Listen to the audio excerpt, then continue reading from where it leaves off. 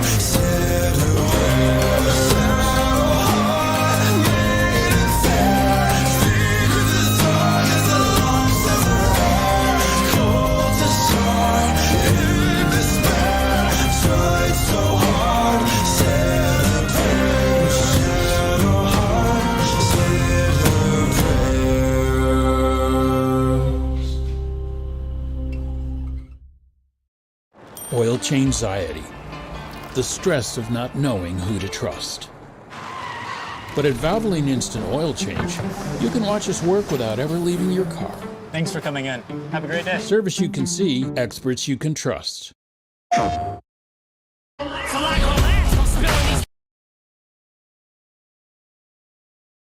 Hello, everyone. Sorry about the Call of Duty commercial there. I forgot that YouTube doesn't let me do ad block at the moment on this PC. Anyway, I just need 1 or 2 more minutes to go finish getting stuff ready. I was right at the end of my prep, so I'll be back in just a minute.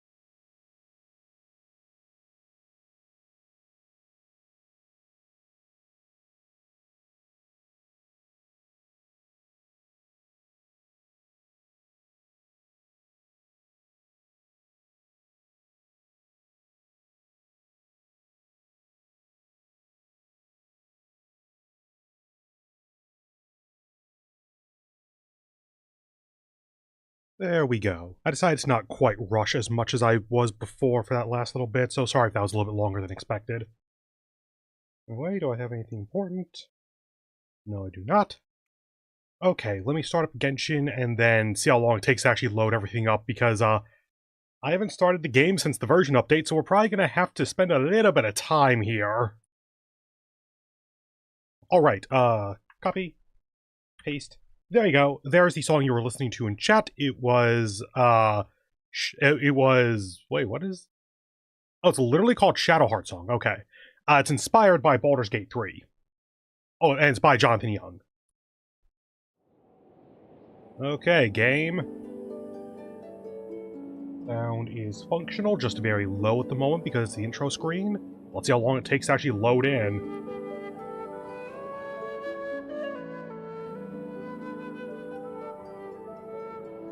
That's going pretty quickly, actually.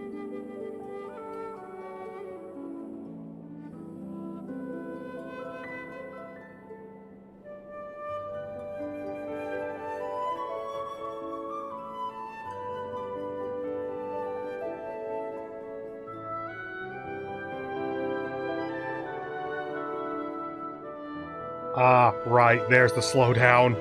Verifying file integrity. Granted, it's already over 10%, but it's going to be another minute or something. I'm just going to be here in the background, just silently eating a little bit of food while we start.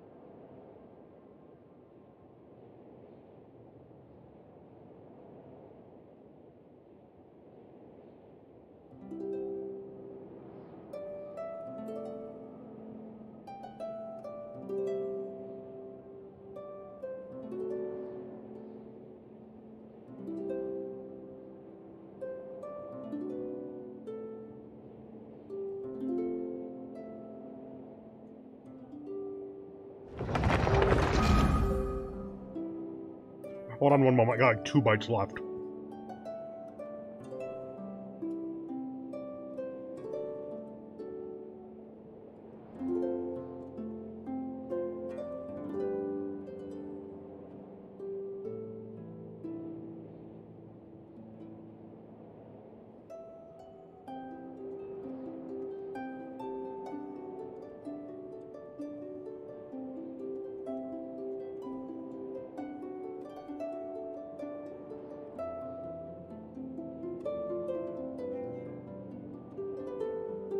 Okay, I think I'm good to go.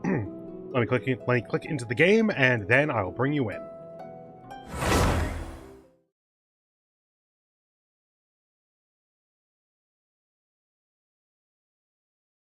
Just letting it load up. Don't worry, there's no sound from me either.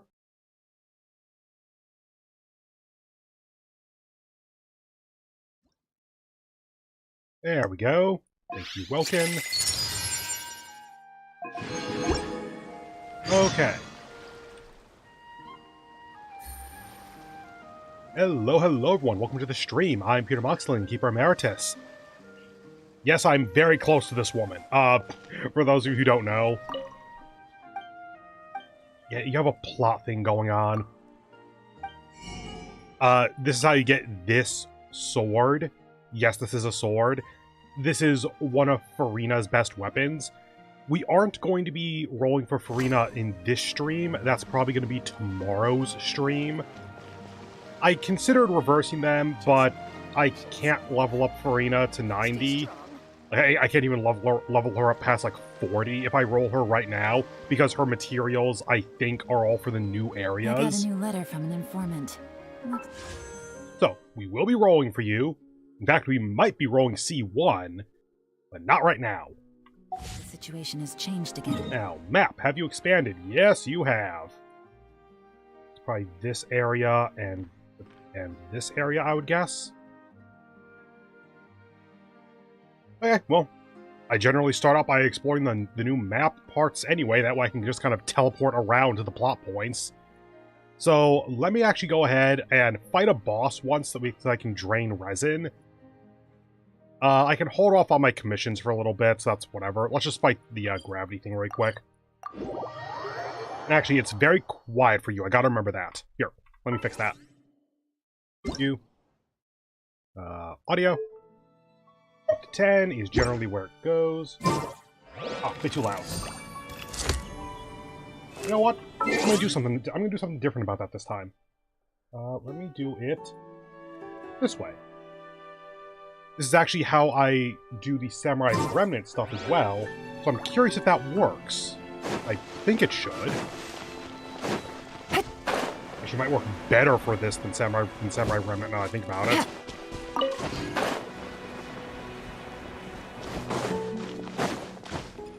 Hello.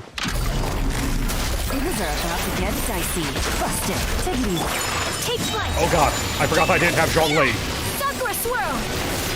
Committed to memory. The Temple of Wisdom. Illusion shattered. Please die, please die, please die.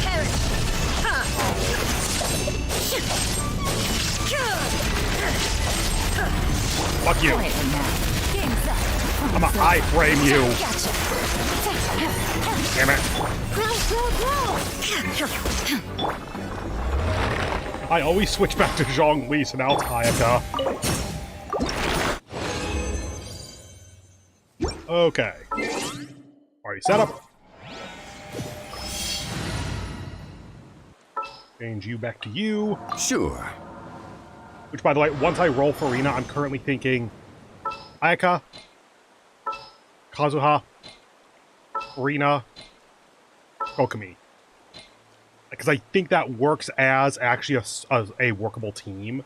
And it makes it so that I don't just use these four all the damn time. No. Okay. Resin ever so slightly drained. Let's go ahead and explore. Might as well start here because it's closer to what we currently have.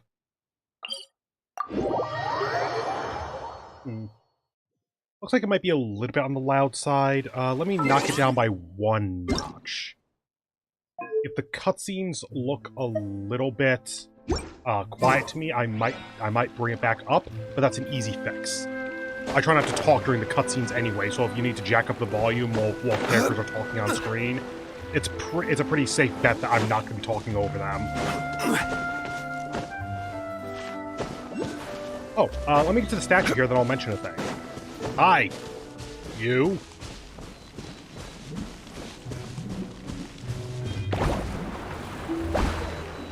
Not how I expected that to work. Okay. Yay!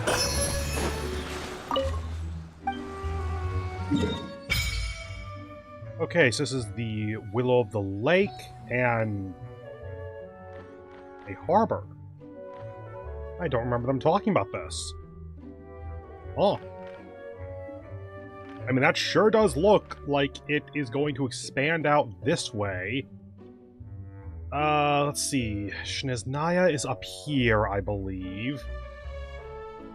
We currently have 5 of the nations, so it's Snezhnaya and whatever the other one is. I forget what the other one's called. That's the Fire Nation, I guess? Yeah, wait, yeah. Snezhnaya is Cryo, right? Anyway. Oh, right, that's what I was going to mention.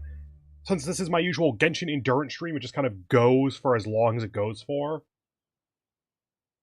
Okay, game, if you want to just be utterly quiet, then okay. Because this is the Endurance stream, just goes for as long as it goes for, I have 3 different things to drink at the moment. I have 2 different kinds of tea, just English breakfast, aka cuppa, and like some kind of holiday spice or something like that. It's basically like cinnamon and stuff. And then I have a big thing of soda, And I also have some pizza at my side because I needed to have food at the ready, and having just a full pizza nearby for these streams is basically tradition at this point. I don't have any kind of alcohol with me at the moment, but that's also partly because I barely got food in me before the stream at all. So I kind of wanted to wait for some stuff to digest and to get more into the stream before I got anything. Oh, I can't do that. Oh, whoops. What I was gonna say is that after the first break or something, I'll probably make myself a grasshopper. I just realized I don't think I have milk or cream on me. Whoops. I'll figure something out. Food today as possible. Anyway, we got this. Let's go up and hit this one then.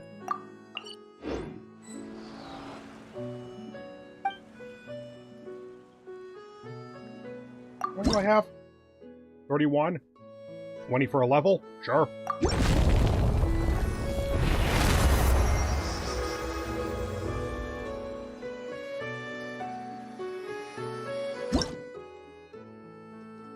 Okay, halfway to the next one, another 60, cool.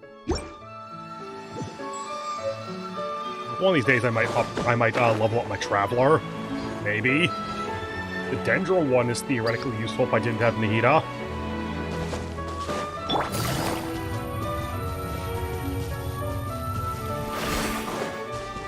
Take it easy.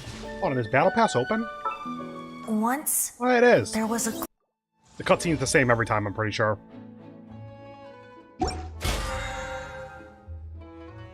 Okay, so actually, yes, it is worth it then. I was leveling up Kokomi and her weapon. It is worth it then to go and mine some stuff. So let's go ahead and do this. Hey there. Yeah, get back here. There. I do not remember what those are even useful for, but they're annoying enough to get that I want them. Up here. No, that's a trial of some kind. And a hydroculus. Okay, sure.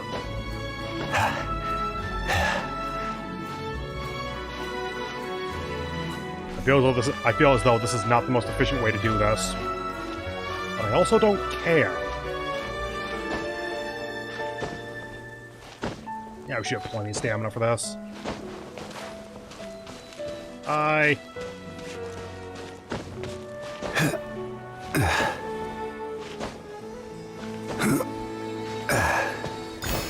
Go! And down to this. That very much looks like there's more below. Okay.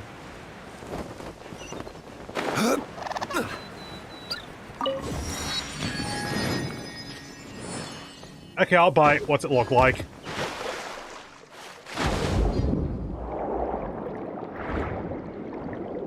Still haven't figured out how to mine in Fontaine. Assumedly it's you. What does this do? Okay, it sends out a pulse.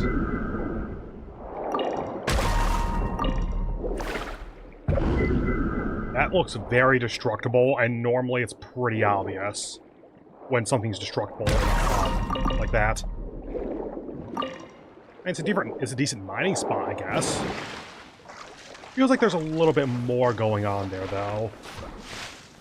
Come on. Anyway, we got that. And we got possibly something. Thinking down to here, over here, then swing back, take the Wave Rider to the harbor. I was going to call it the port. And back over here. Just kind of drunkenly making our way through. Since we have the waypoint, let's actually go back to the Adventurers Guild for a moment so I can take care of my expeditions. Add Ash. Okay, normal sound is actually getting up there. Okay.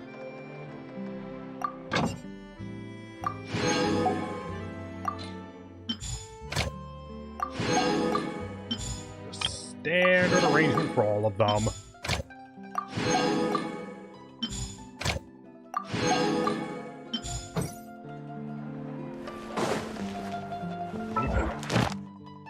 Oh, it's that stuff, okay. One of these days, I'll actually do stuff with my Adventurer's Handbook. There is so much in this game that is under the that is under the designation of one day I'll blank. Right? Did that go? I was hoping that kind of like the commissions, if you navigated to one, it'll auto navigate to the others as you completed that. Oh, probably because the marker, like the thing you put the marker on, isn't actually gone. That's sparkling.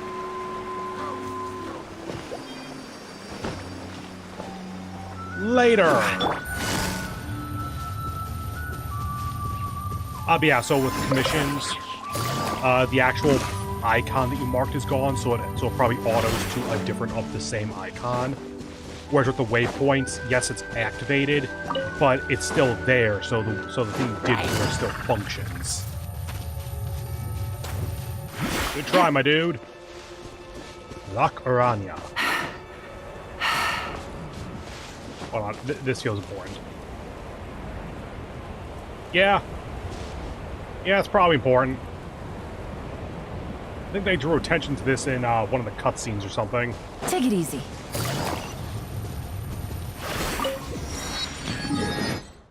Well, time to ignore that for the next 3 hours. By the way, if you're unused to these endurance streams, that's not necessarily an exaggeration. These do generally go for like 7 or 8 hours. Is that not? Okay, let's try this then. Yeah, just confirm. Huh.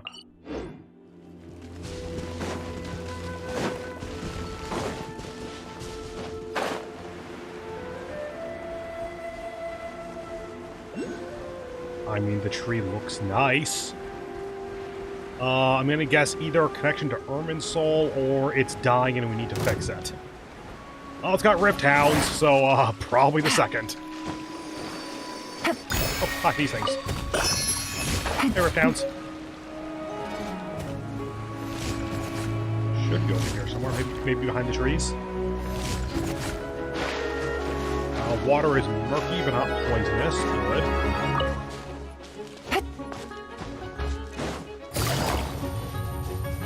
Ah, there we go. And I was right there behind the trees, kind of.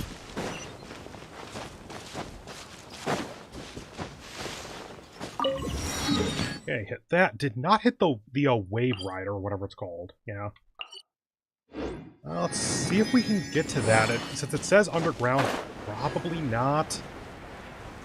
Let's try the entrance over... Or, not entrance, but let's try the water over here, see if it is an entrance.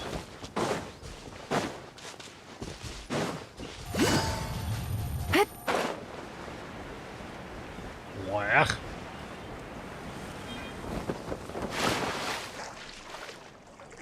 Huh. I can't dive, and I'm taking damage. Let's go back. Okay, so that underground area might end up being a world quest. Maybe.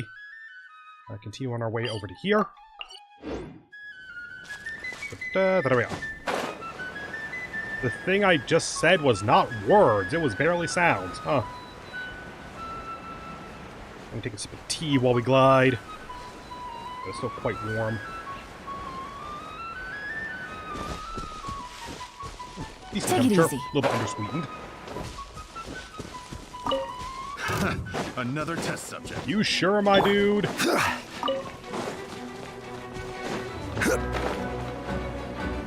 Is.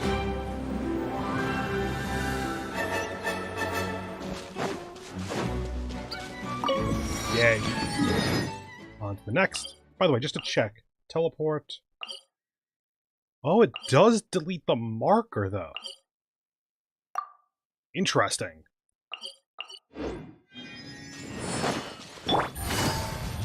Let's go away from the poison swamp. Or the not poison swamp.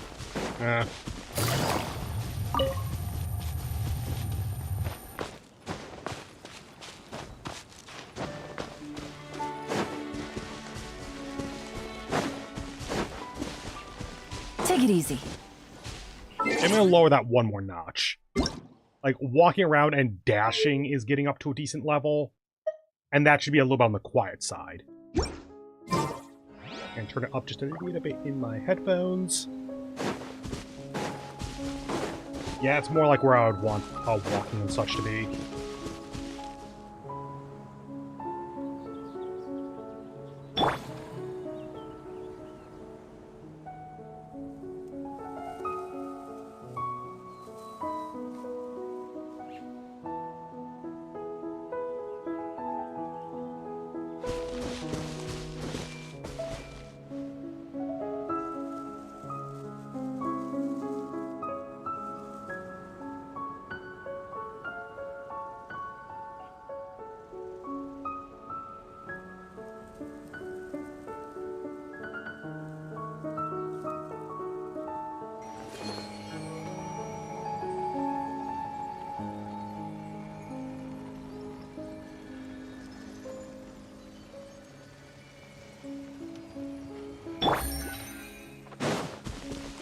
So I just noticed that I liked that tune, and I wanted to let it play out a little bit.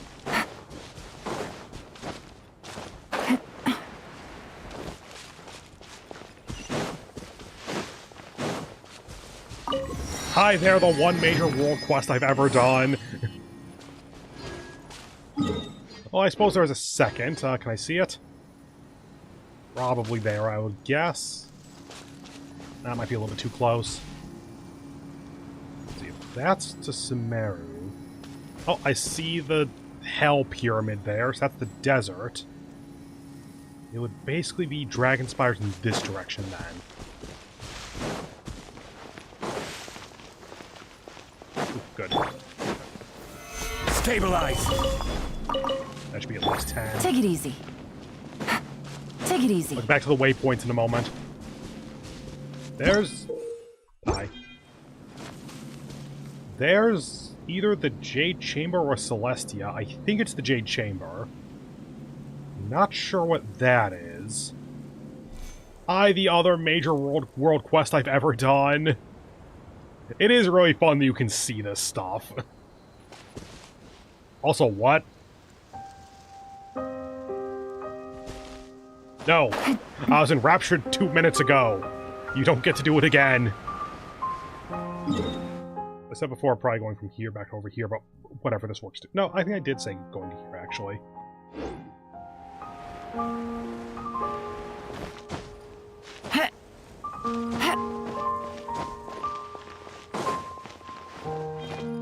Hello, whatever you are. Goodbye.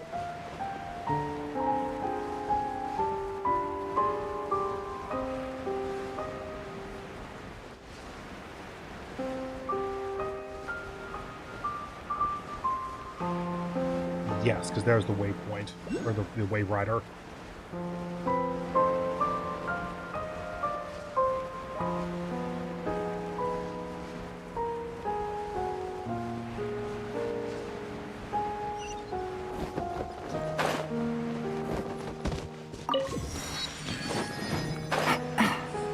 And hit the wave rider, then go over to the island and hit up the statue of the Seven by the looks of it.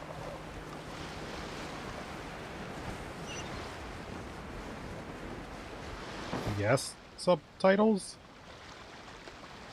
Is the bird saying that? Is this the Three Musketeers thing?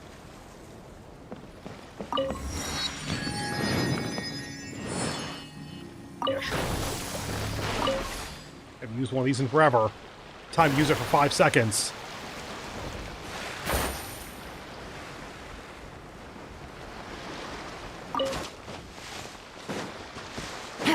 Good, your patrol took you away at the right moment. Take it easy. That's a lot of butterflies. Why? Crystal flies, whatever. Okay, so that was the other one we were seeing before? Yeah, by the looks of it. Okay, back up to here first then to get what I originally intended. We still have this then, okay. Not totally sure how I'll handle this, but I will.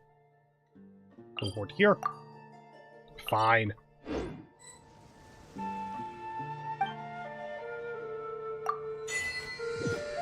Assumably that's the achievement for getting all of the statues of the 7 in Fontaine.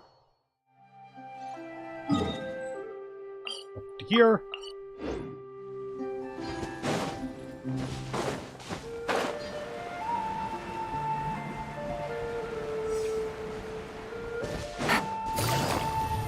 That's a thing.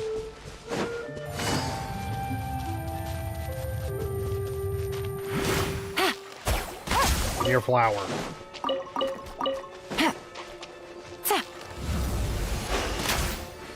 Not a thing, just a very pretty plant.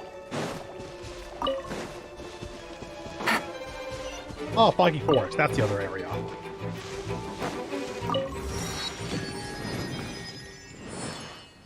Oh, it's the Dragonspire tree, but better.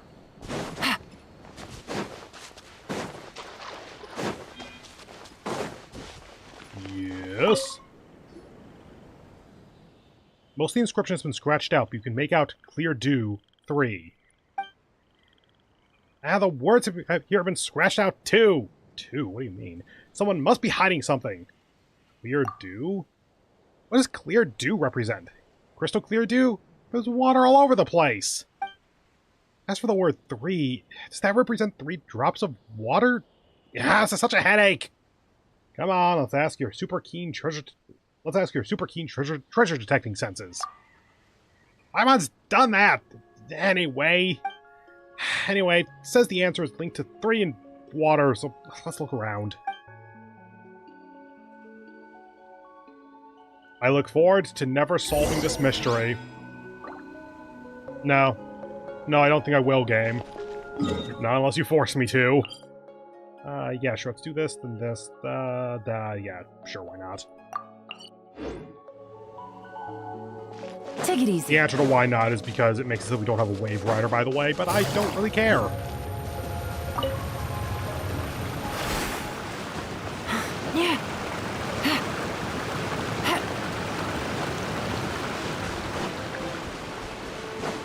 There it is.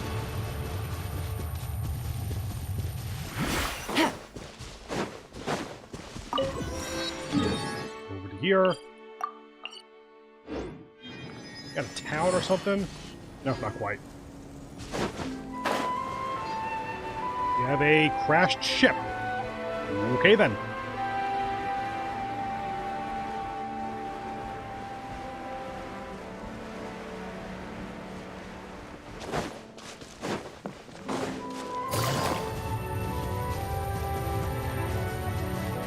Take it easy.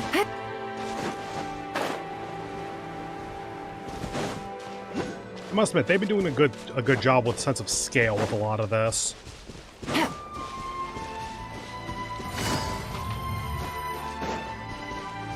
got a statue. There we go.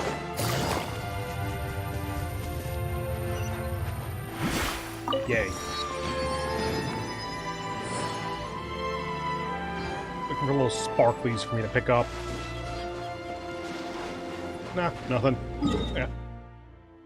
Go over to the harbor, and then to the point, then to down here. Or down here, probably just teleport to this one first and get that wave rider point. Whoops. Party. Strong Lee for Ayaka. Kamisato Ayaka. It's this way. Not. No! I didn't attack you. Take it easy. Oh, there's Celestia. Take it easy.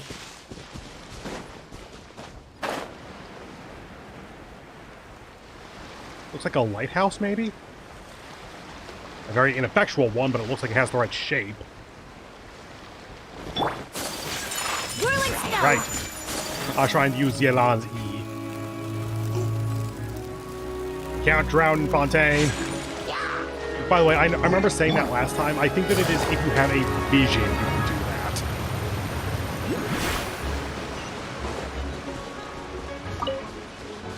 that. Y'all know there are hill churls like 10 feet away, right?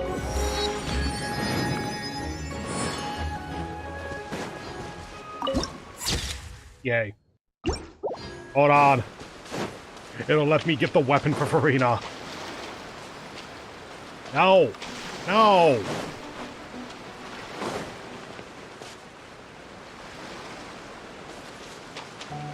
There, the music says you're not aggroed. Sure.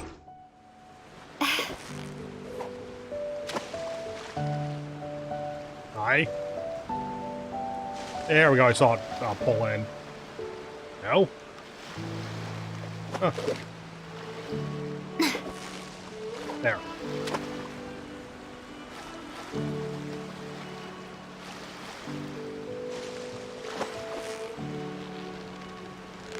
Time for the riveting gameplay. You nearly got him!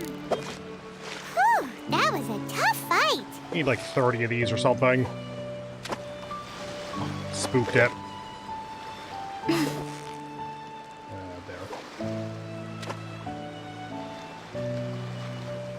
Got it.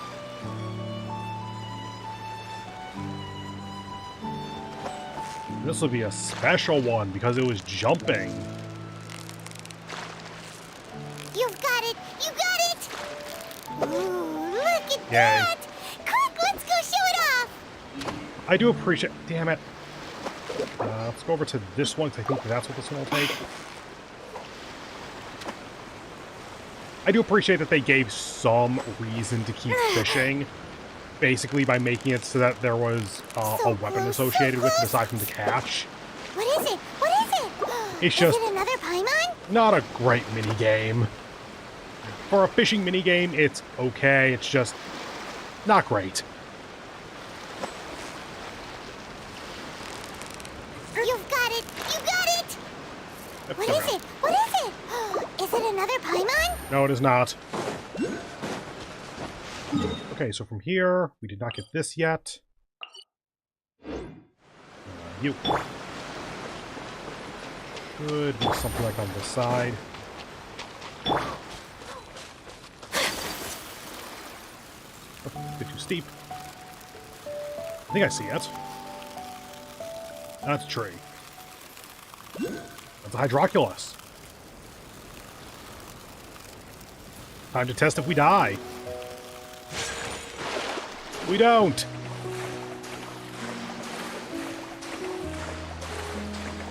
Oh, I see it.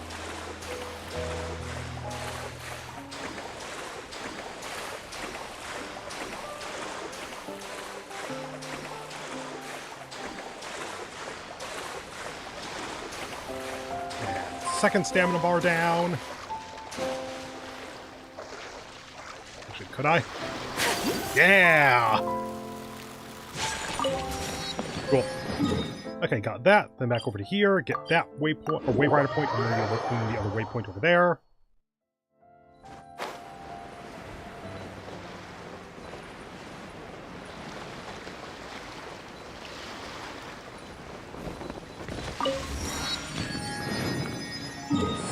And I could use a boat, or I could become a cloud of ice.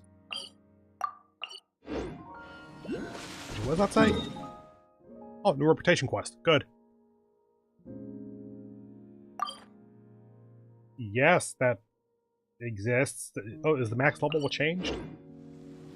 Well, I just dealt with that like a day ago. No, not that. There we go.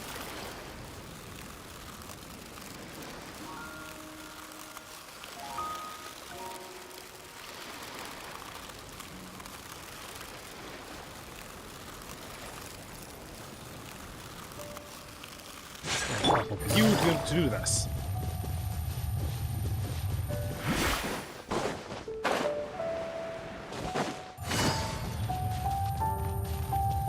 Oh, good. I was a little worried I was going to get stuck there.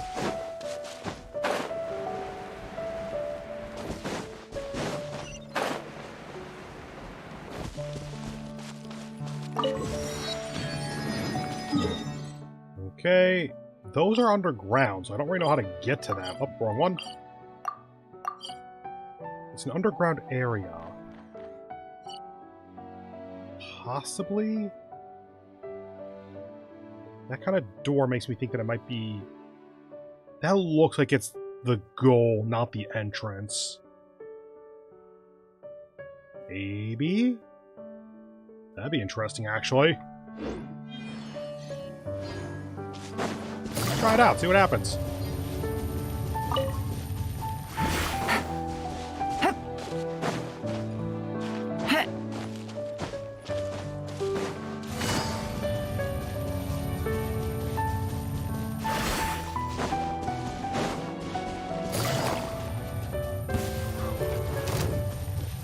Quiet, all of you.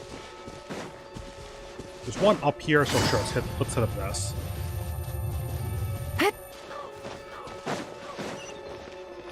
Take it easy.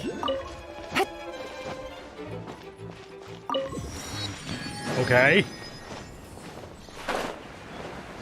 To be clear, I jumped the first time, and the game just didn't bother registering it.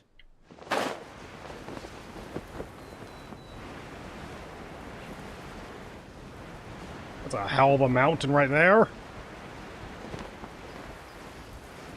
I'm probably just going to leave the underground ones for later, because you need to actually find where to get to them. And that's not something you can just click on a map.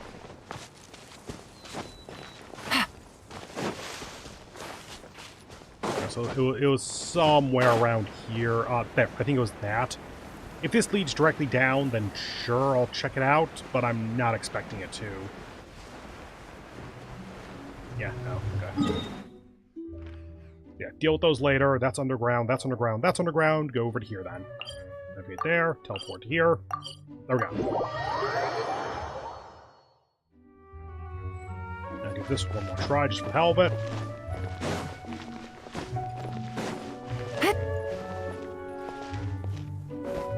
You know what? No. Okay, if I need to change over to Zhongli, then I might as well change over to Venti instead. Venti... There you are. Give me a moment to compose myself. And you.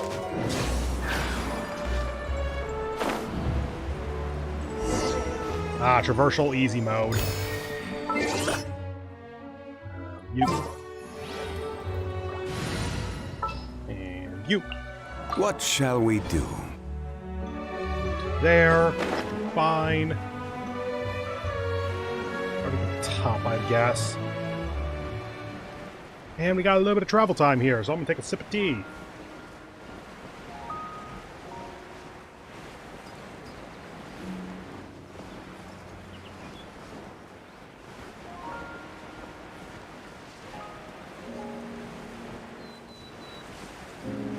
Oh, shit.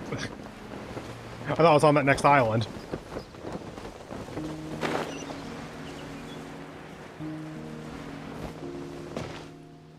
God, that is some Fear of the Deep levels of plant right there. Go over to this, get this and this. If it's easy, then over to these. And after that, finally start the damn quest! There is an Archon quest, right? I just realized I didn't check that. Yes, good. So that. Waterway. Still have not used one of these things properly thus far.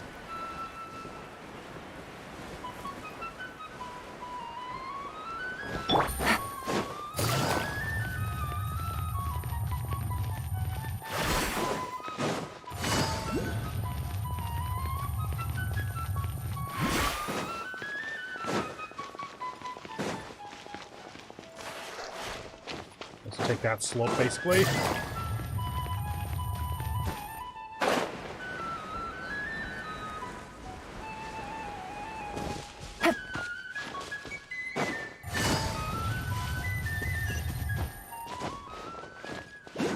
Oh, there's just a mirror. Okay. Oh.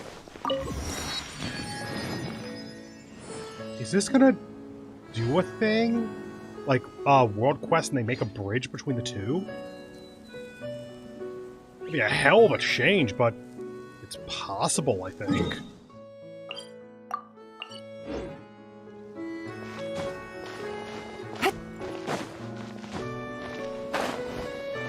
There's your Hydroculus.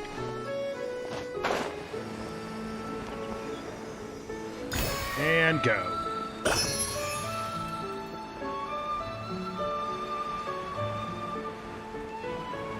Don't see it at the moment. Could just be over the ridge, though. Oh, there it is. It just came into draw distance, I guess.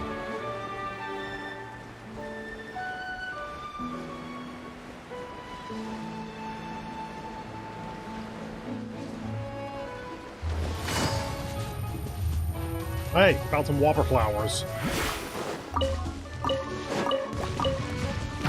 Only one. Okay, pretty little. Shine down!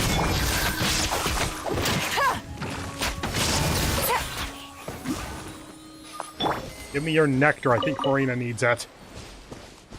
And I do not have any confidence that I have enough whopper flower nectar to both level her up and get her talents up. I tried to map it out based on the leak information, I guess, and maybe. That's also the first time I've actually tried to look for leak information as well, so I have no idea how accurate it was. Oh, right, map. Over here. What is that? Yeah. Oh no, you're a Sealy. Whoops.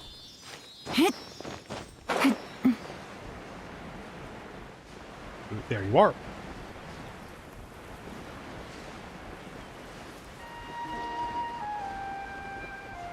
And there's a gun. Okay.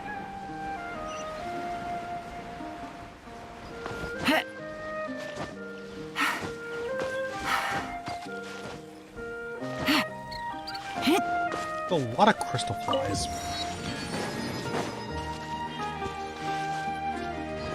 Put square thing in. Shoot mountain and or god. Got it. Oh, we missed that before. Yes, that plot. Okay.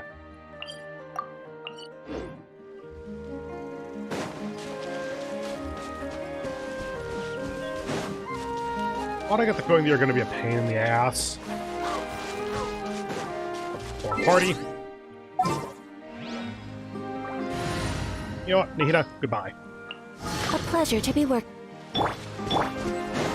One.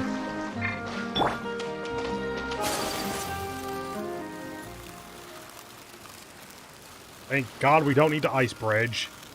Still not quite as convenient as Farina, apparently. Just freaking walk on water. Sure. What is that? Did I enter the Sims? Oh, I have a quest marker.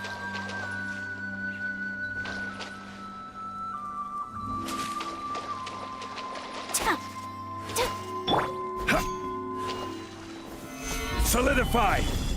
Oh, those are my ideas.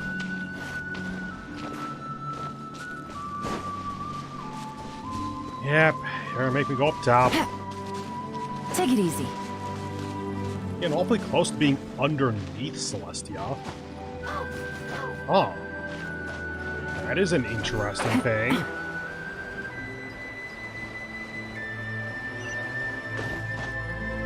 Get up, looks like.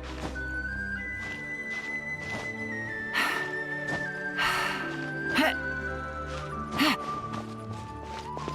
little higher.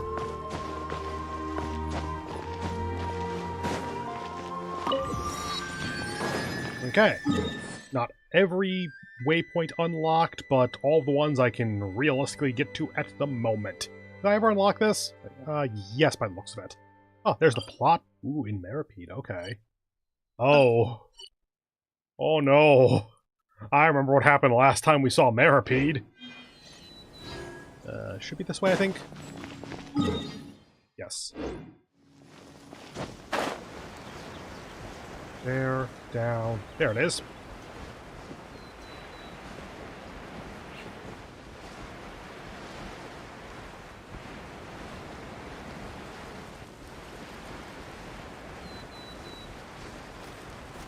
I pressed F to just see if I could collect the bird mid-air.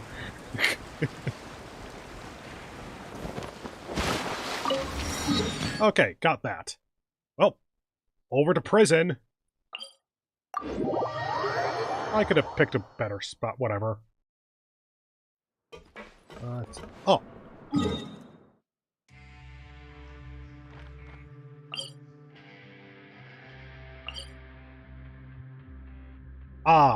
We're probably at a lower layer from here. Let's try here then.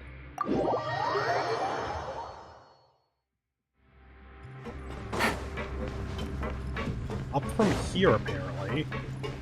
Take it easy.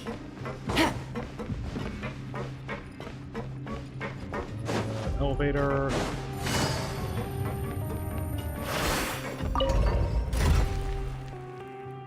Let's hope this works. I can navigate, duh. You.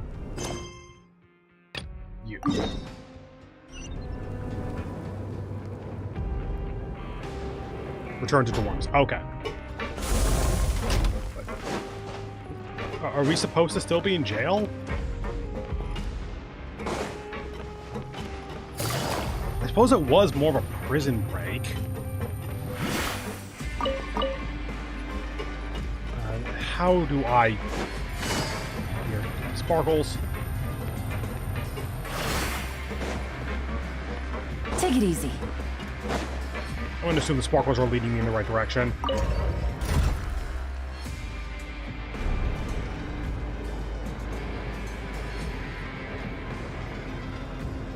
Assumedly, I just took the wrong elevator.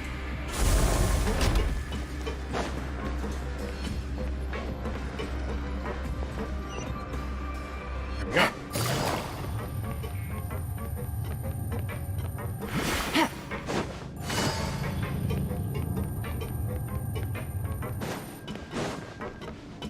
Yep, wrong elevator. Going to Risley's office. Can I call the elevator? What?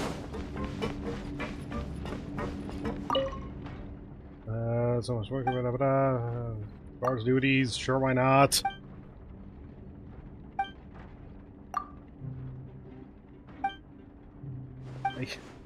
How do I get the elevator to come?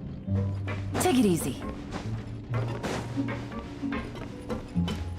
I do not believe that I literally am supposed to climb this.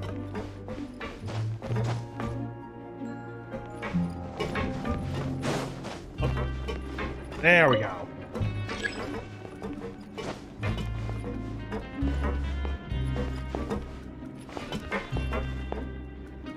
Okay, I see it moving. Maybe put that on the outside where I don't think I'm gonna get crushed. I played way too much Dark Souls to trust elevator shafts.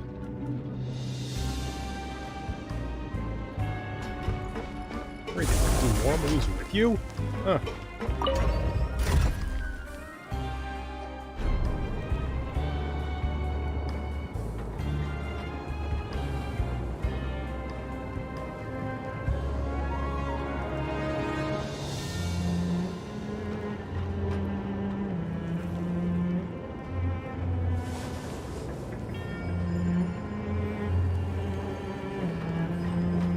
Have they ever explained what that is?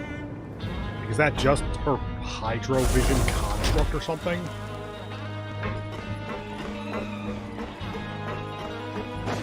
Yep. You say this way, I'll go this way.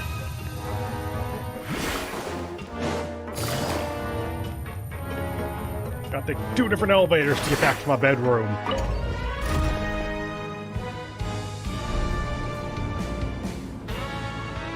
This music is too engaging for this event.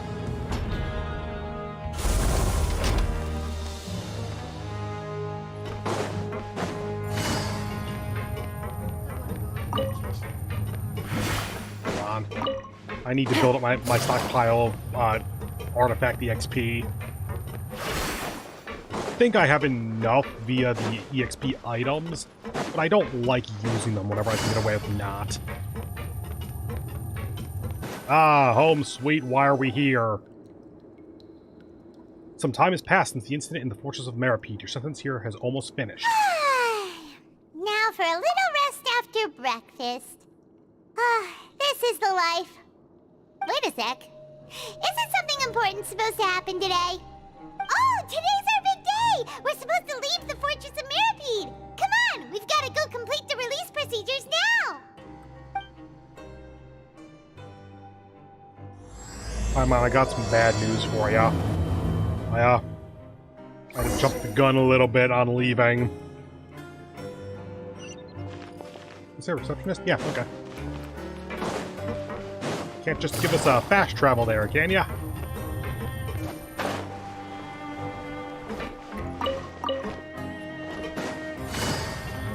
Weapon EXP I really haven't ran into as a problem, but that's also because I keep forgetting that I need to actually, like, equip good weapons and such. I mean, can I just do this?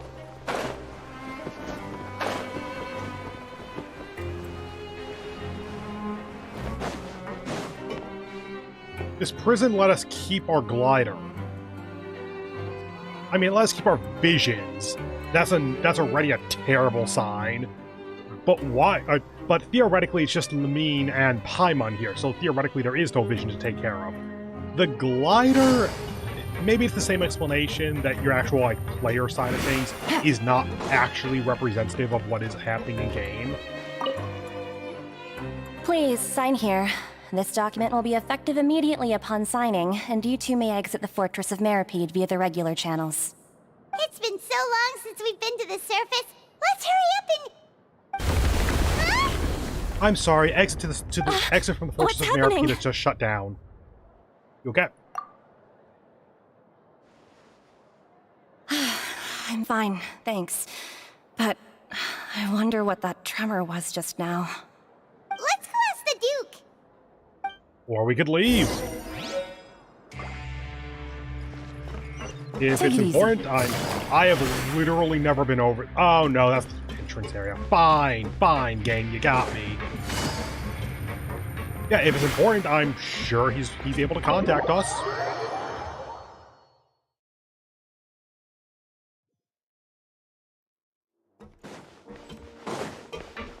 Hey, so we're in underwater prison, and there was just an earthquake. What's up? Your Grace?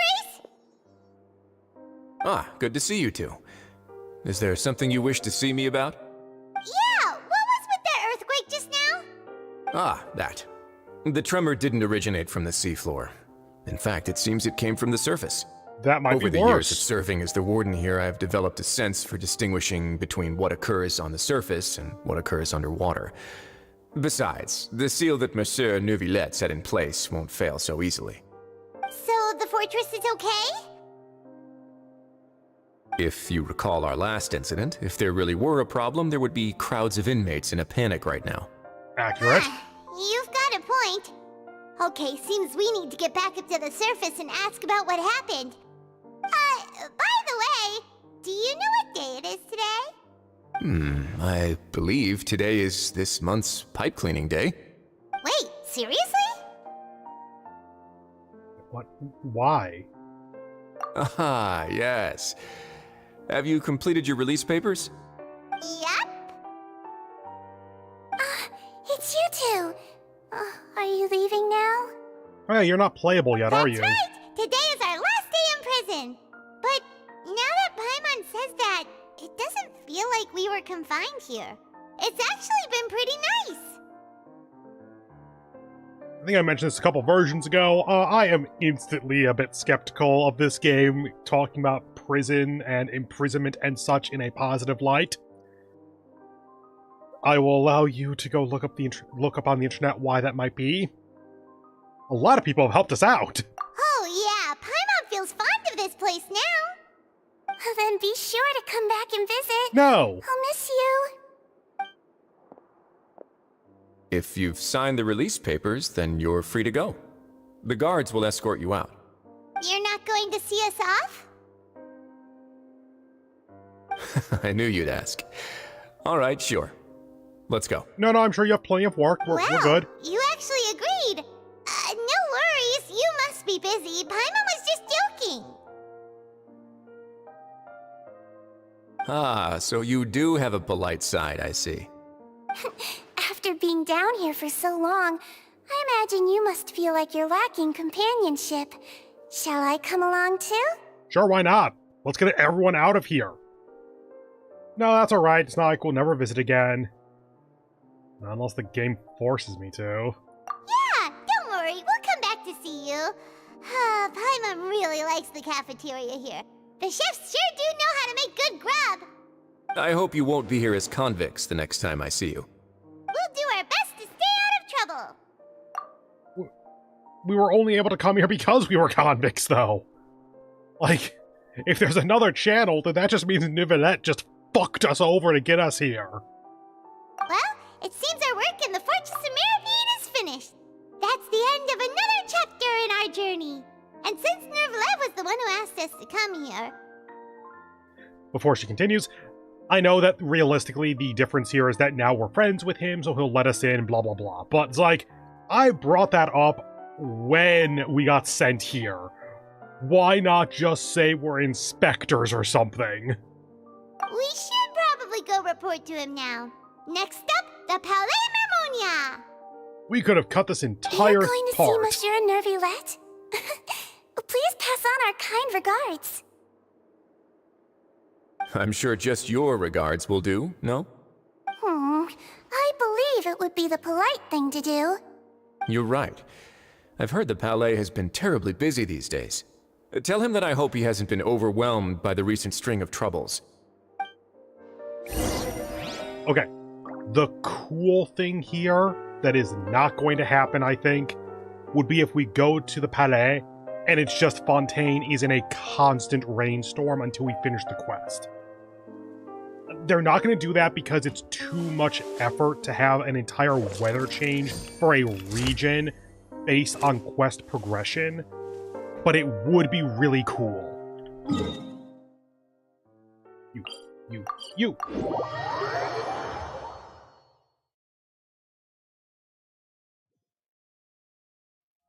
Yeah, no. Okay. Take it easy. Whop.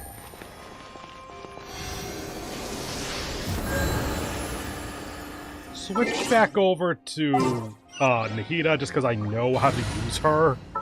And I know how to use Ayaka as well, but I'm used to the Raiden, Nahida, Zhongli, Yalan team.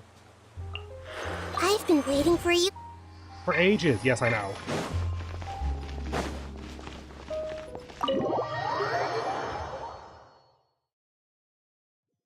Hello, the government Louvre. That's not a great sign. The Palais Mermonia sure is buzzing with activity today. Halt! Huh? Oh, it's you two. Apologies. Monsieur Neuvillette did say you'd be welcome at any time. Excuse me, would you mind helping me take a look at this report? I'll be right there. Sorry, I've got my hands full here. You can see yourselves in. Everyone's so busy. Seems a lot has been happening. Apocalypse and all that.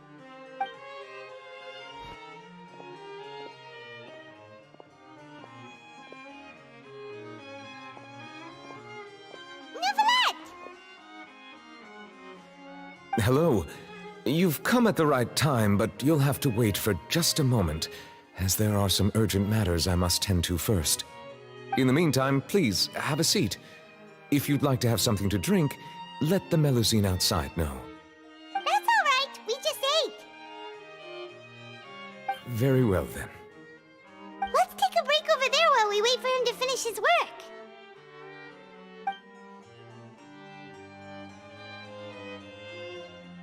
Ah, that was the trap. His work doesn't finish. All right. That should wrap things up for now. Are you done with your work? Yes, sorry to keep you waiting. I make sure to stare intensely at the door for an hour at least once per day. I felt 4 times today was necessary, though. Today should be the day you were released from the Fortress of Meripede, and it appears that you've managed to complete all the release paperwork. That's right, and we came here to see you right You and Paimon tell Neuvillette everything that happened since the Primordial Sea incident, blah, blah, blah, A child. massive whale. Do you have any idea what that might be? Yes, it's an Judging aquatic from your mammal. description, that cannot have occurred in any ordinary waters, but rather something like the Primordial Sea. A whale of that size and shape cannot usually be found in the waters of Tevat. Therefore, we can only assume that Child is presently immersed in primordial seawater. Well, shit. Immersed in primordial seawater? But how? And is he okay? Yeah, and that sure is a fast way to force us to be the ones looking for him. Most people wouldn't be capable of entering in the first place. I'm not completely sure how he could have gotten there myself. Yeah, he can do all kinds of shit like that. There's something we'd like to ask you about. Yes? What is it? What was that tremor we felt earlier? You know, I'd say the start of the apocalypse, but I think the apocalypse started a couple versions back for this country. Oh, right! Paimon felt it too! We asked the Duke and he said it wasn't from underwater, so we figured you might know something about it. It turns out that I have just received a report about this particular matter. In fact, that's exactly what I was busy with a moment ago. The source of the tremor was here on the surface near Poisson.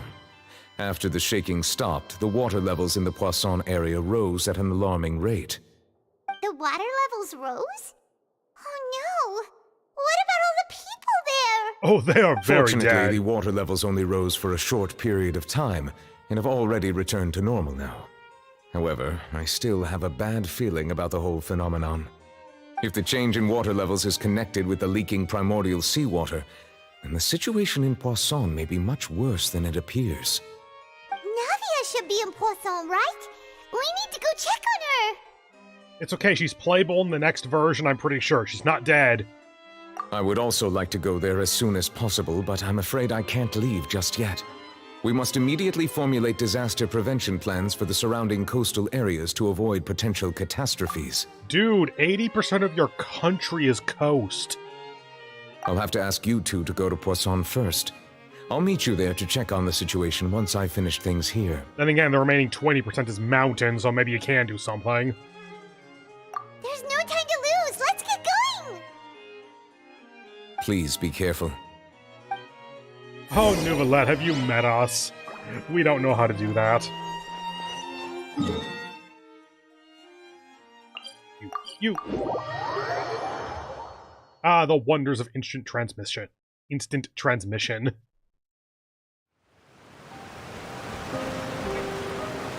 Oh no! What happened here? Y'all dead? Music tells me to be sad. All the buildings here seem to be in pretty rough shape now. As opposed to before? There's nobody around. Were they all dissolved? No, let's not assume the worst yet. Let's wait till we can't find anyone like we currently can't. Hey, Navia, where you at? Assumedly you evacuated when the seawaters rose or something. Navia should be around here, right? We need to make sure she's still... Physical? That means we need to check on her. A solid state of matter.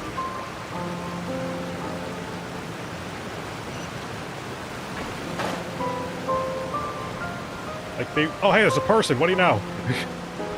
Like, they want me to be really upset and worried, but, this looks like how it always does. Literally, the difference is that they removed the NPCs. My first assumption would be there's a party in the center. Or if not a party, a movie. We haven't seen a single soul all the way here. Look up! Oh, this is getting scary. What will I ever do now? Damn it, disaster victim medium! Look! There's I know it's male, but I there. love that I can say that. Just stay put. We're coming up. Watch your balance.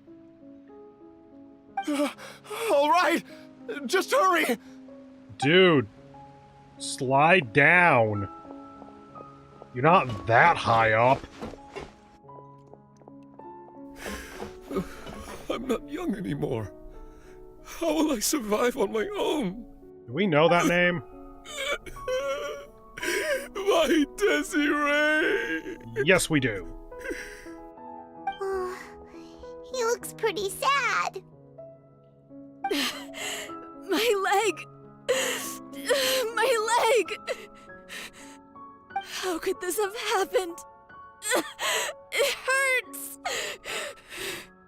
It's okay. We can send your boots to a dry cleaner. I know what they're trying to do. It's just not working as well as they want, as well as they think it is.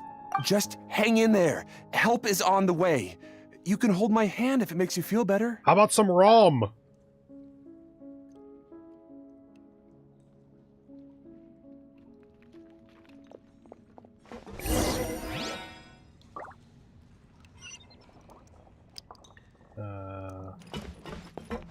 I can try. I can fail.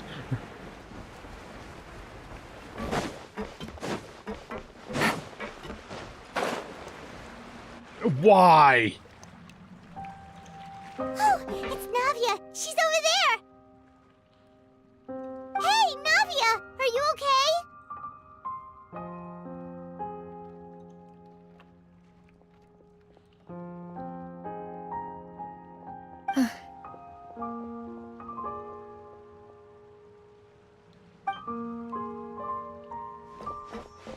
You're Oh here. no. She's gone blind. From soap poisoning. If you haven't watched A Christmas Story, it's not... It's the kind of movie that you need to, like, be in the right headspace or have nostalgia for, but it really works with what it's trying to do. We heard there was a situation in Poisson, so we came as quickly as we could. Yes. As you can see, the water level suddenly rose. It caused quite the disturbance, in fact. As you can see, what am I supposed to be seeing? I think the water levels have returned to normal. That's partly what Nivelette said. But, is it supposed to be you can see because of all the disaster stuff?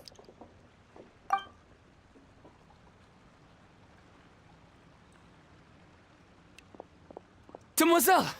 There was a wounded resident next to a building southeast of here. We've already transported him to safety, but we've run out of medical supplies. He's wounded? How badly? He fell, so it's probably a broken leg. He's pretty shaken up. When the water level rose, he desperately climbed up to the roof. Once the water receded and he saw the ground, he became terrified and eventually...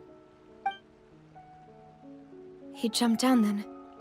Find the leader of Squad 1 and tell him to take the wounded resident to see a doctor. He should know where to go. Understood. I'll take over his search and rescue mission in the meantime. All right, you'll be in charge.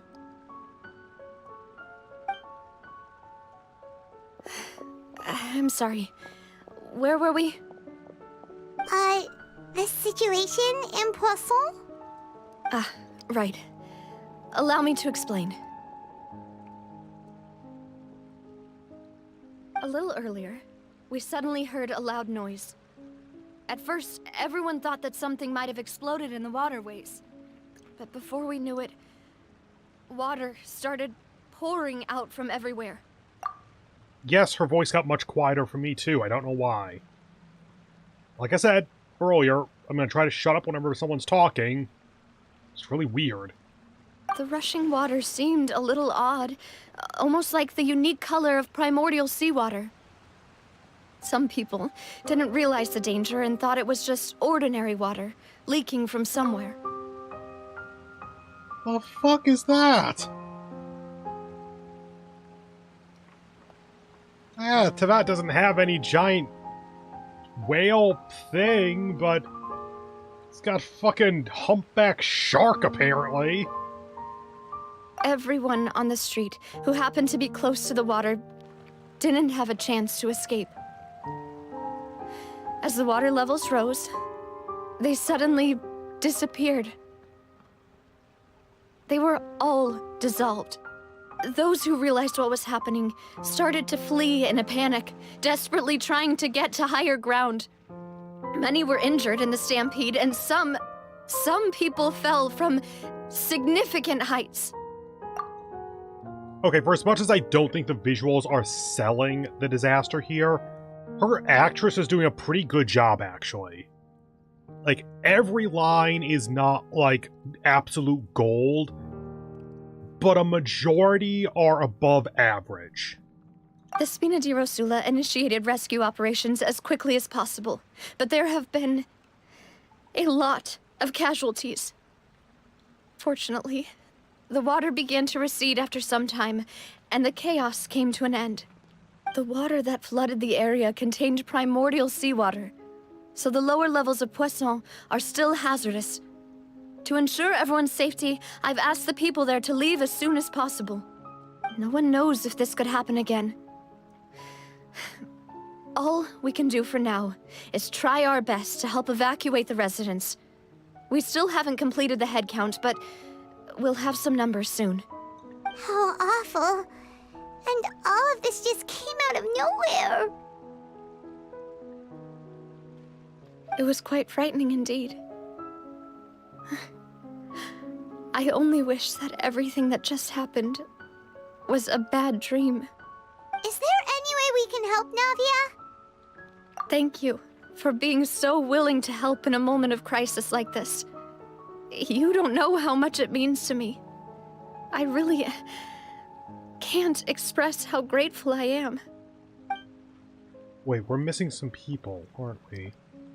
Our attendants? Don't say that, Navia. That's what friends are for. By the way, where are your attendants who are now dead?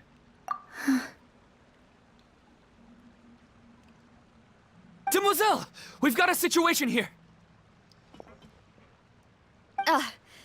I'll be right there.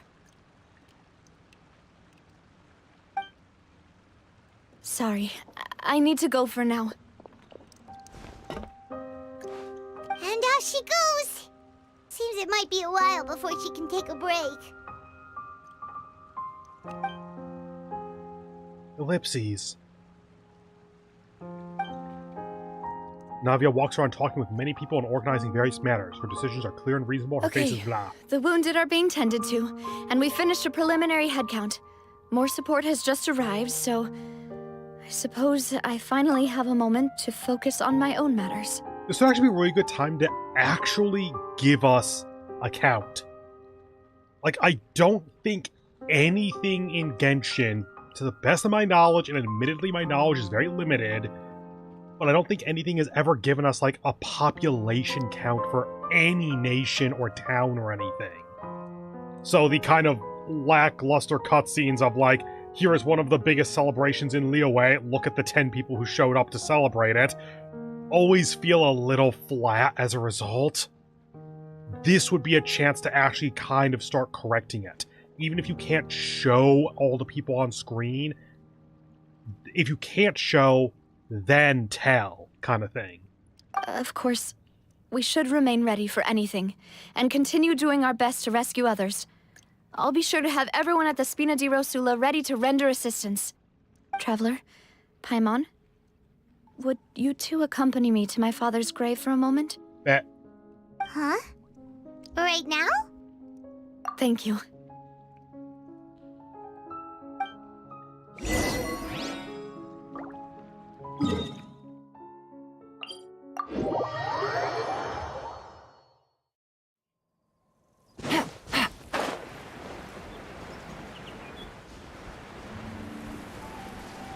What? Traveler, Paimon, how did you fly down here? We were in Poisson together, and that's below ground. What?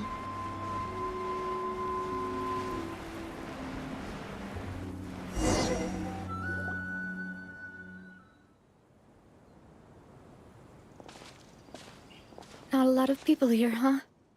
It's a cemetery. Well, given the time of day and the whole situation in Poisson, Paimon doesn't think there'd be a ton of people here visiting graves. Right. That's how things are now. The living are so exhausted that they've no strength to spare any words for the dead. I will admit this might be just a lack of my own knowledge. I've never gotten the sense that people visit graves regularly. Or rather, regularly, but more like annually. I wouldn't expect a graveyard like this, which looks like it has, I don't know, 20 people or something in it, would have a significant number of visitors. Navia? There's no need to push yourself so hard. Navia,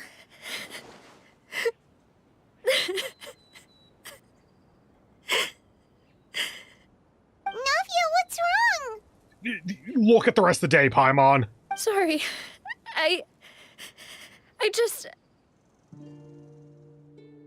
Malus and Silver. They won't ever come back here again. Did they quit? What should I do, Papa? Huh? What happened to them? Paimon is sweet and innocent, as usual, of course. I'm sorry for your loss. Everyone agreed on the rescue plan, but still, I was the one who initiated it. They were helping evacuate the residents, but they couldn't leave in time. And they were caught in the seawater.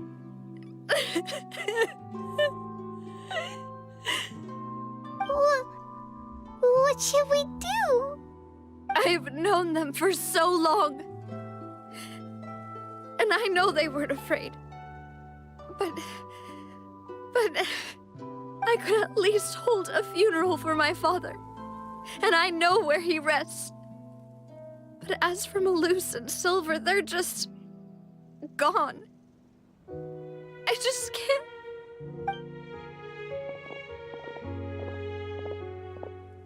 Everything looks so clean after it rains. Even the gravestones. I didn't expect that you'd enjoy a glass of red wine in front of Master Callus's grave. I can understand. Besides, the scenery here isn't half bad. See, it's not just me.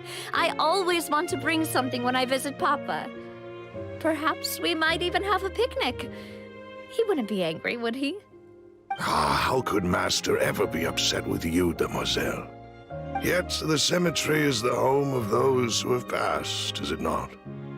Everyone ends up here sooner or later, no matter who you are. Buying yourself a plot in advance, are you?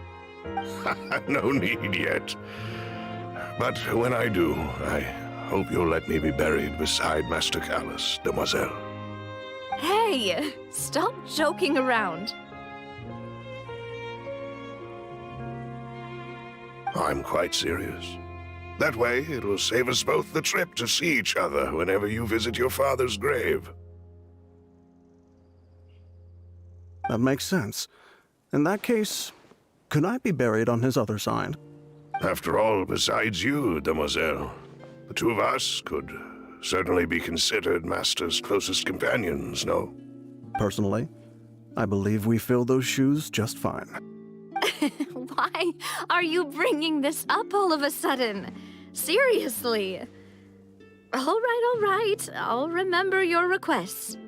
But I'd really prefer not to talk about this stuff.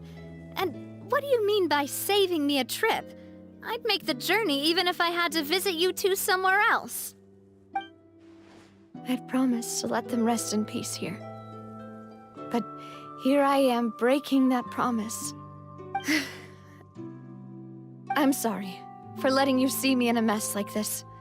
I don't usually cry, really. Paimon doesn't know how to help you feel better. But, well, she understands how you feel. I had always thought I could make my wishes come true. But now that I think about it, that never solely relied on me. Many things can only be accomplished with someone else's help. Malus and Silver have helped me so much. But by contrast, I could do nothing for them. I'm so sorry. You can spend as much time as you need here, Navia. We'll stay with you. Yeah, we're here for you. Thank you. Right now, you don't know how much that means. By the way, you can have a look at this. It's a list of victims from the incident that took place here. Obena, Thanks. Han, Burnett, Giverny, Francine, Karina, Daisy Ray, Joinville, Julianne, Esson, as well as Malus and Silver. Once again, the kind of like longer list of names would set up more of a tragedy here, because it would show it's more than, well, that was like 10, 1, 2, 4, 5, 6, 7, 8, 9, 10. 10 as well as the 2 retainers, so 12 total. Obviously a tragedy. Loss of life is horrible. With this kind of disaster where it's essentially an entire town evacuating and mobilizing, that, it feels like it should be several pages of names. That being said, I do want to point out that is actually a pretty effective scene. Very blunt with its emotions, but effective. So, everyone else is safe. But still... The other thing I was going to mention is, also, cannot but notice, one of the more common commissions in Fontaine seems to be helping kids play hide and seek. None of those were the kids' names, and I think that that's on purpose. But that also would be much more effective if you actually, like, talked to the people more. Because presumably they're gone now? Maybe? It's okay. I know what you're thinking. And you're right. We lost Malus and Silver. But we were able to save more than we anticipated. The overall outcome indicates that the cost was worth it. No one's sacrifice is truly necessary. Right! Don't think that way, Navia. One person might be saved at the expense of another, sure, but that isn't something we should ever consider a trade. And now we're talking more from experience, because trading lives is kind of more our expertise. Malus and Silver were not the price for saving anyone. They're heroes. You're right. Thank you, Paimon. What you said just now was pretty amazing, actually. I'll remember your words. Oh, really? Seems you've become more eloquent in the time since we last met. Are you here to be a good person by any chance? The knave? What are you doing here? Is everything going well on your side? Yes, my people are carrying out the mission according to your request. All the residents of Poisson have been evacuated, and we're preparing to relocate them to higher ground. As for these supplies, we have everything taken care of. There is no need to worry. Thank you very much. Wait, do you two know each other? We just met recently. Right, Miss Navia? Usually, I would call this a coincidental encounter. But that doesn't quite fit this time. Besides, it never even crossed my mind that a Fatui Harbinger would come looking for me. Thanks to the Knave, Spina di Rosula received generous support from the Fatui, which allowed us to complete the rescue and evacuation work so quickly. Didn't this happen Mutual like this aid is afternoon? essential to fostering positive developments.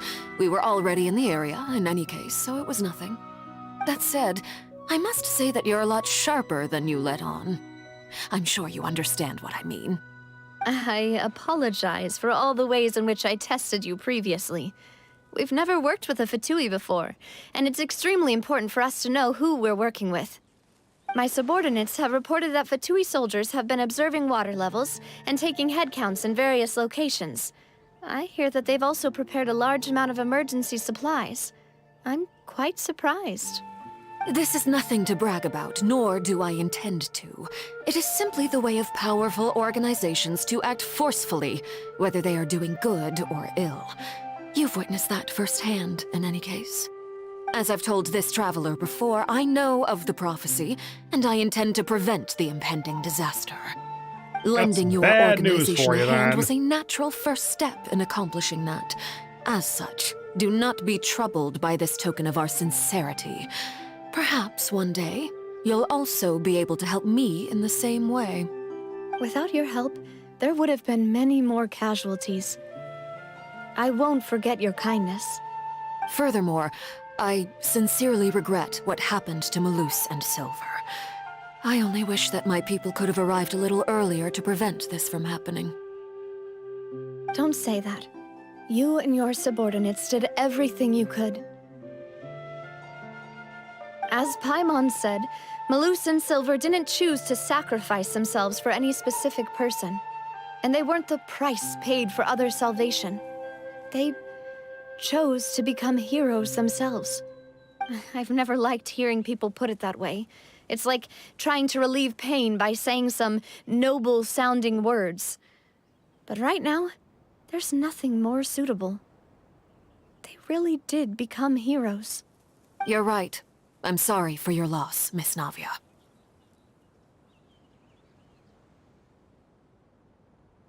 Water is life to Fontaine's people, and it also spells disaster. It's no wonder that people always say that prophecies represent fate.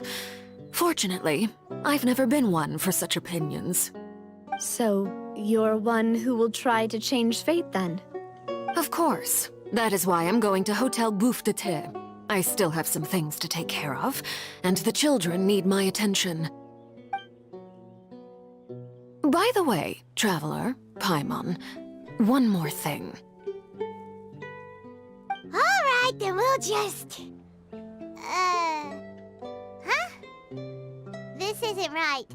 Paimon thought you would ask us to walk with you for a moment so you could tell us something in private.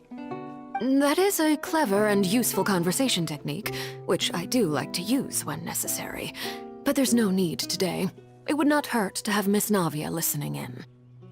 Traveler, I'm sure you remember that I said we could work together when we had the chance. You and I both know that there may be issues with the Primordial Sea. Previously, it was the fortress of Meripede's sluice gate, and this time it was the water levels in Poisson. These are both signals. No shit. Indeed. Allow me to share the latest intel I've received from the House of the Hearth's intelligence network with you. I noticed that the answer there was like, I guess it's time for jolly cooperation then or something. Is that enough of a meme that it's transcended Dark Souls? Like, I know that jolly cooperation is something where it is entirely possible it existed before Solaire, and entirely possible that it's just a thing people will say, but I know it as specifically the thing from Dark Souls 1. During some recent investigations, a child claimed to have discovered some ruins near Poisson. The ruins date back to ancient times, and seem to be worth investigating in many ways. Judging by the dating of the ruins, they may be related to the prophecy and the coming crisis. The situation is becoming more urgent, so any pertinent information will prove extremely precious. My people initially came to prepare for ruin exploration. Unexpectedly, this disaster struck, and at present, we're all busy prioritizing the rescue effort. So that's why the Fatui were already in Poisson. I wanted to take the children along, but unfortunately, Linny, Lynette, and Fremine have all been dispatched to higher ground to assist affected residents. Linny told me that outside of the house, the person they trust most is you. Paimon. Which is why I want to give you this task. Sure this will be okay? The House of the Hearth's members see each other as family, but Linny, Lynette, and Fremine said that they also see you as such, even though you are not from the house. I'm sure you already understand how earnest they consider their friendship with you to be. Oh, that somehow makes Paimon feel kinda happy. The intel I just shared about the ruins could fetch a high price. But since the children consider you family, it's only natural that I freely share it with you. Got it! So all we gotta do is go to some ruins, right? We can handle that. Excuse me, but may I tag along? You wish to join, Miss Navia? But are you sure you're up to exploring some ruins? You need to rest. Well, I'm sad, yes. But I can't just go back and plop myself into a chair by the roadside and do nothing. There's no point in being depressed while we still have a disaster on our hands. As my father's successor, I must live up to the hopes he had in me. Besides, I'm also doing this for myself. I need something, a distraction, to keep my mind off Malus and Silver. Navia's strong, but she needs company right now. We could be that company if she goes to explore the ruins Since you with put us. it that way, I have no objections. What do you say, traveler? We'll go to the ruins together. All right. The ruins are to the south of Poisson. Here's the map. Okay, the three of us will handle it. Come on, let's pack up and get going.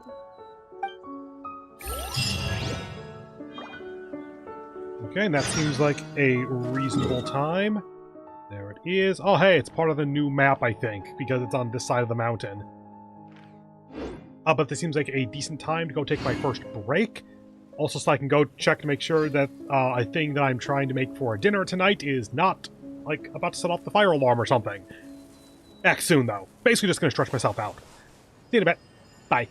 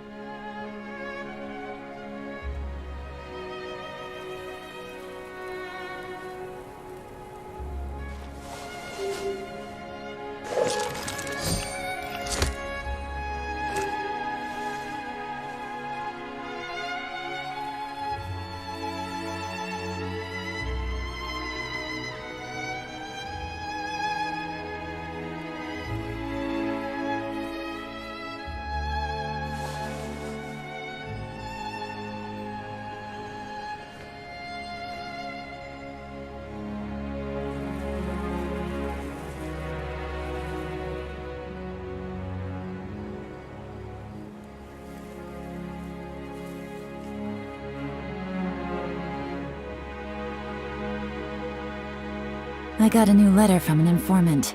Looks like the situation has changed again.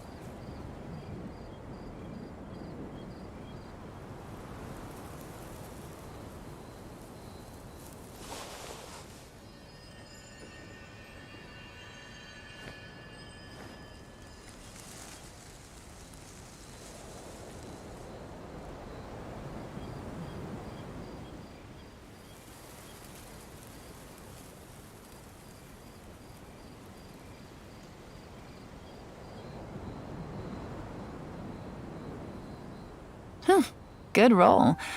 All right, maybe I'll take one more day off and knock out the rest of the work once I'm feeling up to it.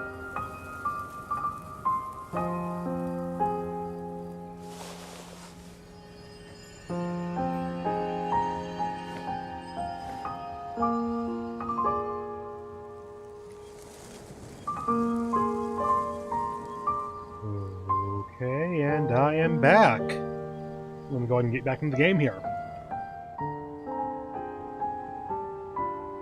Welcome back, everyone. I got a new letter from an informant. By the way, if you're all curious, what I'm actually making is a fast recipe version of demi-glace. So think of that as like super gravy. It's not quite accurate to call it that, but it's kind of along the right lines. So I'm just letting that boil over in the kitchen for a couple of hours, basically. Technically, I should probably have it set over on high so that it boils more vigorously and reduces more quickly. But I didn't want to let it be on its own for so long that it could, like, go dry and burn because I left it alone. As is, it'll probably still be done before the stream is over, but as long as I check it like once per hour or something, it should be fine. If it gets too low, then I can start making it so that, or if it starts to reduce too far, then I can just turn off the heat and then bring it back up to heat later. Yeah, that sure is a thing. What's this? Oh. Sorry, mysterious wind. There was a sparkly. Are these the ruins the knave was talking about? Whoa, talk about old. They seem to be pretty ancient, all right. Let's go in and have a look.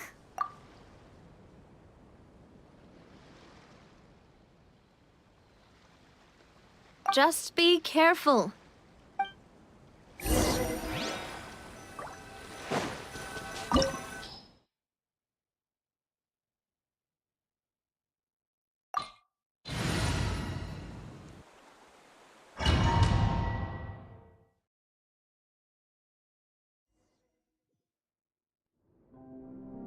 I don't know if I was muted when I was saying that or not. I said nothing of any importance, though. Take it easy.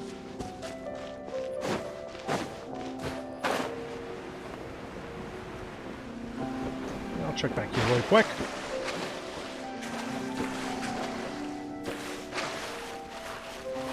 Invisible wall. Cool. Welcome to Genshin. Don't bother exploring the dungeons unless it's a dungeon exploration thing. Wow, really just... If you're gonna have exploration be that important, then just accept you can't use invisible walls. Just, the players are going to break your design eventually. Okay. The rogue is the only thing that's even remotely, threatening. Take it easy. Stabilize! I want to wait for them to make first move. Things are about to get dicey. Yeah. Quietly now. There is no escape! Minute to memory! Roll, roll, roll!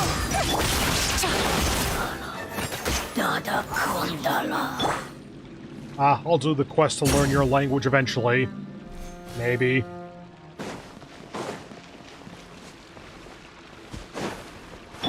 That's not even an invisible wall, that's just terrain interaction.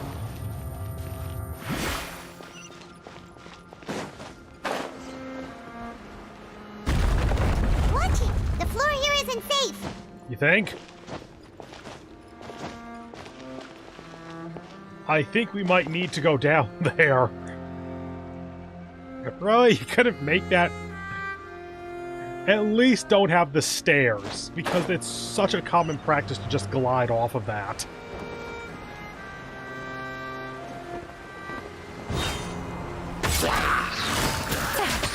Gotcha! Shine down! Oh, enjoy death.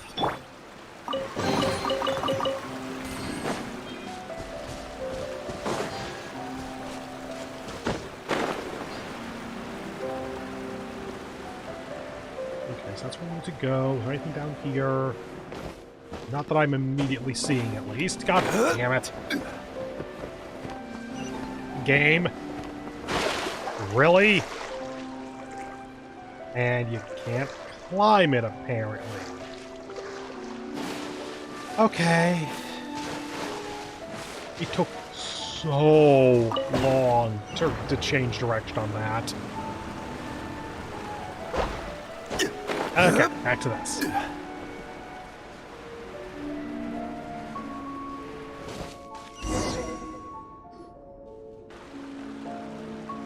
This place has also been contaminated by primordial seawater. Yeah. And a lot of it, too. A Fontainian would most likely dissolve the moment they fell in. Right! You can't go down if there's primordial seawater. It's too dangerous, and it won't be any help for you to just stay here. Don't get by my wrong. We're not saying you're useless. It's just that... No, you're right. I can't do anything in this situation.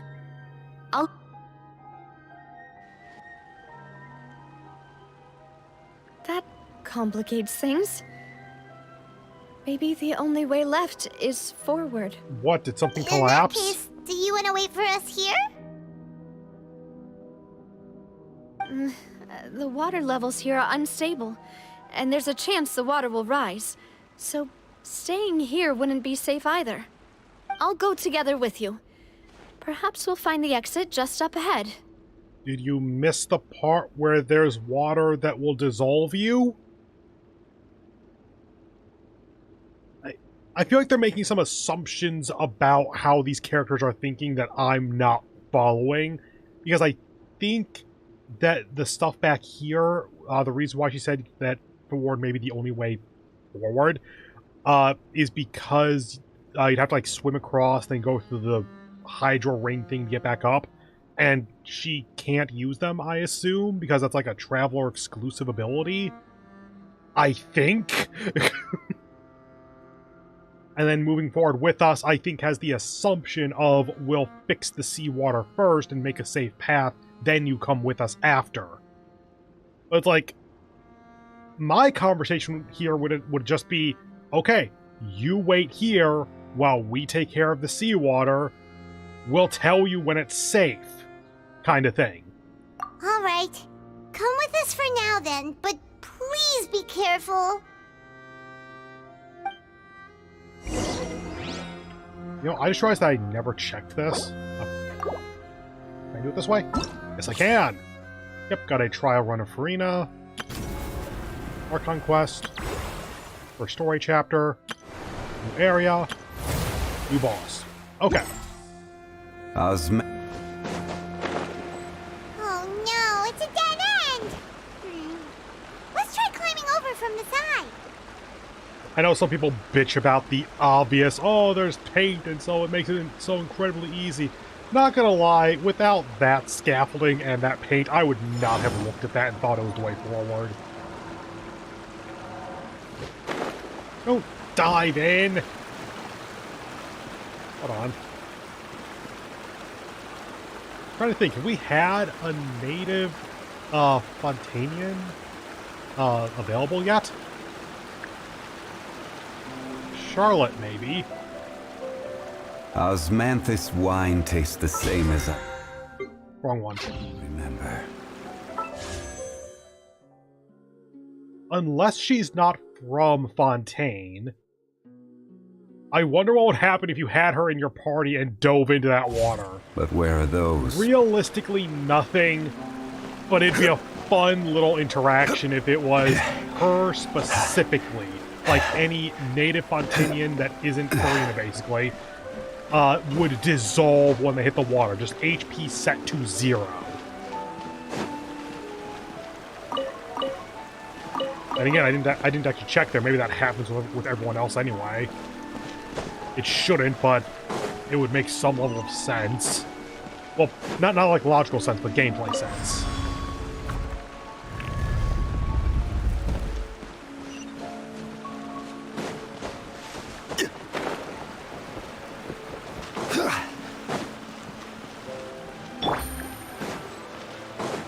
Yes, zoom out that camera. Wait, there's something wrong with...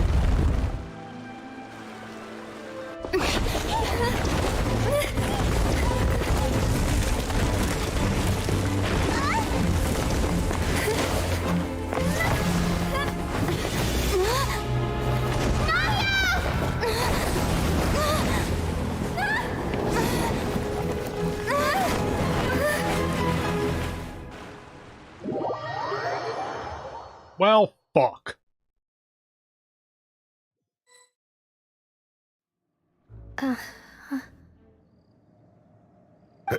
Demoiselle? Oh, we're in hell. Okay. Demoiselle, what are you doing here by yourself? Would you be standing here till dark if I hadn't come to get you? Maybe she just wants some time to herself, Malus. Oh, was I sleeping? Yes, it would appear so. I must be tired. Oh yeah, I almost forgot that primordial seawater in low doses is almost like a euphoric. So it's kind of like showing her a pleasant dream, essentially. So either they're about to retcon how primordial seawater works, or she's not from Fontaine. We don't know her mother, admittedly, and we don't necessarily know her father is Fontainian, do we? We might. That's quite possible. However, you were the one that suggested we go out for a walk. Oh, right. I nearly forgot. It must have slipped my mind when I dozed off. I haven't had a nap today yet. Have I? This is a familiar feeling, yet something's a little strange. Is something the matter, Demoiselle? Oh, no. No, I'm fine. I was just trying to recall why we came out for a walk. Do you remember Mr. Giverny? He'd requested our help before with foreign merchants who had a debt dispute with him, and we'd resolved the matter not long ago. We were headed to see how things were going with him at the moment. Ah, right. Yes. I remember now. Oh? Miss Navia. Ah, Mr. Malus. And Mr. Silver, too. It's good to see all of you. Hello, other dead person. How have you been? I've been great. Thanks to your help, those bothersome merchants finally realized that I wasn't the one they were looking for. Why, I wasn't even the guarantor for that person. They were knocking at my door day and night. Even my neighbor, Obina, was getting fed up with them. Sometimes force is required to calm someone down and get them to listen to what you have to say. That's right. Oh, by the way, Burnett, what was it that you wanted to give to Miss Navia again? Oh, yes. One moment, I have it right here. Miss Navia, these are some flower seeds that I prepared. Please take them. They're a very good variety, and they'll become very big and beautiful once they bloom. I don't know what we would have done without your help, so this is a little token of our appreciation. I hope you won't refuse. Ah, did you cultivate them yourself? Thank you so much. I'll certainly take them. Malus, we do still have some empty flower pots at home, right? Why, we can have as many pots as you'd like, Demoiselle. Perfect. In that case, we'll swap out some of the decorative plants for some of Mrs. Burnett's flowers. Very well. Eyes. Wait. Something seems to be off here. Excuse me, madam. If I'm not mistaken, your name is Burnett, correct? That's right. Is something wrong? No, it's nothing. This is the first time we've ever met, but your name seemed familiar to me. I must have heard it when I was discussing things with your husband previously. I've heard this name before. Sometime recently, I'm sure of it. And why are there so few people around here? Where did everyone go?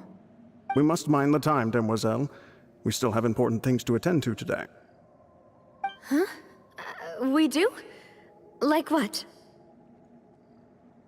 Well, now, did you forget? Miss Navia, here you are. I've been looking for you. Please, come to the Opera House. Your trial is about to begin. Ah, your trial for the murder of all these people or something? Wait, why would I need to go to the Opera House? Yes, she's right, Demoiselle. It's just about time now, so we should get going. Oh? All right then.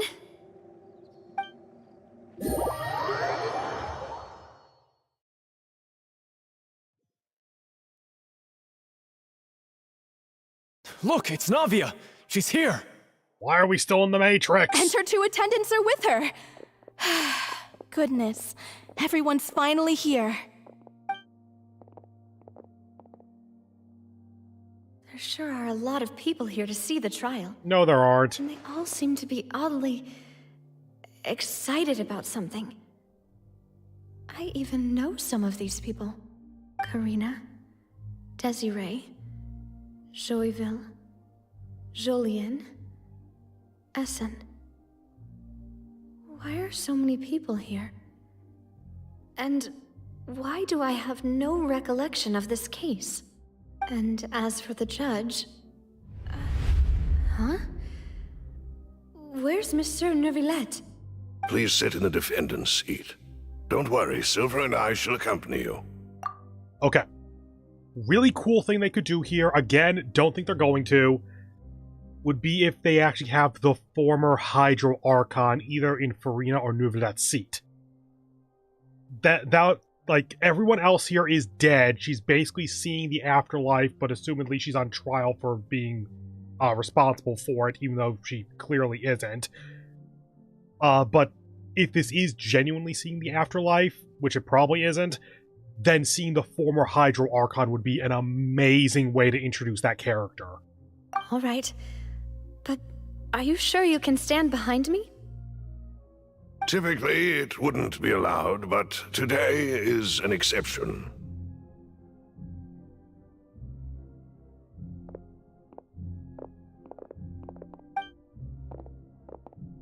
Hey, what kind of place do they think this is? Come on, do they have any idea what they're doing? Seriously. Enough with the whispering! Could someone please tell me where Monsieur Neuvillette is? And why I'm standing trial? My dear Miss Navia, have you not yet realized what you've done? In that case, allow me to explain. As all here know, you are Master Callus's successor, the head of the Spina di Rosula, someone held in high regard by every soul in Poisson. After you took over the Spina, you treated all of us just like the late Master Callus had. If anyone in need reached out to you for help, you responded. Not only you, but your butler, your subordinates, nearly everyone in the Spina di Rosula fought for the well-being of those in Poisson. Wait a moment. Aren't you just proving that I'm a good person? Yes, correct. Absolutely right. And that is why you stand accused. You have helped so many people get through so many difficulties. You are one with us. We are inseparable. You stand here accused today of being a good girl. We are one big family, all of us who are from Poisson, inextricably linked. And with you being so important, we couldn't possibly do without you. Therefore, this fair and honorable court shall declare you guilty, and you shall stay here. You will be together with us forever. Huh? What are the charges? What are you saying? Everything you have said is correct. I have indeed done a lot for my hometown, and I would be willing to be with you all, but what is the purpose of having me stand here like this? What is there to discuss? Ah, well, if that's what you think, then I have no further comments. How wonderful, Miss Navia! Can someone answer her question, please? I know all these people. Why are they laughing? I seem to remember now. Yes, I get it. This trial is... Wait just a moment. This isn't right! Melus? What was that, Mr. Melus? Our conclusion is very clear and unanimous. Let the court judge her now. She's guilty! Stay here, Navia! You're one of us! Demoiselle, don't admit guilt. This trial means to keep you here forever. I wish to exercise my right to defend Our Lady. Mr. Joinville, you only know of Navia's goodness, but nothing of her utterly independent mind. She was born a free and independent spirit.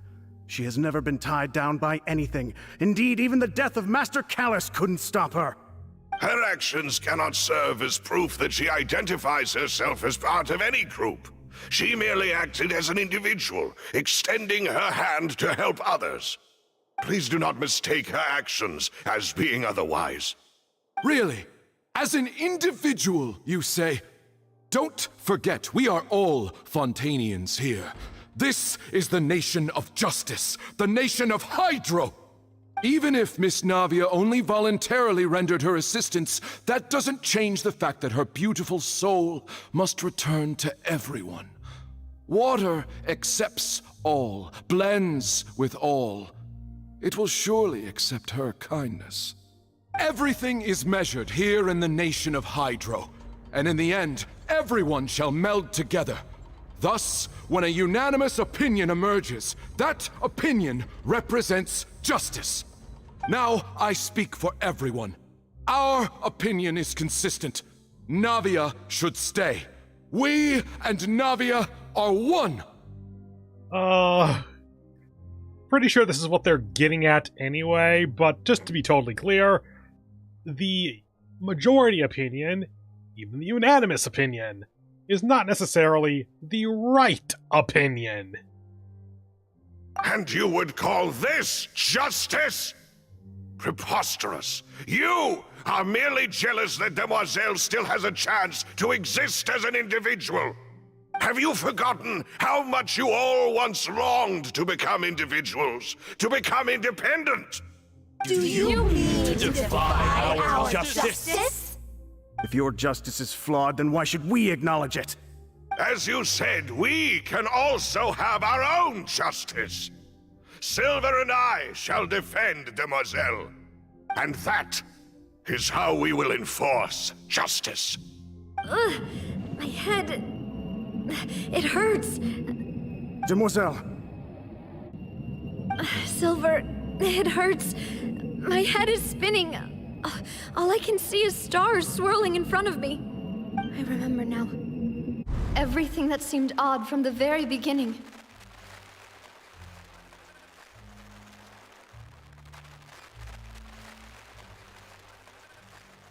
Karina, Desiree, Joyville, Jolien, Essen, and Mr. Giverny and Mrs. Burnett, who we met earlier. Even Malus and Silver. I don't want to admit it, but they're all dead. Don't be afraid, and don't admit guilt. We will protect you to the very end. Absurd! Who are you to say that she cannot be judged? We are the majority, and in the nation of trials, the majority is absolute justice. We are the will of all.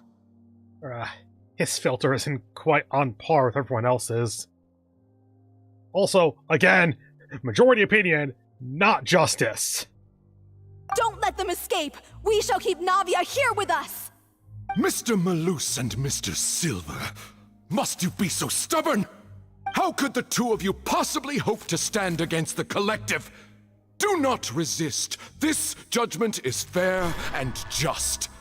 Navia belongs to us. After all that happened, she should not be left alone in Poisson. What are you saying? No more excuses! He says we're jealous. Jealous? How could she possibly be an independent individual? What's with these people? Who's jealous of her? She belongs to us! Miss Navia, she... Don't do drugs, kids. Silence! That's...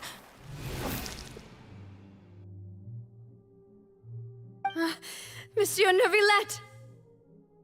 Such commotion is prohibited in the court. The accusations you just presented are nonsense and cannot constitute a proper trial. The court will adjourn for the rest of the day. In this, I shall hear no objections from any unauthorized party. Our thanks, Monsieur Neuvillette.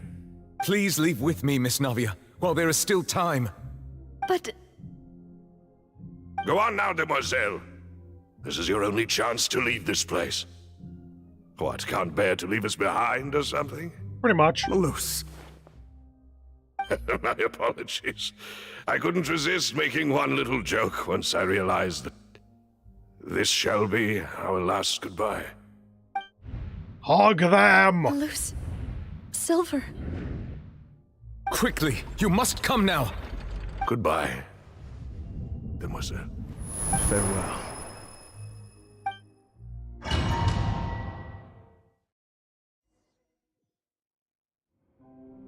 No, wait! Just a second! Navia? You're awake. Good. Oh, so you did actually show up. I must have been dreaming. Malus and Silver were still alive, and they were defending me at some insane trial. It looks like you're all right. Did all the sad feelings cause you to have a nightmare? Paimon could give you a hug. The ruins you were exploring suffered a cave-in. When I arrived, I found you falling toward the water. Why were you there, though? You were just about to be dissolved within, but I...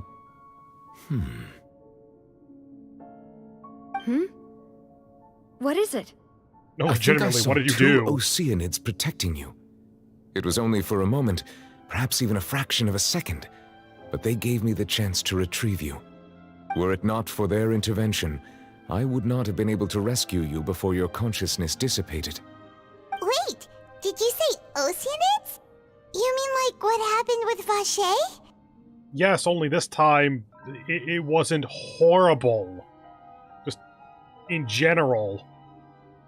Perhaps those two Oceanids were the people you saw in your dream. Two of them. I always told them that they didn't have to protect me. To think that they'd keep doing so even after death. I mean, they're not exactly dead. Please come with me.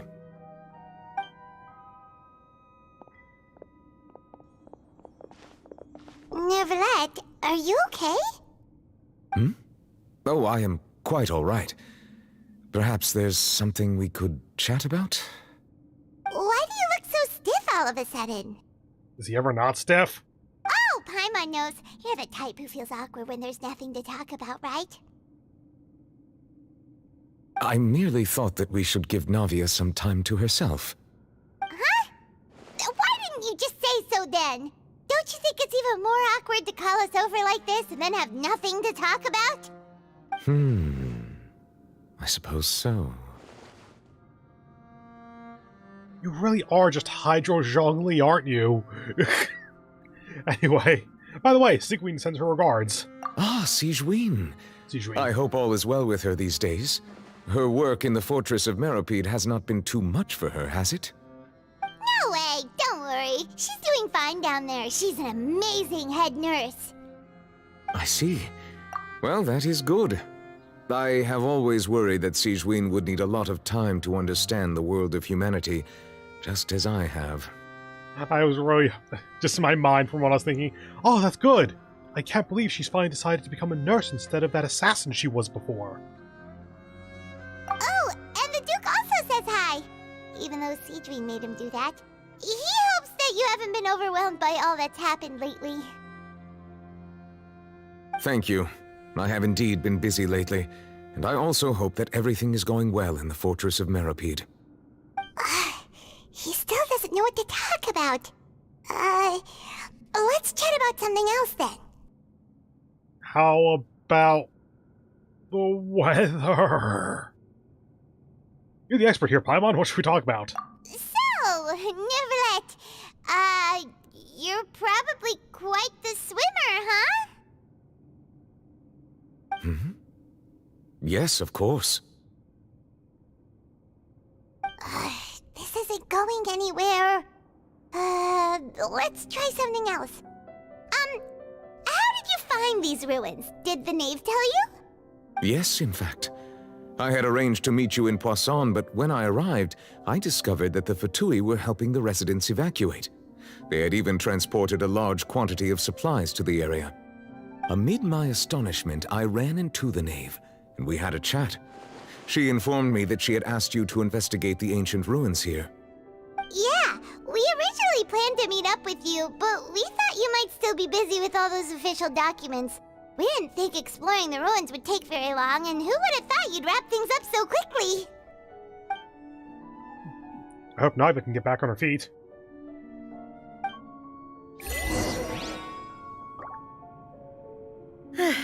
I'm sorry to have kept you all waiting like that. I'm feeling much better now. I guess we should get going again. Will you come with us, Monsieur Neuvillette? Yes, if you wouldn't mind my company. All right! Another one joins the party! Let's get going then!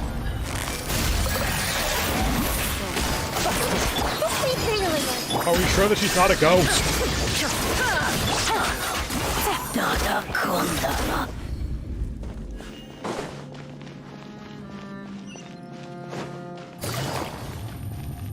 Oh no!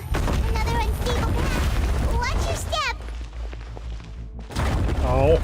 If this time that actually wasn't helpful, I would have just climbed this.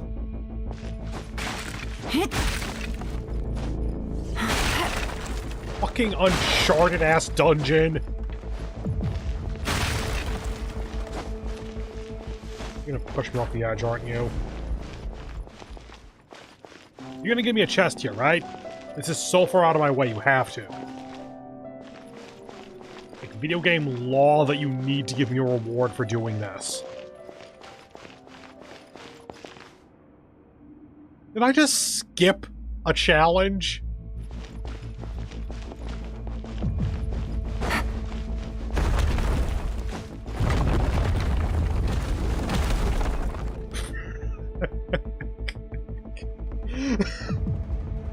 I don't think that's intentional. Take it easy. We're almost at the top! Keep it up!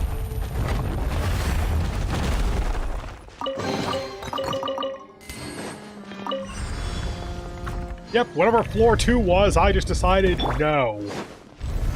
Solidify! Gotcha. These are about to get dicey.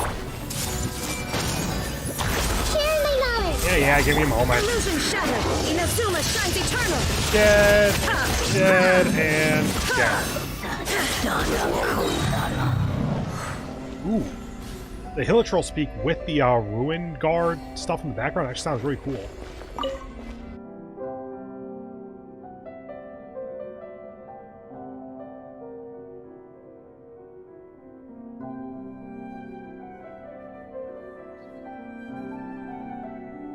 Okay.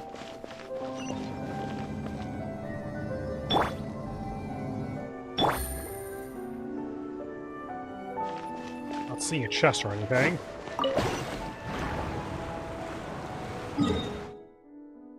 Yeah, that's about as helpful. That's about as helpful as I thought it would be.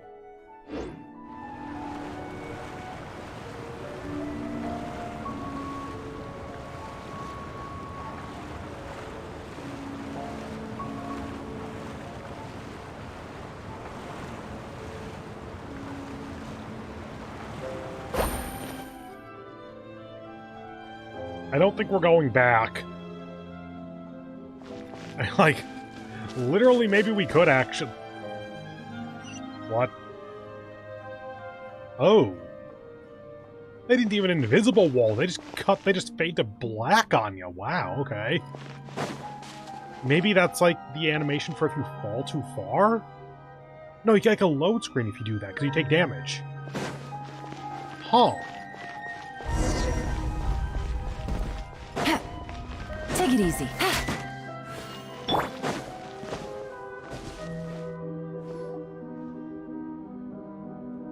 Looks like we've reached the end. This is the place. There should not be any other hidden spaces in the vicinity. Other? The path sure had some twists and turns, but it turns out that this place isn't actually that big. There seems to be something on the wall.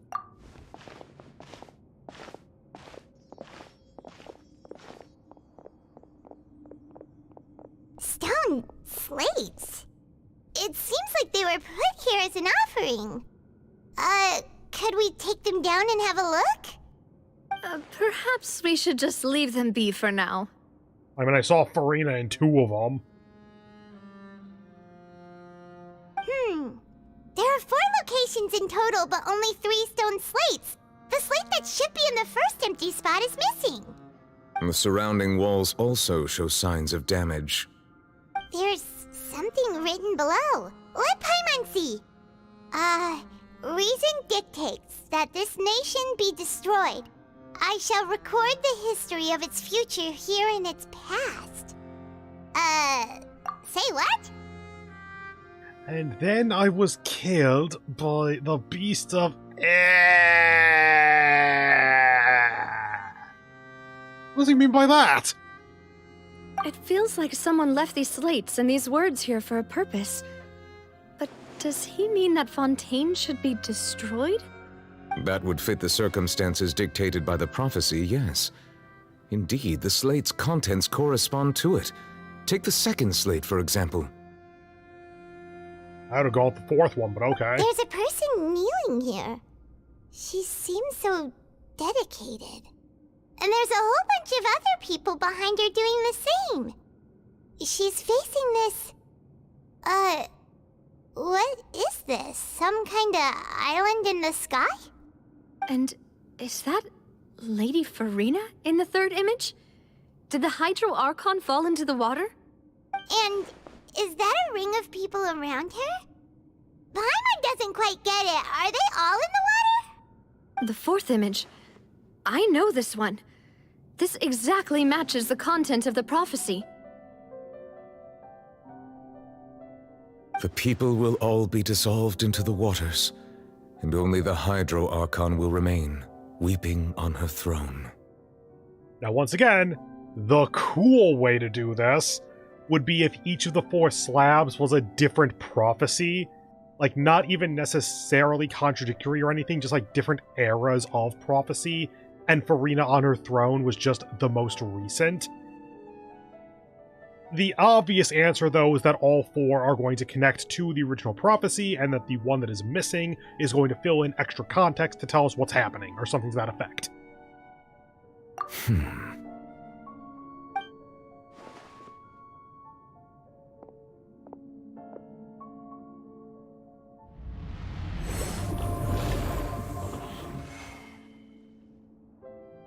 Shit, it's rock. More information should be hidden in these slates, but I fear I cannot easily uncover it, most likely due to us missing the first slate. I am very sorry. Don't blame yourself, Monsieur Neuvillette. Deciphering ancient stone slates isn't one of your duties. Ooh, Paimon's getting the chills just looking at these slates. This says that it's the history of the future, right? That means the prophecy's sure to come true. The history of the future. I know what they're going with that, but not gonna lie, that's also how I would describe the present. I really hope it doesn't mean that. Still, Paimon feels like these images are kind of weird when you look at them together.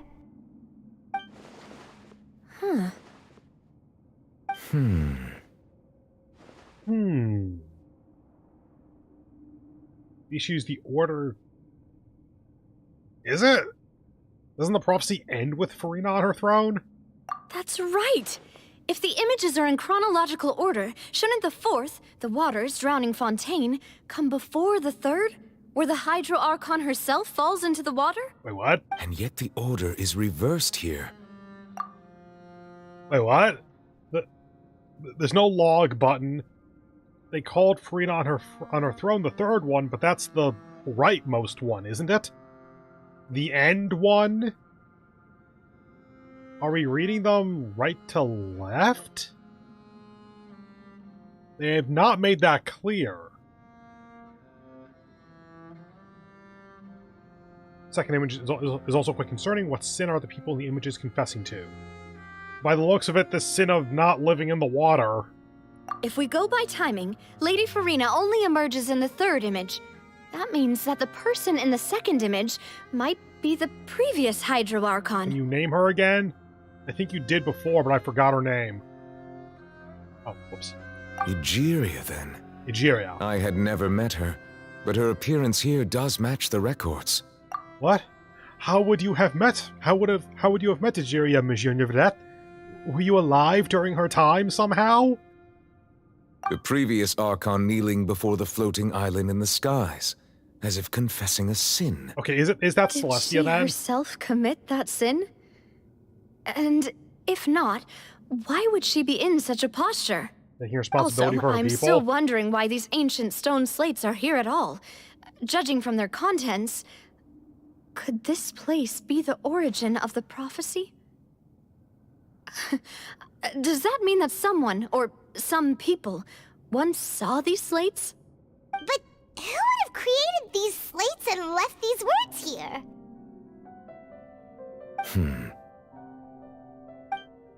It seems that any further clues will have to come from Farina. In that case, there's no time to lose. There's nothing else to be gained here, so let's head back first. Yeah, we better get somewhere safe for now.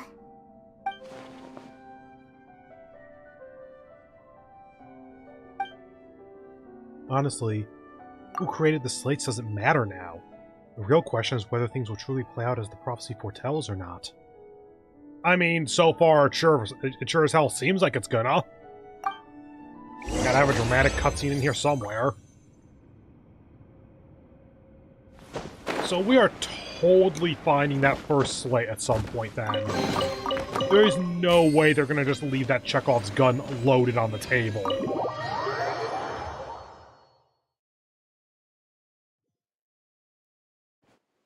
Let's split up here. I'm going to check on what's happening with the Spina. You know how it is. There's some things you just need to be there for yourself. You still have energy for that, Navia? Paimon's already beat! Just head back to the Fleuve Cendre and have a rest then. Thanks for keeping me company all this time. I'll depart as well. Thanks for your hard work today. Rest well, everyone. Traveler, I will go talk to Farina tomorrow morning to ask about the stone slates. I'm sure that you're concerned about this matter as well. If you have time, drop by my office. I will share the results of our discussion with you. Are you really gonna talk to her about this directly? Will that be a problem? Paimon's getting a little scared now that it's come to this. She has long been harboring secrets and will not give them up easily, which makes it all the more my duty to ensure that she understands the present situation. Alright, we'll leave it in your hands then. You're probably the best person to talk to her anyway. I will be carefully considering my words tonight. Traveler, Paimon, our safe house at the Fleuve Cendre is always open to you as ever, so please don't think you're an imposition. All right, I'll be on my way then.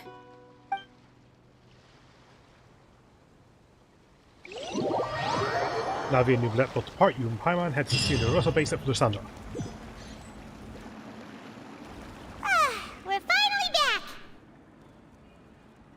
Welcome back. We've got a special menu prepared for you two tonight. Yay! And there's good food too! Navi, no, the boss is the best. You did great as well, Paimon. Ooh, desserts! Nice, these are all Paimon's! Paimon's already starting to forget what happened today. Mona? Oh, that voice. Is that who I think it is? Huh? It's you two. What are you doing in Fontaine? We are literally called the Traveler. What's up with you? Mona?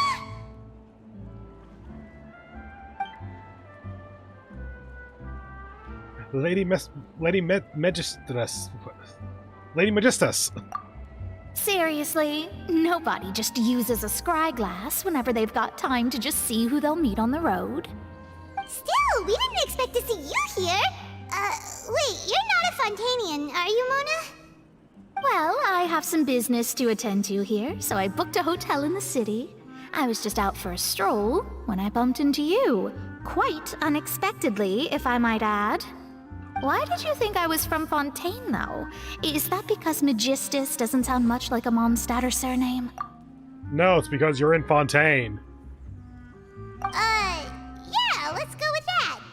Well, I used to have my own surname, which was, well, some other thing. Either way, the old hag told me when she took me as her disciple that the first step to being a great astrologist's pupil was to change that name. There was nothing for it, really.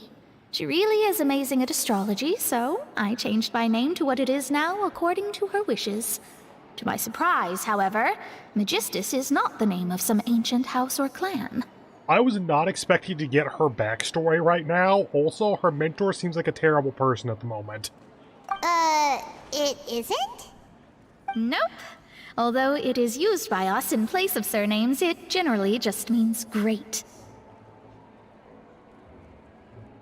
Wow! Imagine including a boast in your name. Wait, are you gonna have to put that into your genealogy as well? I reckon so. In any case, I'd give my disciple a name like this as well, if I were to take one. I have various follow-up questions at this point. Theoretically, we should know her master's name, I think, because it's one of the 7 witches or whatever. Astromancer, Barbeloth, Trismegistus. No, fuck! That's a long one. Does it also mean great or something? I was going to point out that I am just forever scarred by the term Trismegistus, or equivalence, because of Trismagius from Fate Grand Order. That's like, essentially the computer that runs their ability to ray shift and summon and everything, I think. My name means Mona the Great Astrologist. Ish. As for the old hag, hers is, in plain speech, the thrice-as-great Scholar of the Stars. More accurate. Just take it as a title specific to astrologists. Thrice as great? That's so petty. I know, right? That's just how she is. She used to call herself Magistus, actually, but when she took me in, she changed her name to Trismegistus. Okay, that actually makes a bit more sense to me then. It's not change your name and you're now going to be the Great. It is take my old name and my name will become something greater. Like, it's you will be great, but I am better than you. That kind of thing. It's still an incredibly petty system, but it kind of makes sense that way. Talk about excessive. Magistus is thus the calling card of our school, so to speak, which makes it about the same as a surname. It's all right if you don't get it. You can look into it further should you need to study astrology more deeply. That sounds terrible! But anyway, you're not Fontainian, are you, Mona? You're from Mondstadt, right? Well, I was born in Mondstadt, yes. My parents migrated to Dorman Port, and Where? I traveled with the old hag for a while, after which I settled down in Mondstadt City. Oh, that's a good thing then. At least we know you won't be dissolved by Fontaine's waters. Sorry, what now? Speaking of that, what? I'm sure you're aware that a bunch of things have happened, right? I know you're not a local, but I'd avoid getting too close to any water that looks strange all the same. Don't worry, we only There's get high when we're off something ominous duty. about it. Well, the water, I mean. Did you come here because of the prophecy? You know what? Actually, having someone who can tell the future and who is associated with water would be a pretty good idea right now. That was the main reason, yes. Just a while back, the Steambird invited me to take part in a panel and speak about the circulation of the prophecy as an astrologist. The invitation was sent quite early on. I don't think anyone expected Fontaine to be in this much trouble. What do you make of that prophecy, Mona? Just tell us what you think as an astrologist. Your word would go a long way to make things more certain and less scary. Or more what scary. What I can tell you is that I'm an astrologist, and that this prophecy concerns the fate of Fontaine, even that of all Tevat. Ascertaining this is akin to reading the fortune of the whole world. Does that I'm make it afraid easier or that harder? this is not something that just anyone can do.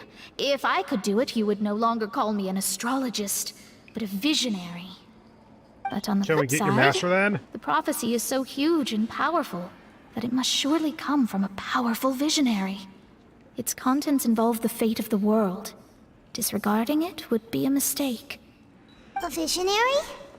Sounds really powerful and all, but does such a person really exist? You finally get to meet your Of master? course. The old hag could do it, and I bet there are others amongst those Hexenzirkel colleagues of hers who could do something similar. It's the Hexenzirkel. The witches. Huh? Are you sure?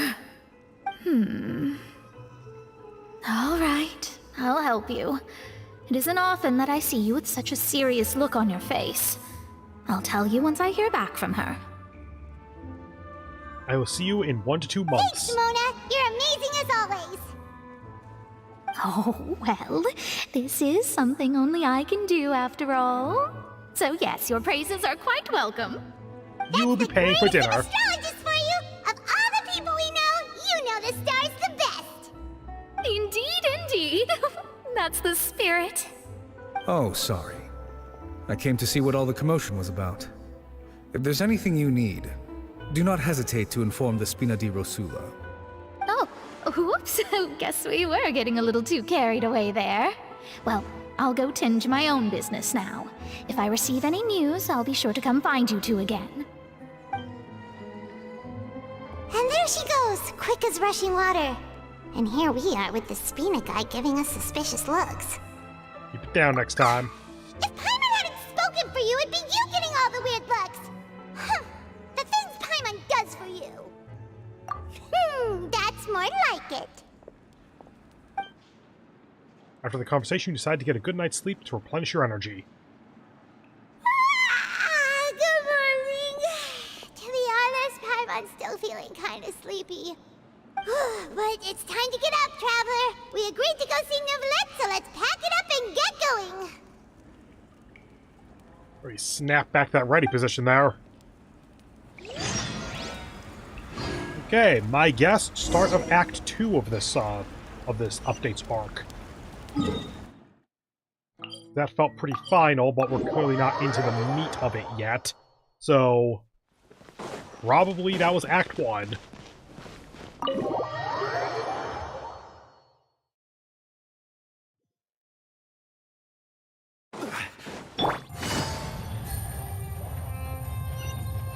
What? You're here! Finally! Is something wrong? Monsieur Neuvillette and Lady Farina, they seem to have gotten into a dispute. Please go see for yourself.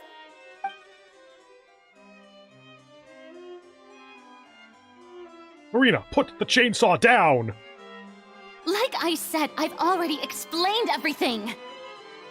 And yet the problem has not been properly solved. There is little space for excuses between us. It is not my intention to offend you, but please, tell me where you stand. You are the Hydro Archon Focalor, are you not? Look at this. This is a list of the victims from the recent Poisson incident. They fit on an index card. A floppy index card for some reason. Also, they have not at all explained her title as Focalor. I have no idea why she is called that.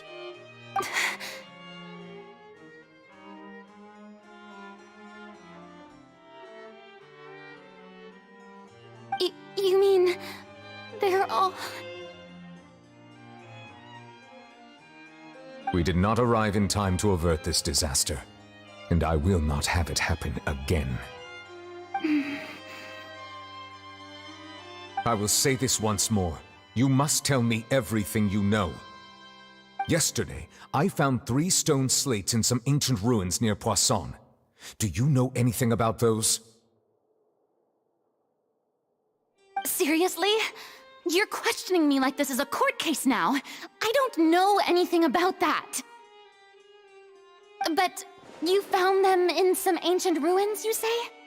That's correct. Which is why I came to ask you some questions. Why did the lighting change? There should have been 4 slates, but one of them was missing. The other 3 featured different images that seemed to correlate to the prophecy. The prophecy?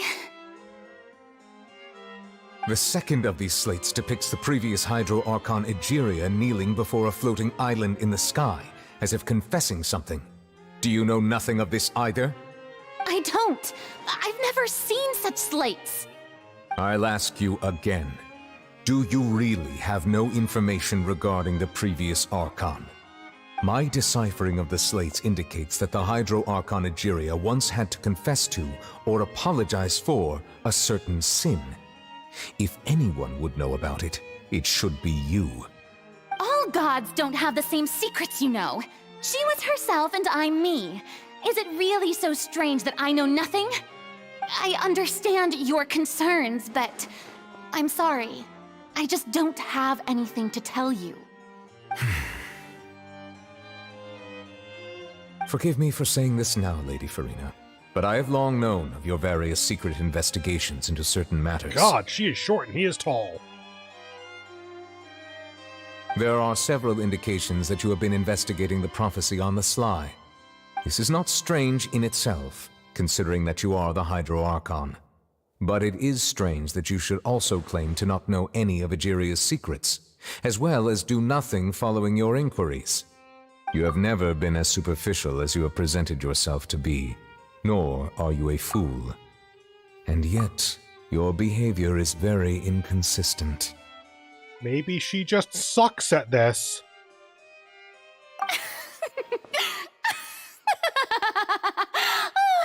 So you've been watching me all this time, have you?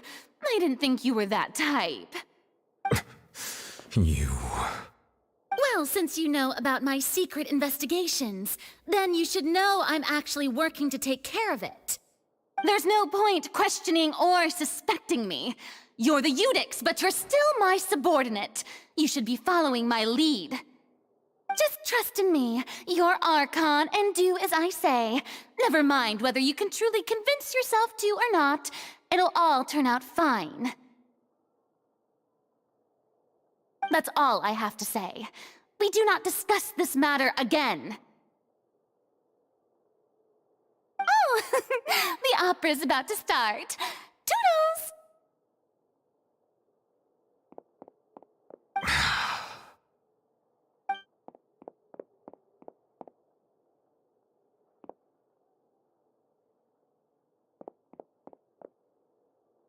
Did Farina not notice us standing by the door? Wonder what's up with her. She was smiling. Huh. She didn't seem in the mood to care if we were listening in or not.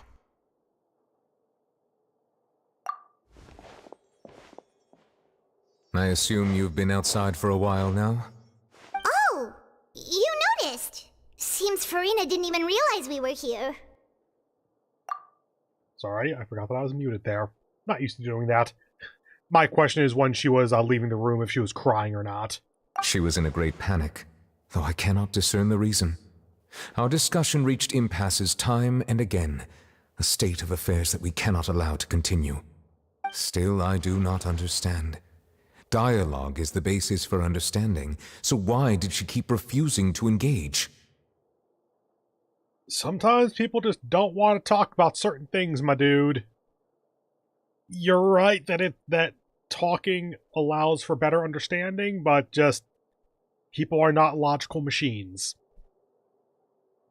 I'm afraid questions alone might not suffice. We need to make her understand how dire that she has to understand that, right? Here's a list of people who died because the primordial sea flooded the area. By the way, that prophecy where you are left alone on a throne crying after everyone else dissolves into the ocean appears to be coming true. I feel like she should understand how dire this is. Everyone in her inner circle has noticed that she is hiding some secret.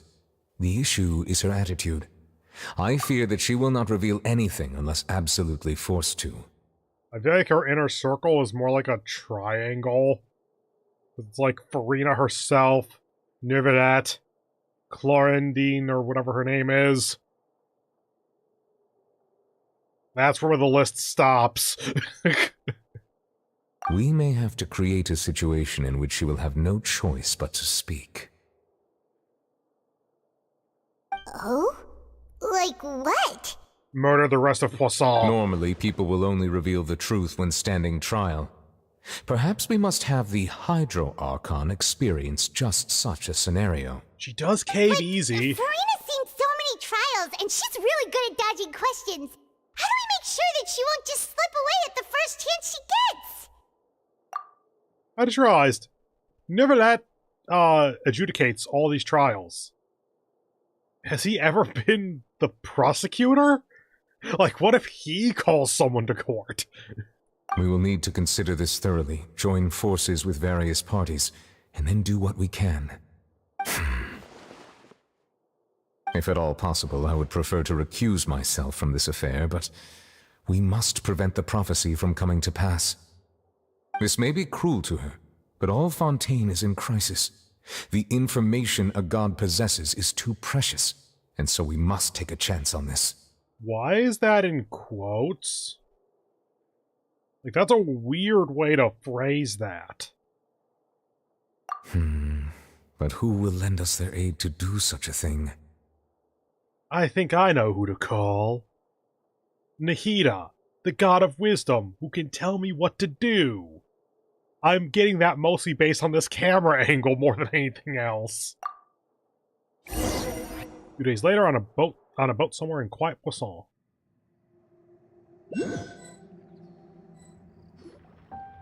Well, that's everyone, huh? Speaking of which, it was pretty smart of you to think of hiding here. Poisson was just involved in a disaster, so it's presently devoid of people. That naturally makes it the best choice. And here you are drinking tea like it's the most natural thing in the world, huh? That's what families should do. Sit and enjoy a leisurely time together. It's nice to enjoy tea here, you know? Care for a cup? Lend me your ears, everyone. Or perhaps one of you might like to start us off. How about you, friend? Me? No, I don't think I can. Ah, yes, the one with the anxiety disorder. How about you speak up first? Not the literal stage magician or his assistant/sister. Actually, now that we know they are part of the House of the Hearth, and so family ties are a bit weird, are they actually related, like blood related, or is it more of an adoptive thing? I think it's adoptive? Then, how about you, good sir? Nadia, you suck I at fear this! that I will cause the mood on this boat to become as somber as it is in court. Well then, I guess we're lucky we've got a local like me to organize things. Wonderful, the spotlight at last. I guess I'll be facilitating things from here. Literal stage magician. And he's not even your second choice? You just not know who that is? At all? That was a little long-winded, don't you think? Oh, you might be right. Anyway, to cut to the chase, our friend here, the Traveler, has brought us together to discuss something. As for what that is, well, let's start by saying that we'll be pooling our efforts together to create a series of traps. Oh, how intriguing. Well, it's just an expression, really. One that I just learned from Chlorand, and used on the spot. So, let's invite her to explain in detail. A round of applause, please.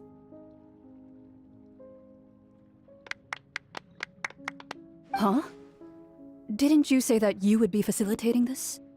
Oh, come now. Your work doesn't involve much public speaking, right? This is a good chance to practice.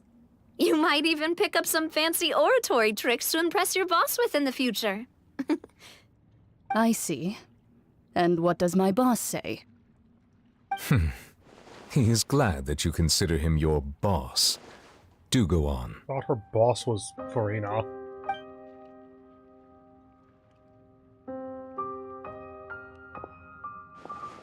In that case, do any of you have experience hunting?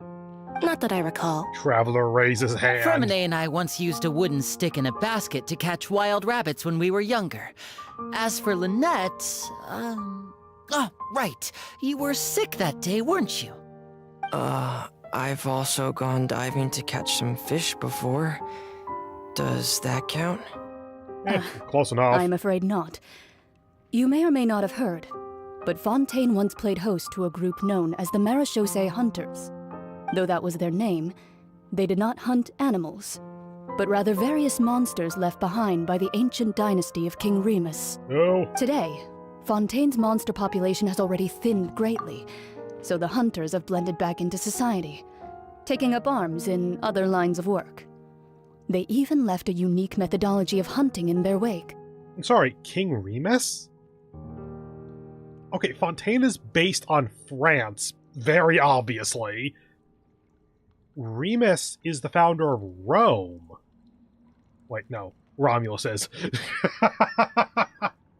Duh! That's why it's called Rome, not Reem. Okay. Oh, well, that bit of a point is lost. I was wondering if they were connecting it back to Roman history or not, but whatever, who cares? It'll be in the other country, if at all. Possibly part of Fontaine's history as invading force, maybe, or something, I don't know. A trap comprises of the following components: bait, a trigger, and a containment device. Sometimes a lethal implement will also be necessary to deal with the prey. So, if we were to build a trap together, right now, what would you choose to build it with? Well, what's the prey? For me, I would prefer something basket-shaped. Pigeons and rabbits will see the bait and naturally enter the snare. Our line of work requires a deft hand, and we're some of the best in the industry, so you can count on our techniques. You used some of those techniques while moving the people of Poisson, didn't you? My subordinates mentioned that you even performed some magic for the bawling children. Yes, and I even managed to gather some intelligence in the meantime. I'm quite the multitasker if I do say so myself. I'm afraid I can't claim that as my strong suit. I prefer more stable methods, like placing bait in the water and waiting for the fish to come within reach. That's the kind of method I would count on. Calm and steady. Exactly the kind of person who would catch loads of fish. And I can be their assistant. With discretion, I'm sure. I'd probably use some sort of mechanical animal. Papa once bought me some small clockwork squirrels, mice, and such. When placed in the forest, they can attract others of their kind. I remember that you liked those too, didn't you? No, not the point. Did.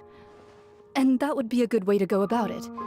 If they're realistic enough, animals of the same kind will follow them all the way to the trap. What about you, Monsieur Neuvillette? I would kill the prey. Fear I do not have any related experience. That makes sense. You usually solve problems directly, without the use of any such tricks. But I do have one more question for you, monsieur. If we were to create a trap now, how would you design it? What's the prey? I would like for it to be effective, but bring no harm to the prey. A more gentle trap would be ideal. Kind as always. However, our intention doesn't necessarily change the containment device and the type of implement we need. If we wanted to kill the prey in one strike, we would need a powerful implement. However, that also goes for prey that must be captured and safely contained. Wait, why's that? Only a hunter who's a true expert at subduing their prey can snare it without harming it. The line that divides life and death is often exceedingly thin. So are we going hunting together? Remine, time for you to learn what a metaphor We hadn't thought of is. seeing ourselves as hunters. It kinda works, but maybe it's still not the best metaphor. If our means of capturing and dealing with our prey is to put them on trial, then the hunting metaphor is actually quite accurate. But we shall require much more courage than any hunter to judge a god, a being whose seat is an exalted throne. Monsieur Neuvillette, are you speaking in metaphor? Oh, so that's what's going on. Sounds very interesting. Florian's hunting metaphor was just that, a metaphor. You will not call this a hunt, because that is not what you should do at present, nor has the relationship between you and Farina reached such a dire stage. What you need is simply the secrets she is keeping. Attempting to take her secrets is an act of sacrilegious disrespect, but must be done to prevent Fontaine from sinking into the waters, as foretold in the prophecy. Like, I'm willing to accept that I'm just way too trusting. If someone is that adamant that they don't know shit, and they really clearly should be very aware of how dire the situation is, to the point that they are actually taking it onto themselves to learn more, at that point I'd kind of just trust they genuinely don't know anything. There's neither hunter nor prey, but there must be a trap. That is what you will need.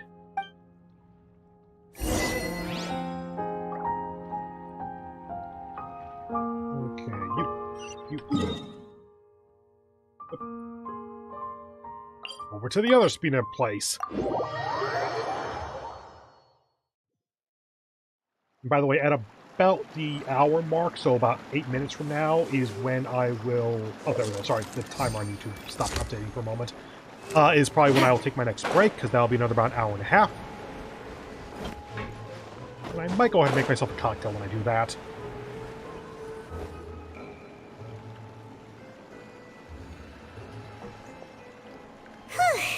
It's been a tough few days, hasn't it? So much has been happening. Those meetings sure did make me hungry for non-poisoned food. Paimon didn't think the meetings would go on for so long, but everyone seemed pretty fired up, huh? Paimon thought they'd be at least a little frightened. Well, Fremine was, now that Paimon thinks about it, but everyone else just looked a little surprised. Well... It's hard to say. Paimon doesn't have any experience with this sort of thing. But with you around, Paimon sure will do great. After all, you're the most reliable person in the world, aren't you? Huh? Something wrong? Did you just pour some tea? Paimon didn't notice you doing that at all. No, I didn't. Then what's that? Paimon's never seen that cup before. Lynette? Don't be frightened. I'm just joining you two for tea. Ah. I merely refrained from saying anything till now. Hi, Thris Magius. Who's that voice? Thris Magistress. But there's no one here. Ah, have you forgotten me already? Wait, you are familiar. You're the voice we heard from the sky in Sumeru. Wait, Alice? The voice from the sky, I fear that description is wrong. Though, not completely wrong. You're feeling lost now, just as you were feeling previously. I sensed that confusion and thus came to you. Guiding people is an irresistible hobby of mine, after all. Oh, this is like when we heard Nahida's voice during not this past summer event, but like the one before that, I think. We heard another voice at the end of this past summer event. I assumed it was Farina, but I also speed ran that event in like an hour to try to finish it before it ended, and had like literally 5 minutes to spare as I got to the end of the story. So, whoever this is, I kind of figure it's Mona's teacher, especially since we didn't call her Alice. Who are you, and what do you want with us? Consider me a passerby, just accepting a commission from my friend's disciple on a whim. Okay, you might be Alice then. The enigmatic N of Hexenzirkel. That summer event, or the last one, whatever, the thing where the Hexenzirkel got named. They mentioned who every letter was. Alice was A, I think, but they aren't all named based, or they aren't all titled based on their names like that. Okay, so we think this is N of Hexenzirkel. Will Fontaine's prophecy come true? The prophecy. Yes, what has been prophesied will be fulfilled. You may view such things as the history of the future. Still don't like that term. What? Then is there I believe you have witnessed a failed attempt with your own eyes. Can everything in Tevat so easily be changed? Ah, so you've caught on. Just as prophecies are usually only the future as seen from the perspectives of the gods, could things be happening in hidden corners where the gods' gaze does not fall? Are the things that you shall see different from the fate that the gods perceive? You know, that is a much different connotation in this world where the gods are just, like, around. Like, the Archon War was just literally, hey, let's kill off most of the gods and leave 7 of them to control the planet.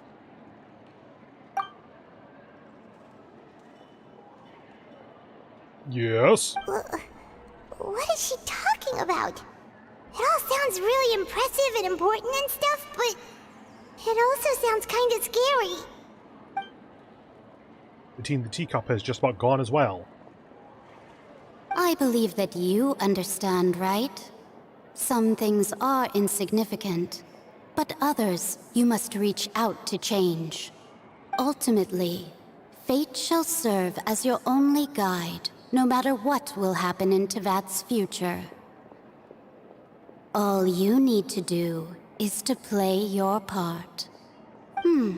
This was good tea, by the way. Thank you for your hospitality. Well, that'll be all for today. Wait, did we pay for that? It's gone. Mage N. Is this the clue you're leaving for us? Damn it. The unexpected news leads to complicated feelings, blah blah blah. When you wake up, someone seems to be outside. I halfway want... I want to hear someone talking. I halfway wanted it to be just like, under the teacup. Step 1. Talk to Neverlet. Step 2. Go to the Weeping Willow. That kind of thing. Alright, coming! You're getting more diligent, Paimon. Hey, it's you who's getting lazy, okay? Well, I see I've walked in on some lively banter. Luna!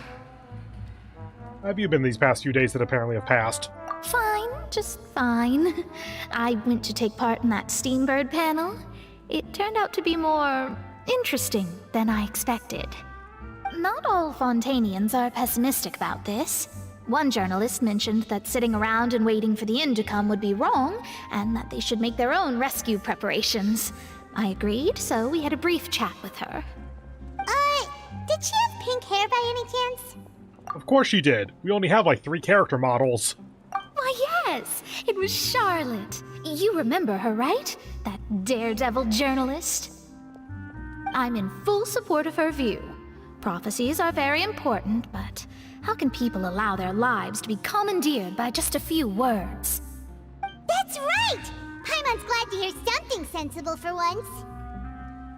Ah, yes. About what we had discussed before.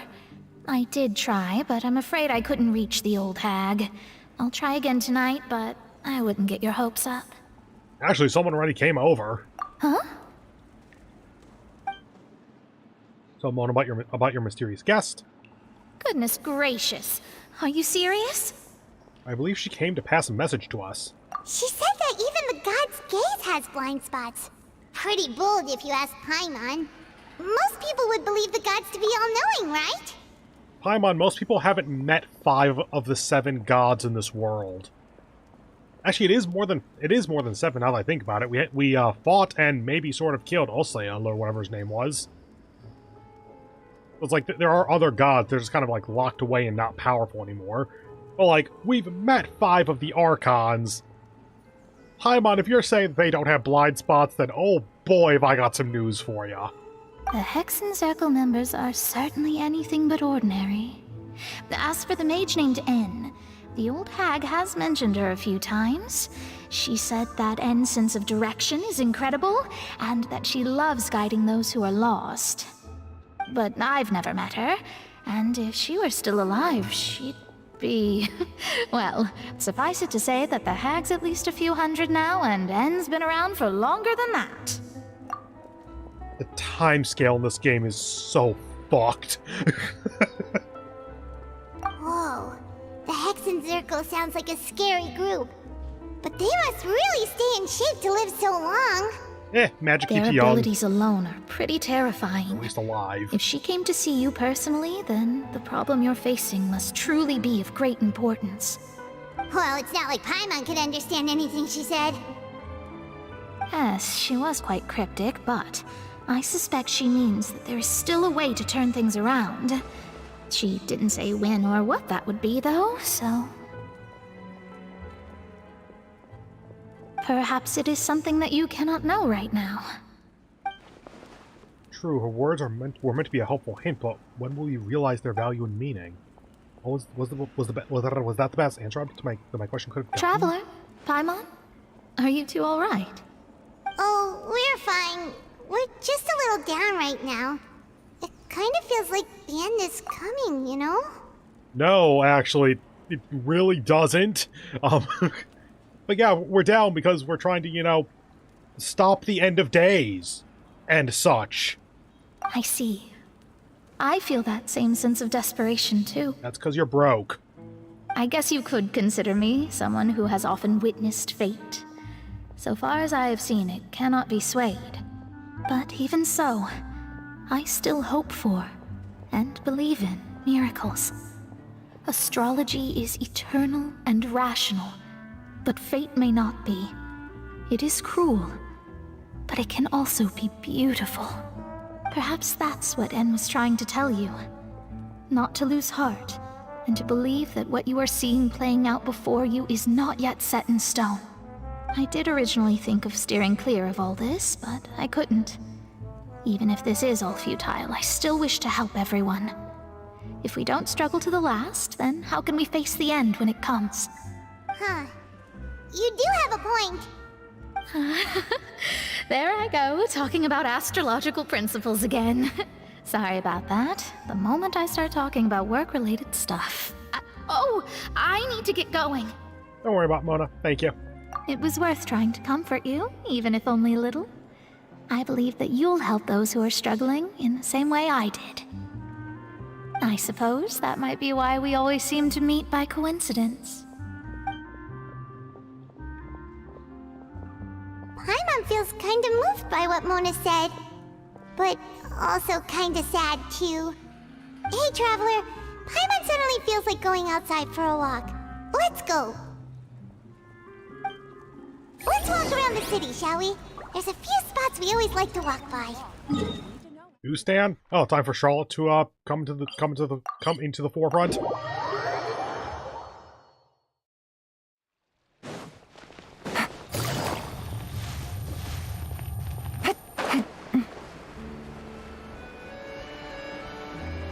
Yeah, Charlotte time. Take it easy. Huh? Our names are written in this newspaper. What's going on? How many interviews have we done for the Steambird, Paimon? Let Paimon see! The underwater stronghold, the Fortress of Meripede, has continued in its noble autonomy, but that does not mean that others cannot interact with it. My recent attempts to enter the fortress bore little fruit. Huh. Guess Charlotte still hasn't given up on that. What's the story here? Thus, did an Outlander friend become the focus of this report? A blonde adventurer with their white fairy, legends trailing in their wake. It is said that this mysterious traveler once visited the underwater fortress. We have not spoken to her since leaving. I know because the stream started with us leaving. So while the fortress's interior remains a mystery behind closed doors, do not fear, for the tales of the traveler contain surprises in spades. Journalist Charlotte's biggest scoop yet, the Traveler's Trail, World Walker. Huh. Charlotte took so many awesome photos of us and we never even noticed her. That's questionably legal. She hasn't been able to get a hold of anything at the fortress, so since we're easier to find, she's using us as the subject matter instead? I mean, if our exploits are publicly accessible enough, then it'd be really easy to write. Ugh, seriously? Well, fine. Those headlines and photos do look cool, so Paimon will forgive her this time.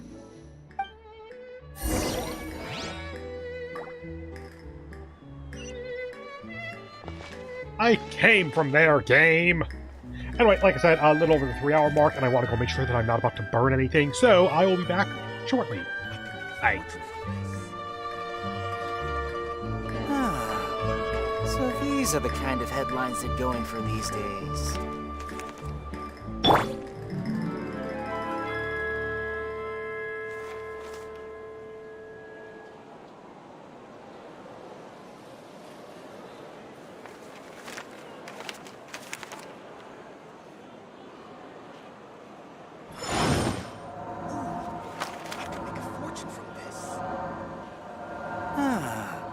So these are the kind of headlines they're going for these days.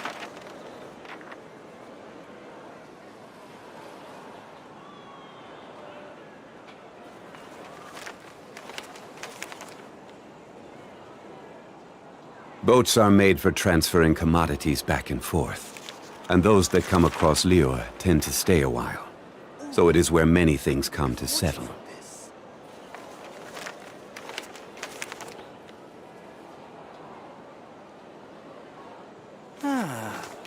So these are the kind of headlines they're going for these days.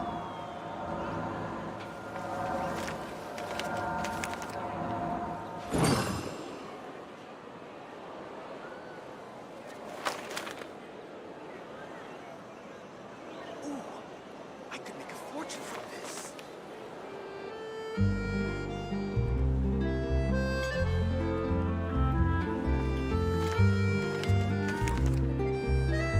Every journey has its final day. Kind of headlines they're Don't going for rush. these days.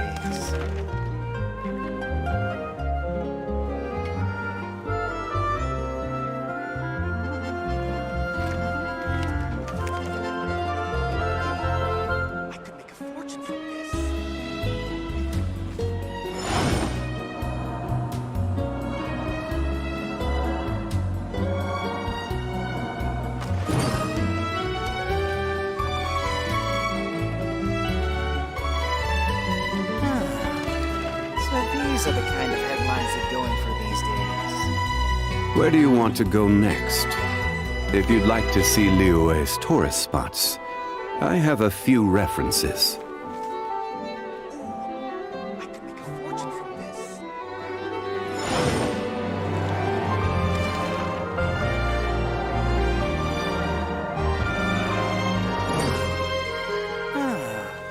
So these are the kind of headlines they're going for these days.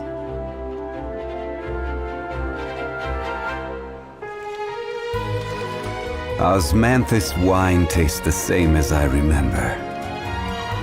But where are those who share the memory?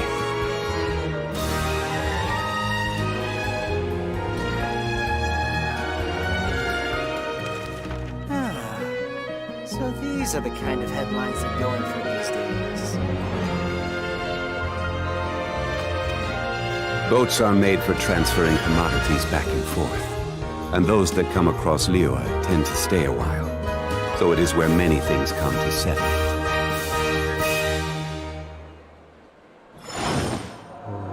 Okay, and I am back, so let's get you back into the game. Welcome back, everyone. Let me get you off of Zhongli so you don't have to keep listening to him. The kind of headlines they're going Yeah, for these everything's looking good. Might do a little bit of a shorter one though this time. Take another break in like 50 minutes or something. Because my demi-glace E is getting a little bit low, so want to keep a bit of an eye on it. And also, I kind of forgot to make a cocktail or anything, so when I take my next break, I might also take it as an opportunity to make some new tea.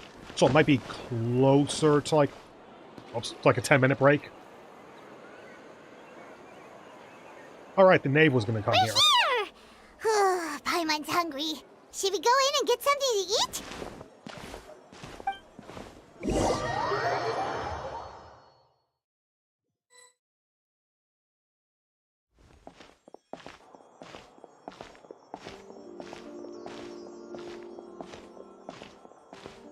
Hey, quick! Look! That's the limited edition only 16 slices a day cake! It hasn't already sold out for the day? It was so delicious the last time we tried it, despite the tense situation we were in. Let's give it another go. I'm sure it'll be great. Don't worry, we don't have to worry about anyone getting ahead of us. We can see there is no one else. 1 slice of cake, please. Someone showed up after all. Oh, wait, you're the one from the Palais Mermonia. Oh, are you here to buy cake too? It seems Monsieur Nervalette was right. You really can eat. Wait, did he really say something like that? That's right. Even he has his own preferences when it comes to food. As for me, I love the cake and coffee here. Do you come here often? Usually every day. Every day? It's part of my daily schedule, apart from work. I shall have my cake and coffee. Then what if someone told you one day that this place would be closing soon, and you wouldn't get to eat cake here anymore? What would you think? I would think we would have our first case of a medicine serial killer. Why? But why would it close? Well, Paimon doesn't know either, but maybe the waters will rise tomorrow. You know, like in the prophecy. Oh god, she's going existential. Paimon, calm down. Oh, the prophecy. To be honest, I haven't paid much attention to that. No, still, even if there'd be no more cake tomorrow, that wouldn't keep me from having some today. No, it's the same for eating in general. You might not be able to eat tomorrow, but if you can do so today, then you should carry on. That's what people call living, you know. Is this supposed to be profound? Don't be sad. Excuse me, could I have 2 more slices of cake to go? These 2 slices are for you. Sijuin said that this kind of expression you're making is what humans call being sad. Oh, you know Sijuin? I sure do. She was born before me, and she sometimes comes to the surface to teach us things about humans. Like how to build a She shank. said that humans are creatures that are saddened easily, yes, and you can only lift their spirits by feeding them delicious food. So please try the cakes here. You know, I've got something fair. else to do, so I'll be going now. You two try to stay in a good mood after eating, all right? Bye.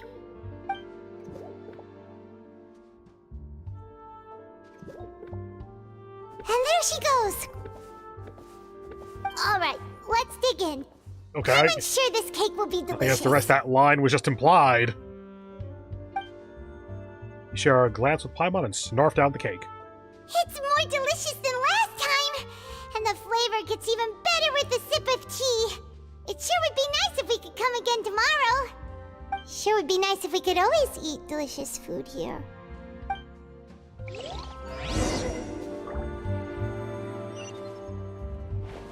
Was the point of that scene literally just to show that Paimon's getting sad?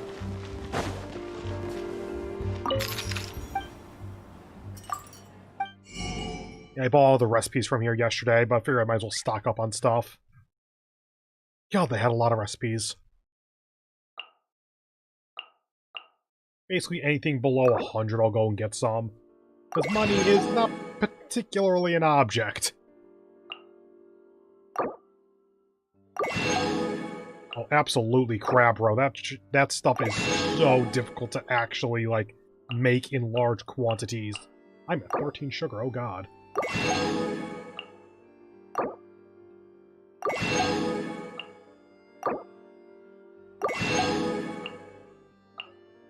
And then for the actual food stuffs, I don't really care. Does it tell me how much I have, though?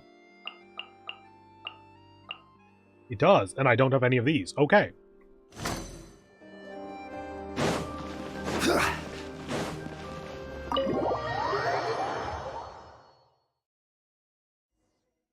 Oh, we're near the Seabird office.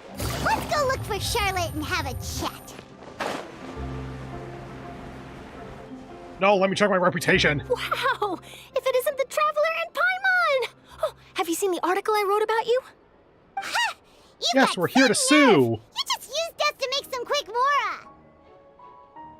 No, you can't negotiate a profit split. That's not how that works. Oh, you needn't worry about that. I heard that you were in Poisson some time back, so I sent you a letter to discuss just that. It appears you didn't receive it, though. It's all right, though. I've set aside the amount intended for you. I've even set the table with some food. Really? Oh, you're the best!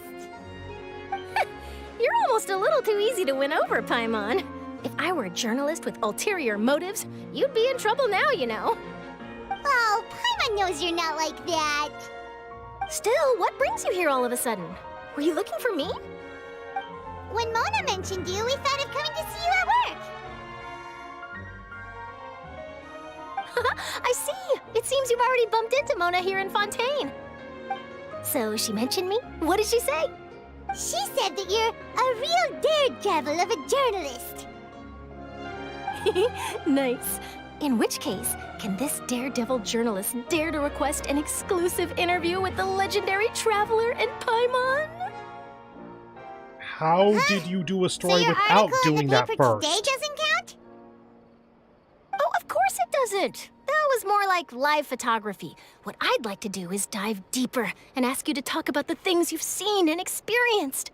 Yeah, are we even qualified enough?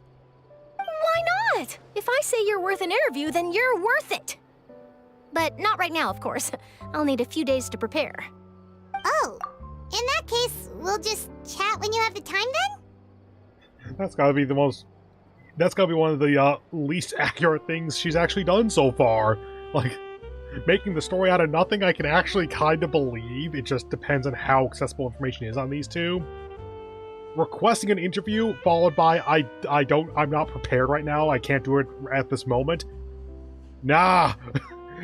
as a journalist, if you ask someone for an interview and they say, cool, sit down, let's do this, you have your questions at the ready.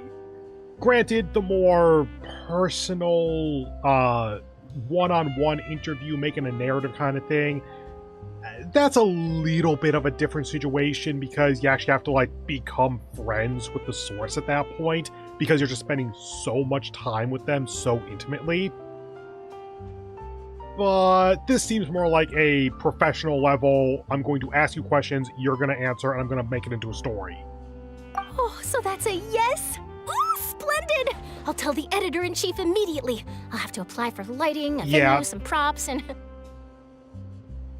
Whew, so much to get done now. Talk to you later. Wait, Charlotte, Paimon's still got a question for you. And what's that? If, just for example, Fontaine were to be flooded tomorrow, what would you do today? Huh. That's the prophecy you're talking about, isn't it? I mean, I do hear about it often, but I've never once thought that the day could be tomorrow. If you're seriously asking, then I might try and think of a way to leave Fontaine. Oh, but I'm still a journalist first and foremost. That means I have a duty to be reporting from the scene. And secondly, I wouldn't forsake my homeland that easily. From what I've seen, most people don't know what they'd do should the worst come to pass. In truth, it might be better just to behave like normal rather than worry over such an end. So in all likelihood, I'd probably still be prepping at the office for that interview of ours. I know what you're thinking. That sounds a bit sad, but I've always believed that it's best to do what you enjoy. Just think about it. If this nation really were to be suddenly destroyed tomorrow, but I still successfully finish an exclusive interview with a truly unique person, then the story I would wind up writing would truly be timeless.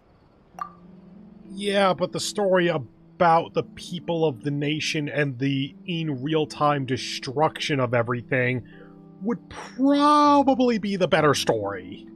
And then do you know what I'd do? Well, I'd write that story, send it for printing, and use messenger pigeons to get copies out to the various nations as soon as possible. I'm not a dreamer, nor am I a workaholic, but I do love my job, and I'd be proud of leaving such an article behind.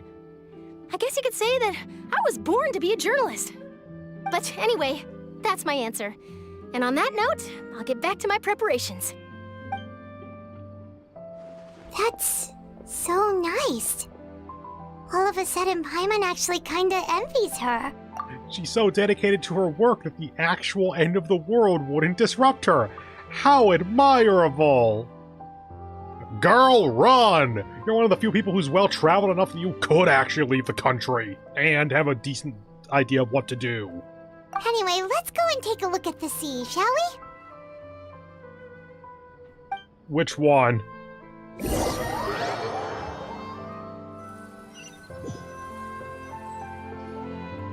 sea breeze and scenery can be a pretty soothing combo, huh? Paimon's been thinking. Yes? If it wasn't Fontaine, but all of Tevat that would be destroyed tomorrow, where would we go and what would we do? No, Paimon should ask, if you could choose, what would you like to do? I could choose, huh? Just like Charlotte said, so I'm suddenly trying to consider what to do is We've always been moving to the next destination, so we haven't spent much time thinking about these kinds of things. We didn't have to either, with us always being on the road and whatnot. Till that moment comes, I think I'll just keep journeying on. You mean, still traveling? Yes. Cherishing every single moment that I have to look upon this world. Huh. Wait, isn't that what we've always been doing? The banter goes back and forth between you two as time slips by. As night falls, you return to your accommodations and end this busy day. They aren't actually going to destroy Fontaine. Like, that would require all of the domains and such to not be accessible. I'm trying to think, it's like the way they're building this up.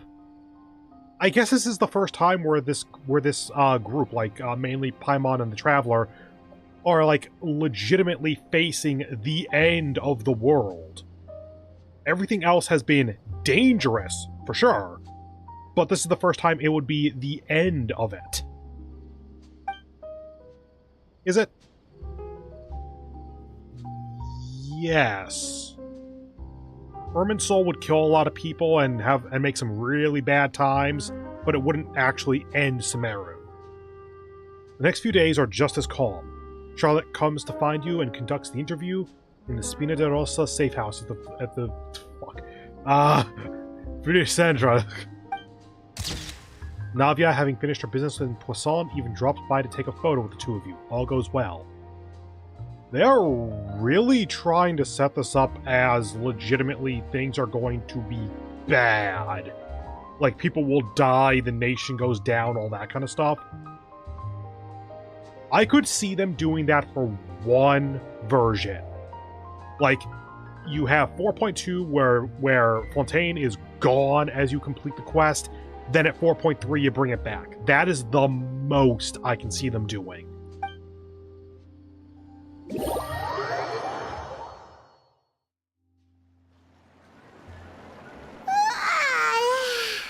Feels like you'll grow mold if you stay here long enough.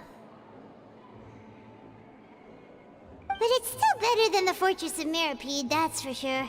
It's not only damp there, but salty too. Ah, so the two of you are still here. Wonderful. Oh, you're from the Palais Mermonia, aren't you? Yes, I'm Isadora. Monsieur Nervillet sent me to look for you two before.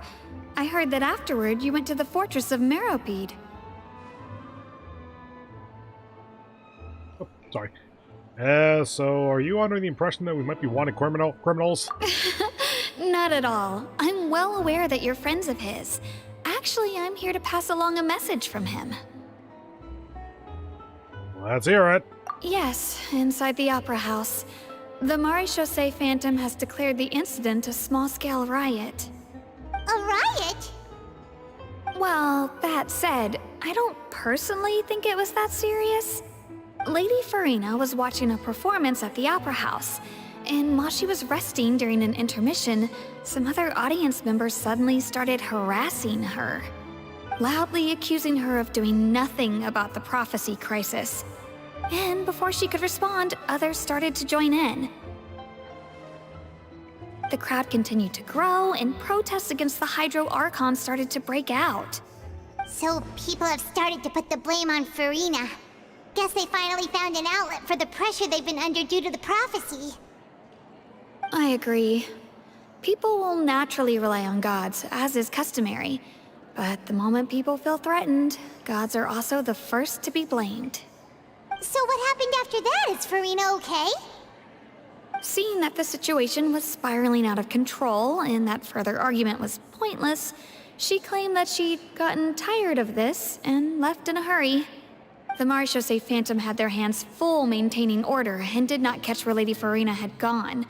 Only when things had stabilized did we realize that she had gone missing. So, you mean she's still missing? That's right. The Marechaussee has dispatched many people to search for her, but we don't have any leads yet. That said, I don't think there's much to worry about. She is a god after all. Even if she were to fall into the hands of rioters, what could ordinary people do to her? Kill her? I understand the situation. Good. Monsieur Nervillet sent me to tell you about the situation, but he didn't say anything else. Don't worry, this is more than enough to go on. Thanks for keeping us informed. Ah, is that so? Well, all right then. In that case, you two take care. I'll be heading back to the Palais now.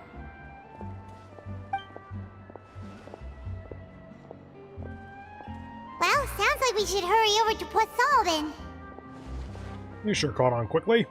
If we know Farina, she won't try to fix things in this situation. Instead, she'll look for a place to wait out the heat.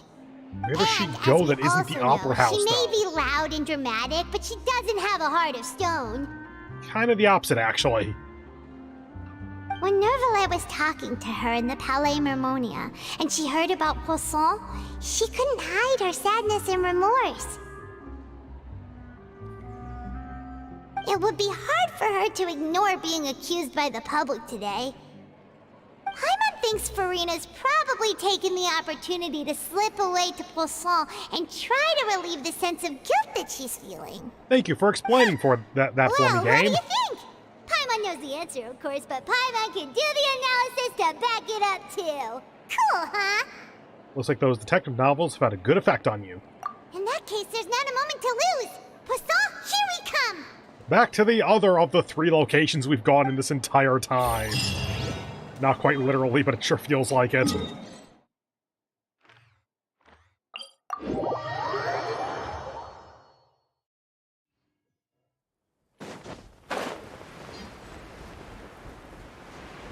That looks like it might be underground. Might just be the slope of the road, though. It'd be labeled as underground, wouldn't it? Yes. Fade into view. Darn. No. It's important. Busted. Quietly now. How dare you attempt to attack me? So, this is a thing. I'm 92 meters away. I didn't even move! Okay, so it says go to Poisson, so let's try going down first.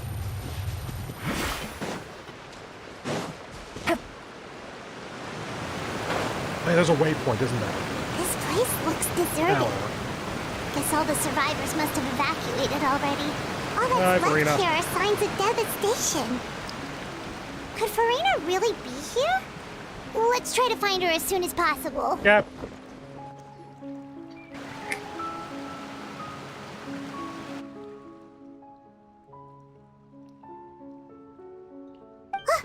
That's Farina, right over there. She really is here all on her own. Shh.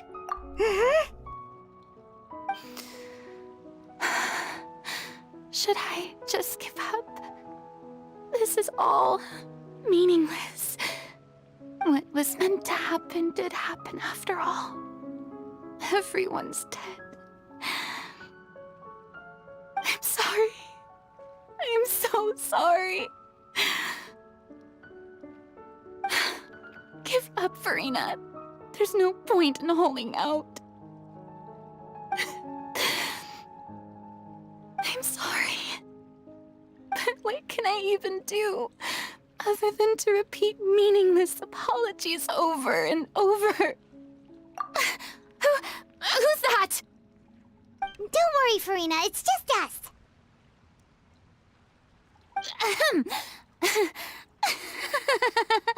So it is you, blonde traveler from another land. Why, I almost thought you were someone from that mob of my ignorant subjects. Come to kneel and beg for my forgiveness. Farina, you were crying just now, weren't you? The tear stains on your face are obvious. What do you mean, tear stains? Oh, I remember. The show at the Opera House earlier this morning was so moving. I'm still trying to process it. Who did that uncivilized rabble think they were, disturbing my enjoyment of the arts? They even dare to tout their Archon. I must teach them a lesson. I can just imagine their twisted and frustrated faces once they realize that I'm nowhere to be found. Oh, and I'm sure Nouvellette and those people from the Marche Chaussee Phantom are freaking out right next to them, too. Stop trying to act tough, Farina. You're actually beyond devastated right now, aren't you? Of course not! Hey, there she is! The Hydro Archon's over there! Quick, after her! Farina, those people seem to be after you. They are? They're just some rabid fans who want to cut the line because they haven't been able to meet me in person, aren't they? That's against the rules. I can't let them get their way. Farina just ran off! God, she's good at dodging Quick, we have that. to catch up with her!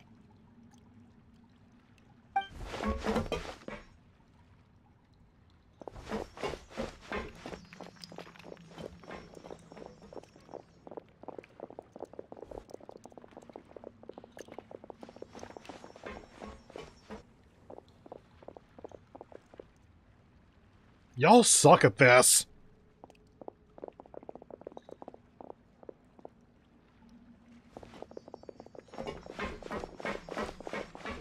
This should be the place, right? Hey, Farina! There's a good hiding spot over here. Quick, come to Paimon before the rest of them catch up to you. Oh, duh. Crap. What is this place? Hurry, they're almost here! Fine. I suppose haste is warranted. Lead the way. I don't like tricking her like this. I get narratively that it's necessary, I just don't like it.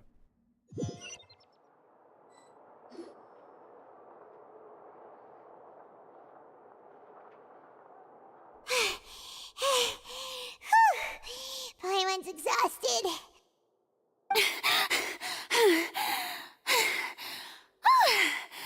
I'm so tired. I totally thought they had caught me. No, I mean, I merely gave in to the sheer enthusiasm they displayed. You might want to lower your voice to stay hidden. This place is not what I'd call soundproof. You're right. Yep, that's a good girl.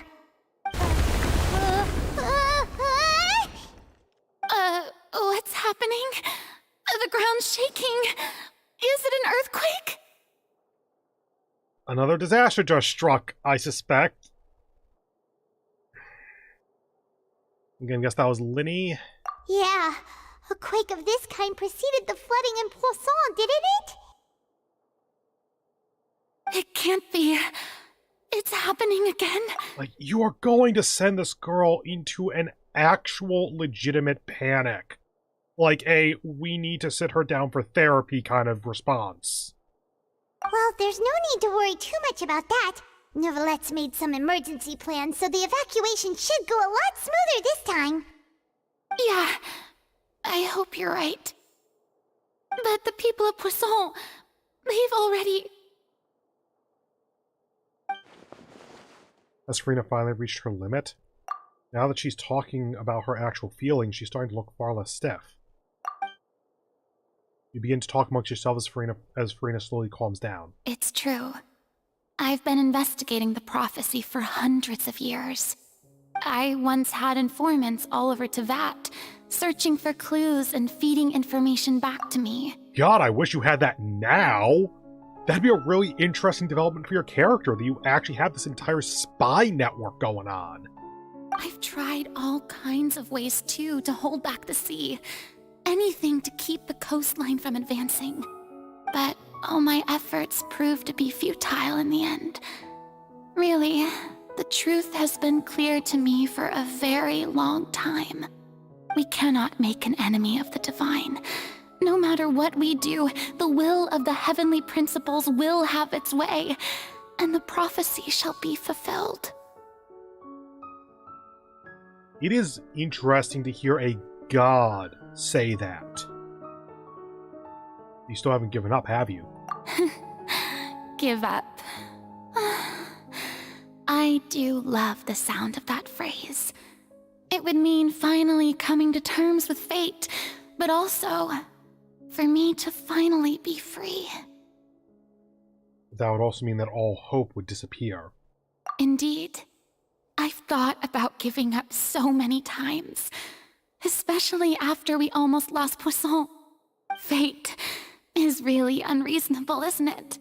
It has no heart and obeys no rules. The prophecy has only just started to come true, and so many people have already lost their lives.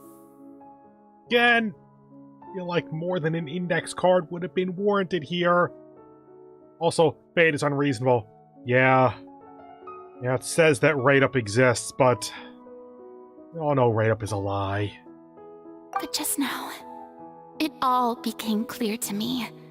I still don't have the right to come to terms with fate on behalf of everyone else.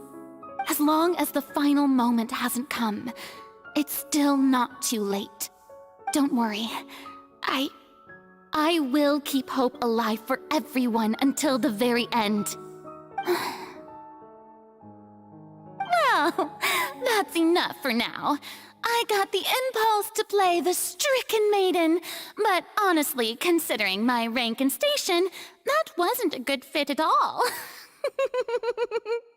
Don't take any of what I just said seriously.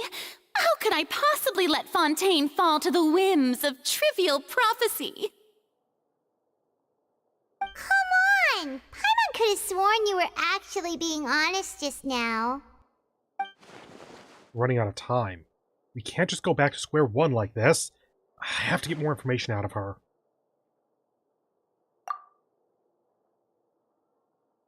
Okay, Farina. Although I don't know what you might be keeping from everyone, your people are more than willing to share your burden with you. Share my burden. That's impossible. It was fated right from the start that this would be my duty alone. That sounds like something you can choose not to be the case. But even if your burden doesn't need to be shared, you can still choose to confide in someone. Just share it with me. I'm what you would call a witness. A witness? Yes. I've heard that you came to Tevat from beyond the stars, yes.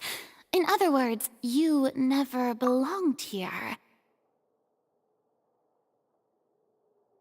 I wonder if that means that any kind of fate dictated in this world, anything where even the Archons are helpless to the whims of the heavenly principles or whatever, that means we can just step in and go, nah, we doing this and saving our friends, yo.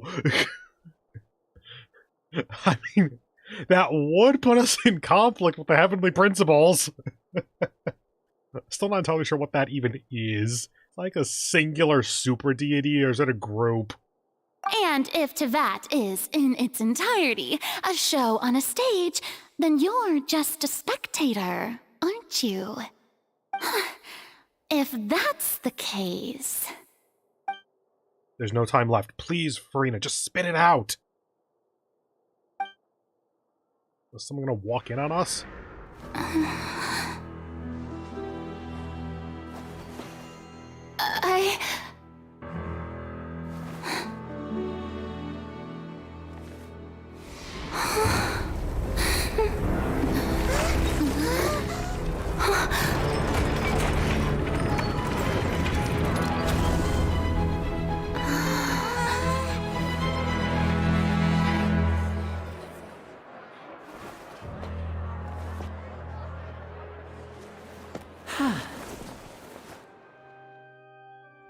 Farina just screams and runs away.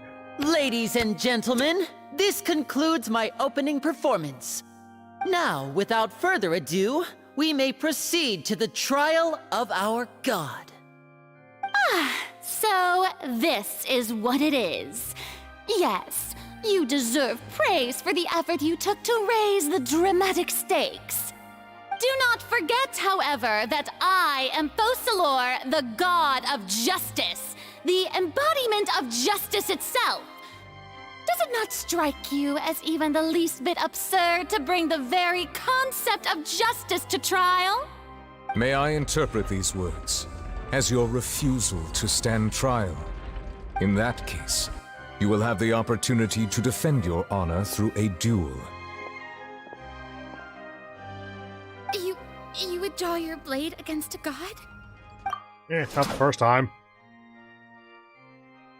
I see. It seems like you have made up your mind. Also, I notice how Nouvellette just moved past. I will take that as your requital from the trial, basically. I just moved past that without her actually responding.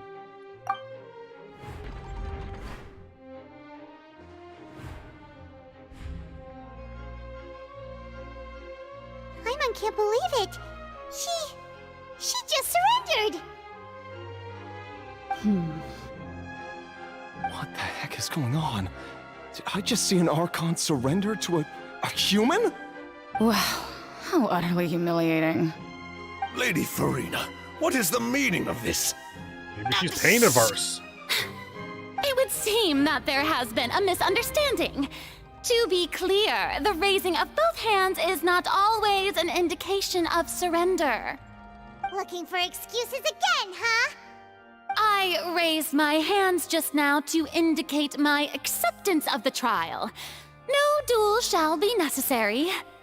I will admit that I've been running away for a long time. I'm sorry, everyone. I was unable to protect the people of Poisson. It is my duty to stand trial for my crimes. Up top of the Nouvellette. Thank you, Lady Farina, but, this trial is for tax evasion. Can you please go to the stand? You are not the only ones to be disappointed in me. I, too, am exceedingly disappointed in myself.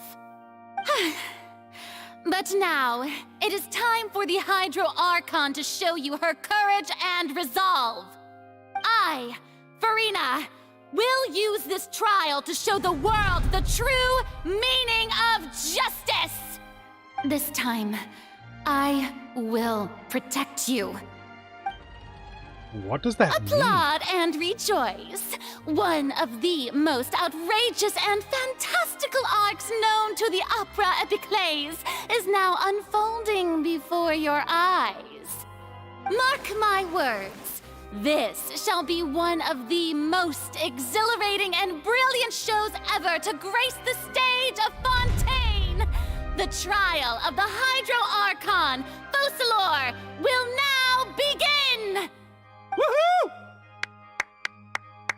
Oh, now we're making history! Why does it feel like Farina just took over the whole thing? Like, come on! Didn't she just get forced to stand trial for her crimes? Also, even though she's still acting super dramatic, she is taking this seriously this time, right? Probably. All right, then. Who will be my opponent in this trial? Never let. The court asks the prosecutor to please take the stand. All right, we already decided that. Aren't you supposed to? Okay. Thank you, Your Honor. Ring, ring. Hey, Nahida. Can you wingman me here? I kind of need to win. Is that so? Very well. Then please speak, witness of Tivat, my accuser and fated opponent.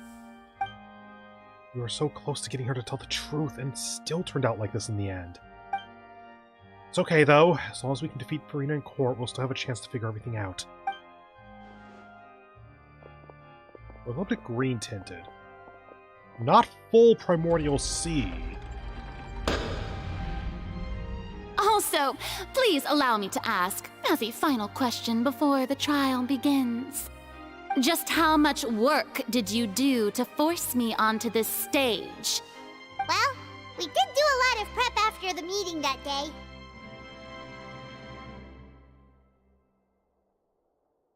I can go over the tasks assigned to the Spina di Rosula, since they were rather straightforward and easy. Navia, the president of the Spina di Rosula. Most of the people who participated in the disturbance this morning were my subordinates. Yeah, called They that. changed into plain clothes and came to the Opera House as regular audience members, waiting for the perfect opportunity to incite insurrection against you. Oh, as I expected. I know where you live. The people's resentment against their Archon has been building as more and more of the prophecy is fulfilled. A spark was all we needed to turn smoldering anger into a flame. Moreover, according to our understanding and analysis of you, when something like that occurred, you would likely flee the scene and head to Poisson by yourself. So, we arranged for a second group to lie in wait there. So, you mean... the ones who scoured the settlement for me were also from the Spina? And their goal was to force you to step into the giant magic box so you may personally participate in the greatest magic performance in all of Fontainian history. Yeah, are you gonna explain how that part worked? Because, like, what? The first rumble was probably the thing starting to move, and the second rumble was it getting into place? I'm gonna guess. How the hell they set up tracks between the two is gonna be my curiosity there. That's right. That house was a magic box, rather than someone's residence. As the super ultimate version of the setup that I used when I first performed at the Opera Epiclese, the volume of the box was increased by a whole order of magnitude, and the distance it traversed was the entire gap between Poisson and Arrhenius. Its cargo, of course. That was not an order of magnitude, by the way. That was... honestly, I don't know the exact measurements, but it looked like it was on the order of 4 times the size. Order of magnitude is 10 times. Was an Archon instead of a human. My thanks, Farina. Without your help, we could never have pulled off such an extraordinary performance. You're welcome? Of course, this performance was only made possible with Father's support. The House of the Hearth spent a massive amount of labor in Mora to pull this off. We had to select a location, construct the giant magic box, dig a tunnel, and open up a path through the water. It was a lot of work for all of us. There is no fucking way it was worth it. So, in other words, the earthquake that we felt within the giant magic box was just a normal tremor from the transportation of the whole house? That's right. It wasn't a sign of another disaster to come. Sorry about that. We deceived you back there. Then, I can guess Nervilette and Cloran's parts. You gathered a crowd, prepared a stage, and made sure that the champion duelist would be immediately ready for a fight. I somehow... Okay, so... Navia had to make the entire crowd of her actual normal supporters, but put them in plain clothes. The House of the Hearth trio had to organize this entire magic show thing. Nivedette had to pretty much make sure that the audience was prepped, that like the trial was at the ready. Clarine had to show up. Like, that's what I'm hearing out of that. Also that as soon as I appeared on the stage, the trial may commence without a hitch. Am I right? Yes, that is correct. Well, Clorand, I must commend you for your courage. Only the most outstanding champion duelist in all of Fontaine would accept a duel with an Archon without flinching. Thank you. As for you, Traveler, I suppose your role was to keep me distracted with conversation once you found me in Poisson. You'd make sure that I didn't notice anything amiss before revealing yourself as my prosecutor once we'd arrived onto the stage. No. Oh? My mission was to give you one last chance. We hoped you'd share your secrets with us before the magic box arrived on the stage. Is that so? Then I suppose I must have missed my final chance. It's fine. It matters not. What's done is done. The stage is already set, so there's no reason to disappoint the audience. Let's see this trial through to the very end. Yeah, the only thing we can do now is judge the Hydro Archon. So I can't help but be a little bothered by that conversation earlier. What did Farina want Madam to say? Prosecutor, please allow me to pass this along. This Sure. is a document that Miss Charlotte applied for and received permission to share with you during the trial. According to her, it should speed up the proceedings. Huh? Charlotte wanted to give us something? Oh, so she's here too! Hey, Charlotte! Yeah, did you not see her in the crowd? Oh, let Paimon see. Isn't this the exclusive interview that she did with us before? So she's already finished it, huh? Oh. Wait. Okay. And that means this document is a perfect timeline of everything that's happened ever since we stepped foot in Fontaine!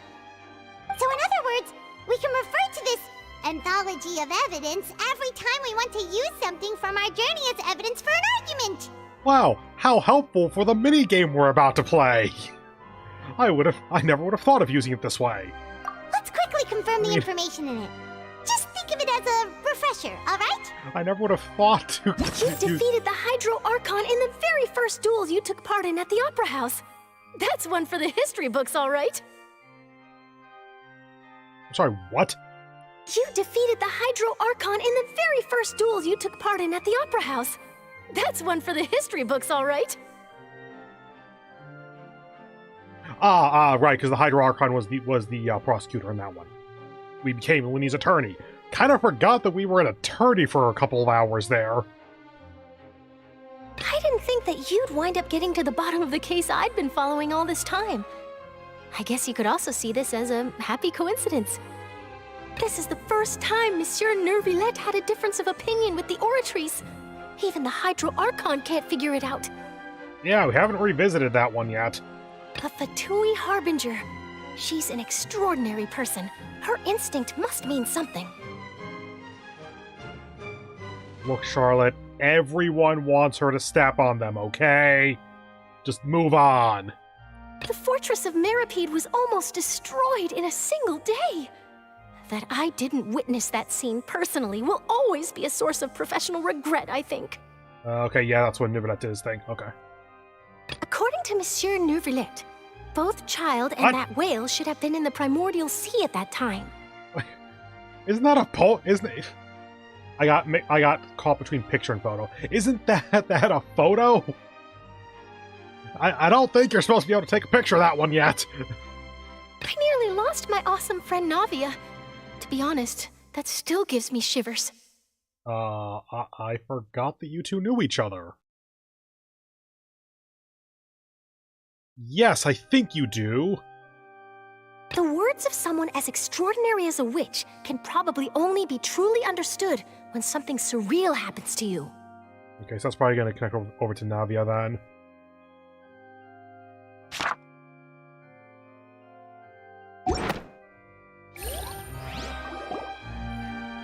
The prosecution and the defense are both in position. The trial shall now begin. Oh, come on, Nervylette. There's no need to repeat all the unimportant legalese. Just fast forward to the part where the prosecution lays out my offenses. As the defendant and the lead actress of this performance, I still haven't even been informed of my supposed guilt in all of this. Yeah, you're the idiot who accepted a trial without hearing the charges. You think you're gonna win? Of course. It is only natural for humans to struggle to understand the actions of a god. However, you will need more than that to convict me of a crime. Literally brings in the other 4 Archons to bear witness or whatever. That's true, but my charge here is unrelated to your conduct as an Archon. You're allowed to talk? Instead, I would like to charge you as a fraud who's never been the Archon in the first place. That's kind of what I thought maybe they were going for, actually. Is Farina not actually the Archon? Wait, what was that? Lady Farina's a fraud? Now, because of how she's been marketed over the past several versions, I think that she's going to, at worst, become the Hydro Archon here, like with the story. Because I don't think they're going to just have her not be an Archon when she's playable already.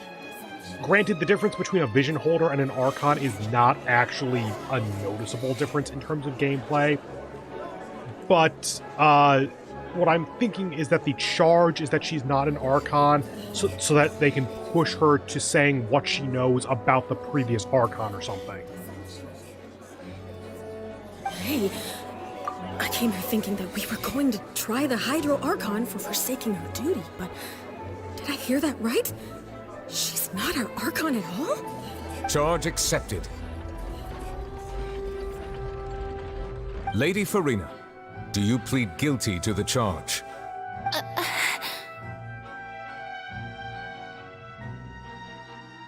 Lady Farina. I plead not guilty. How can I be guilty?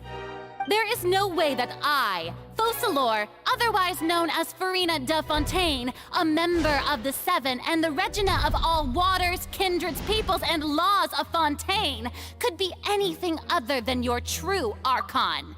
My best guess is that, like, the actual Archon power is in the Oratrice, and, like, essentially a small little bit of Archon power is passed on from one person to the next more commonly than a normal Archon. Like, it's at least closer to a normal human life. Yeah, even though Lady Farina can be rather eccentric, isn't it going too far to doubt her very identity?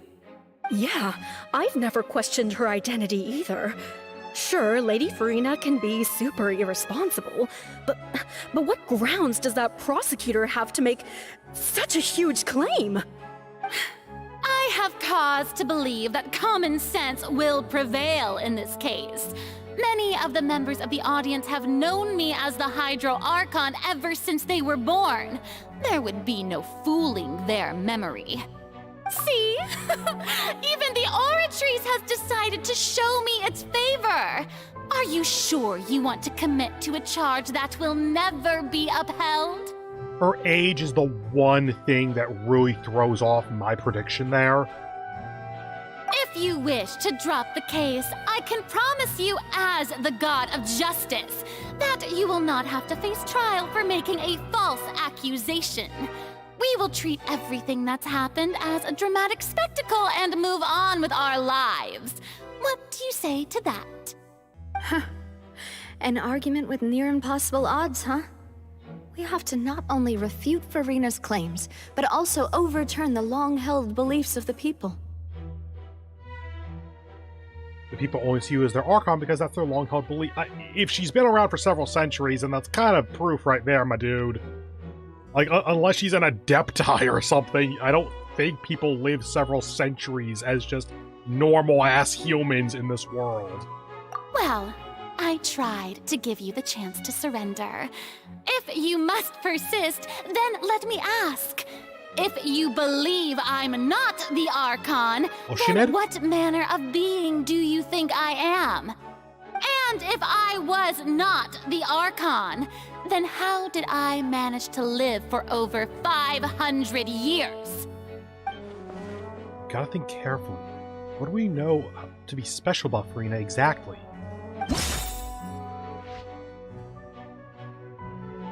Did grade these out by the looks of it? Yeah, irrelevant. What do we know about her to be special? We have the Conviction, the Knave, and N.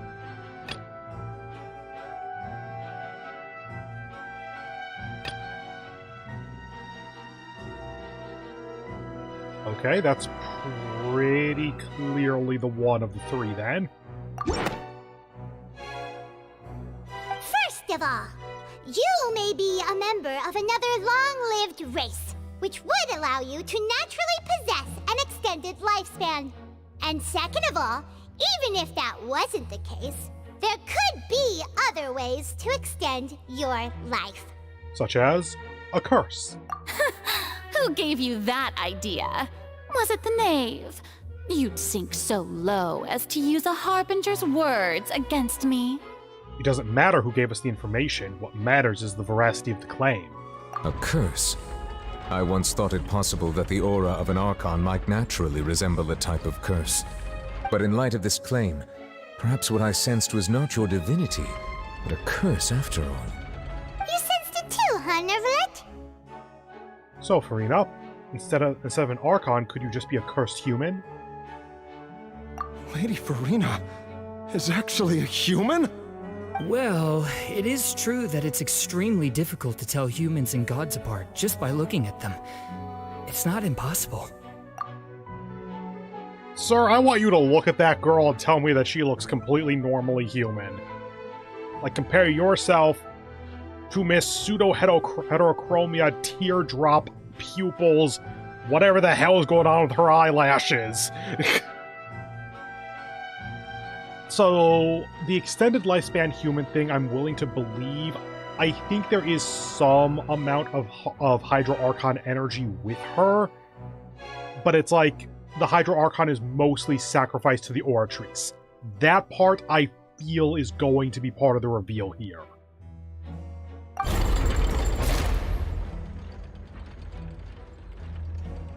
Well, don't start celebrating too early now.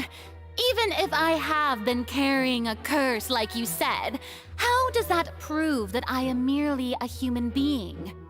Besides, everyone knows that the main difference between a human and a god is the possession of authority. Gods can do what humans cannot. That's why they're worshipped as gods. I think we already know that the Hydrognosis is within the Oratrice. I don't quite remember if that was confirmed or my speculation from 4.0.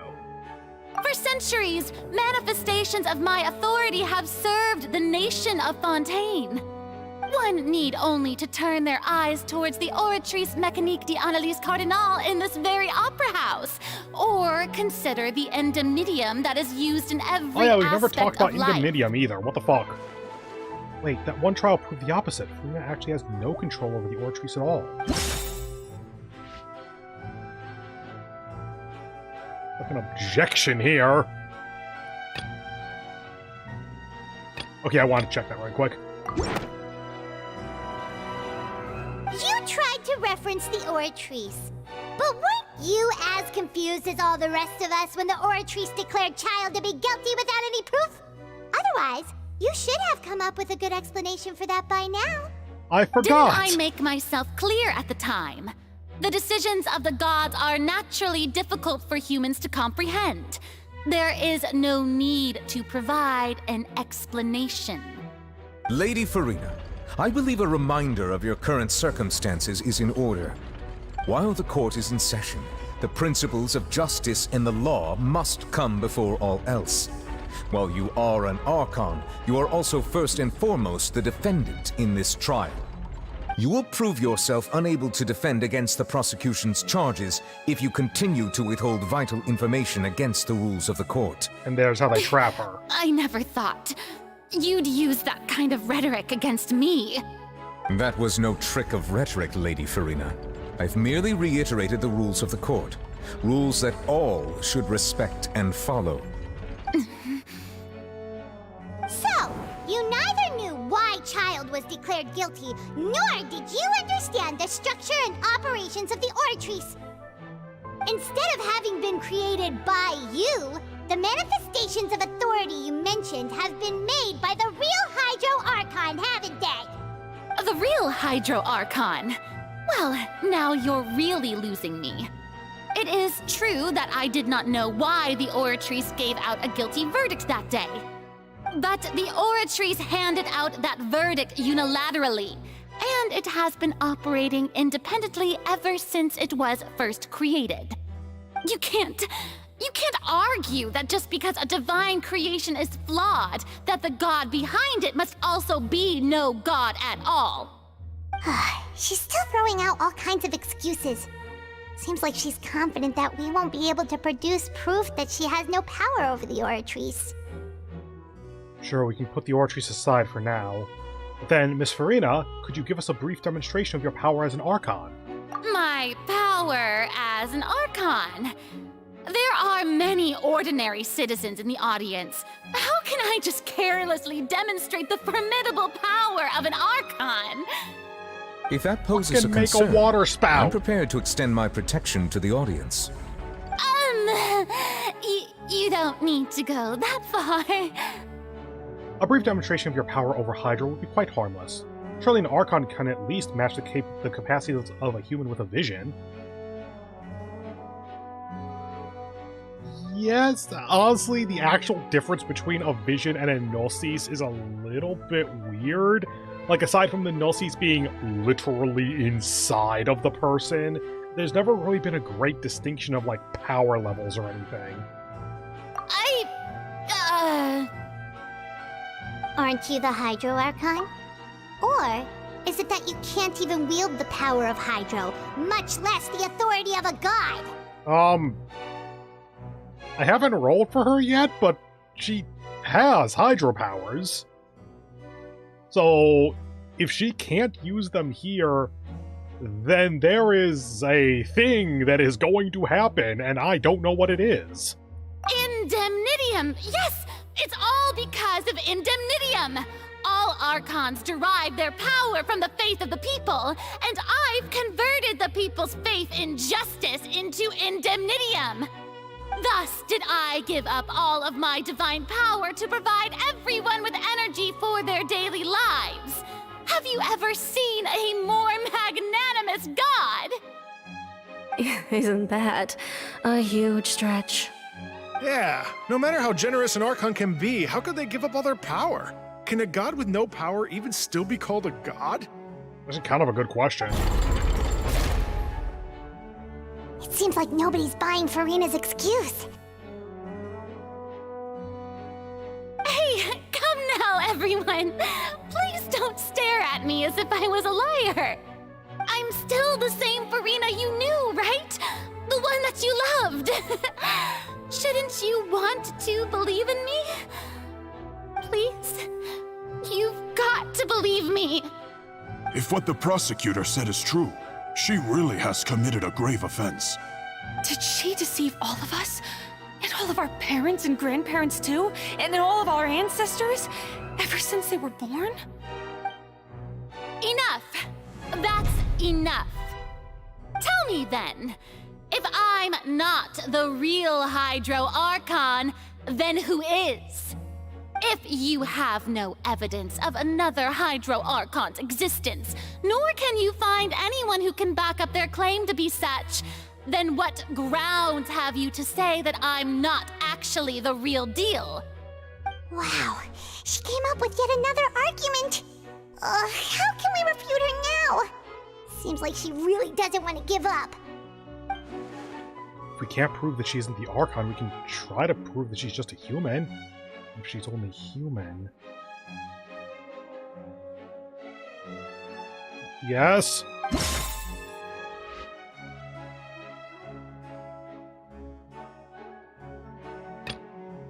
Oh wait, this. Or, like, this kind of thing, like the seawater.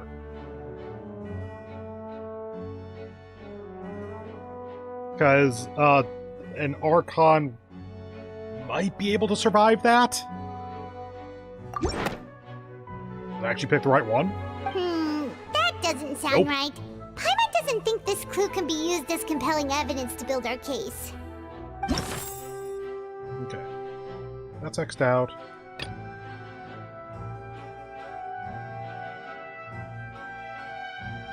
Power beyond a human.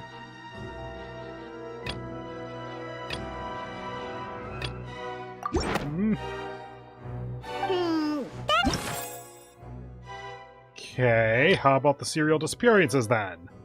It has been established that all Fontainians can dissolve in water from the primordial sea. And that means... Since you insist on claiming to be a god and not a human, then there's a method that you can use right here and now to eliminate all suspicions of you being the latter. Kind of, sort of. Because I would say that that method, or like that reasoning, does not hold, because if the god is also Fontainian, then the god would also likely dissolve. So the god not dissolving would then not exactly be proof. Or the god not wanting to do the test. Because we just don't know if it's going to work on gods the same as humans or not. However, there's also then the problem of if the water doesn't dissolve gods, then that is the same effect as if a not god, not from Fontaine, gets the water poured on them. So if she's a cursed human from Sumeru or something, then it would be the same as proving that she's the Hydro Archon due to how the test works. So it's not a good test. Miss Navia, please apply to serve as a temporary attorney for the prosecution before addressing the court. Though you act in partnership with the prosecutor, you must still adhere to proper procedure. Super sorry, Monsieur Chief Justice. I swear this really will be the last time that I'll speak out of turn. Oh yeah, you did that before. And also, now that I think about it, Farina, shouldn't you have called like a mistrial or something the moment you agreed to this? Like, you know for a fact that the judge, in a court where there is no jury, the judge is in partnership with the prosecutor. Kind of feels like that's not going to be a fair trial necessarily. Granted, then you have her own pride and the Oratrix, blah blah blah blah blah. Now, I've brought some seawater from Poisson. As everyone knows, a massive flood struck the area not long ago, taking many lives, including those of some of my closest friends.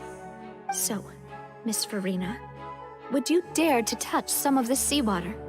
If we are to believe that you are indeed the real Hydro Archon, touching this seawater would have no effect on you. All it should do is strengthen your case. That was the other thing I was going to mention is, the only reason we have to think that the seawater would affect gods differently is because of the prophecy saying that after everyone is dissolved in the water, Farina will be crying alone on her throne. But if you don't dare to touch it, then we would have basically proved the reverse. Oh, and I must remind you that after the disaster at Poisson, nobody wants to see any more people dissolve. I do hope you'll act prudently and choose the simpler path of admitting guilt. Navia from the Spina di Rasula. The Spina has governed Poisson for many years. I guess her suggestion is valid. If Lady Farina is indeed just a human, she's probably Fontainian like all the rest of us. Would she really dare to try?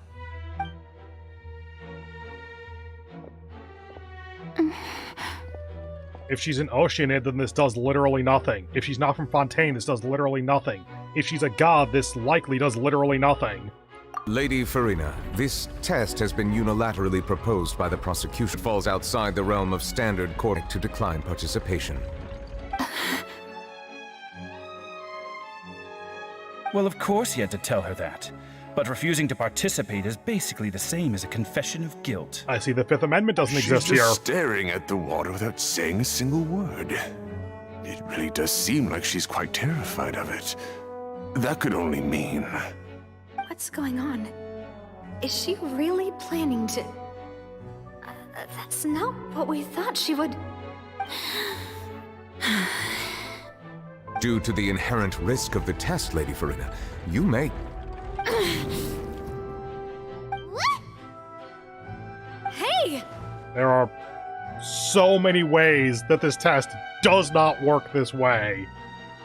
Also, even if it doesn't work, that's still a drug. Like, we originally got introduced to it as a way that people got high. Yeah, she thought she was gonna die. I'm fine! Look at me, everyone! My hand is still here! I haven't been dissolved! Will you believe me now? I really am your Archon! I'm nothing like a normal human who would fall apart as soon as they touch this water! Really? Was this not the most obvious thing in the world? Miss Siegewin? If you're present, Miss Siegewin, please come forward and attend to the defendant. Siegewin? Don't be nervous. It'll just take a few seconds. Why are there 4 of you? Let me see. That should be enough. Please announce the results of your evaluation to the court, Miss Siegewin. As everyone doubtlessly saw, Miss Farina was displaying symptoms of hyperventilation and flushed skin. These indicate that she was experiencing the adverse effects of exposure to primordial seawater. The extent to which she was affected is the same as other humans when exposed to primordial seawater of a similar concentration. Accurate from what we know. Also could be bullshitting because she was so clearly panicking, and so they're just trying to push her into admitting something.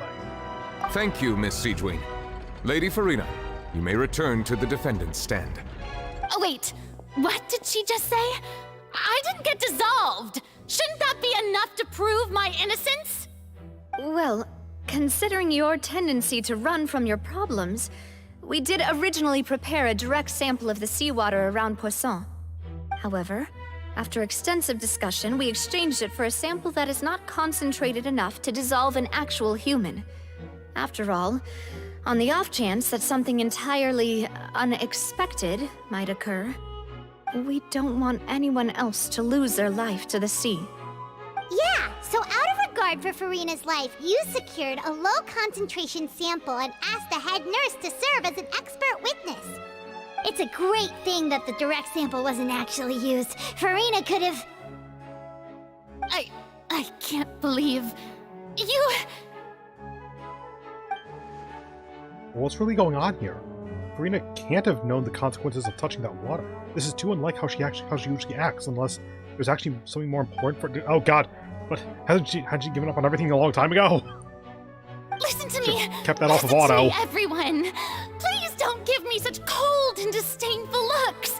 What happened just now didn't prove a single thing! Think about it! How can you conclusively prove that an Archon can't also be affected by the primordial seawater? Brings up 4 other Archons to go test. Also, if I was really just a human, why would I dare to just put my hand in that kind of water?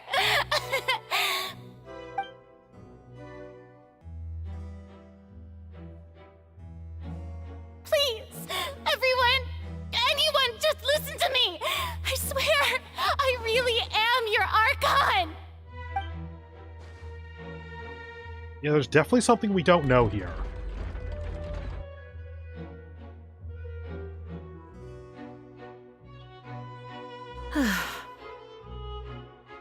I don't think anything she says at this point will sway anyone. The odds are just too stacked against her now. With all the things that have been said, Paimon doesn't think there's any way left for Furina to win. I believe the time for arguments and presentation of evidence has come to an end. If there are no objections, we will move on to the final judgment. Oh. Is the Oratrix not going to give the answer everyone expects? I don't think anything because it has the Hydro Archon's power. Stacked against her now.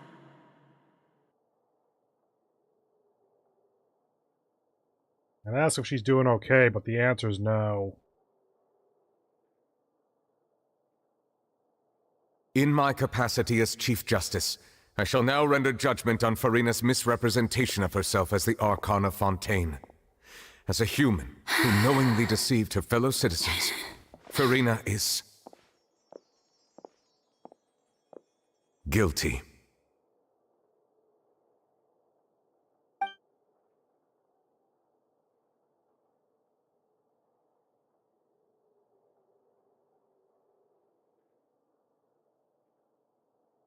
We shall now turn to the Oratrice Mécanique d'Analyse Cardinale to render the final verdict on the charges. Oh, Honkai Star Rail.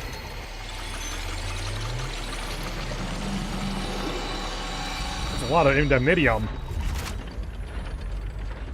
According to the judgment of the Oratrice Mécanique d'Analyse Cardinale, Furina is...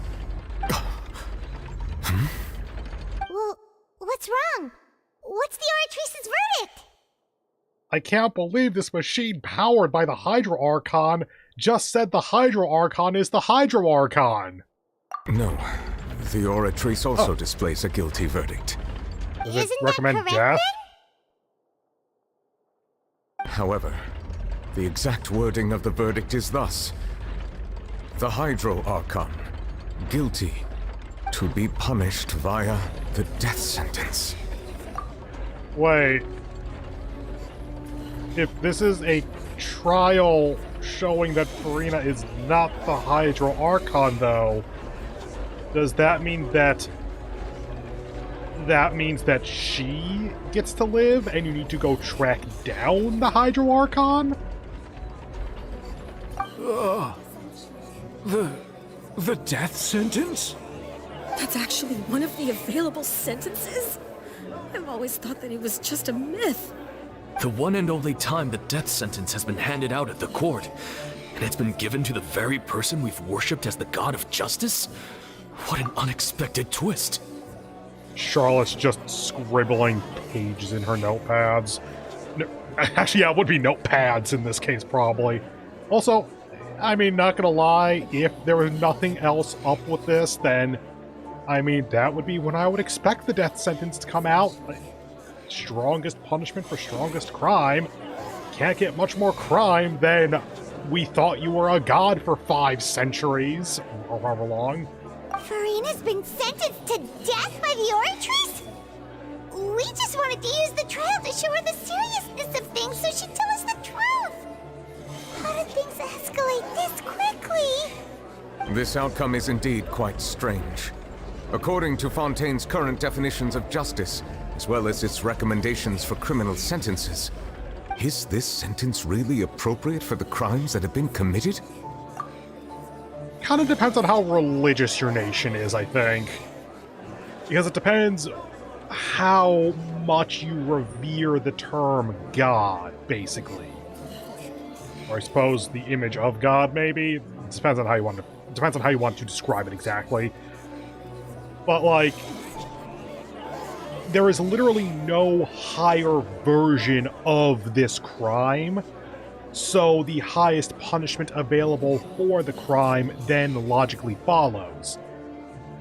It then just becomes a question of if you are personally in favor of the death penalty or not, and that is an entire conversation, hell, an entire fucking thesis of stuff that I am not going to get into right now. Wasn't sentenced to death by the Oratrice. You know, the real evil mastermind behind the serial disappearances case. What's more strange is, instead of Furina, the Oratrice rendered judgment on the Hydro Archon. Indeed. Not only is Furina's sentence overly excessive, The very point of our trial today was also to prove that Furina has never been the Hydro Archon in the first place. Which means that her sentence isn't overly excessive because you don't know who it applies to. But now, the Oratrice seems to have deliberately invoked the title of the Hydro Archon. What does this mean? That she's the Hydro Archon? Excuse me, if I may interrupt. I am the Hydro Archon! Is the trial still going? Fremine! No? Oh, you finally made it. I assume this means you've completed your mission?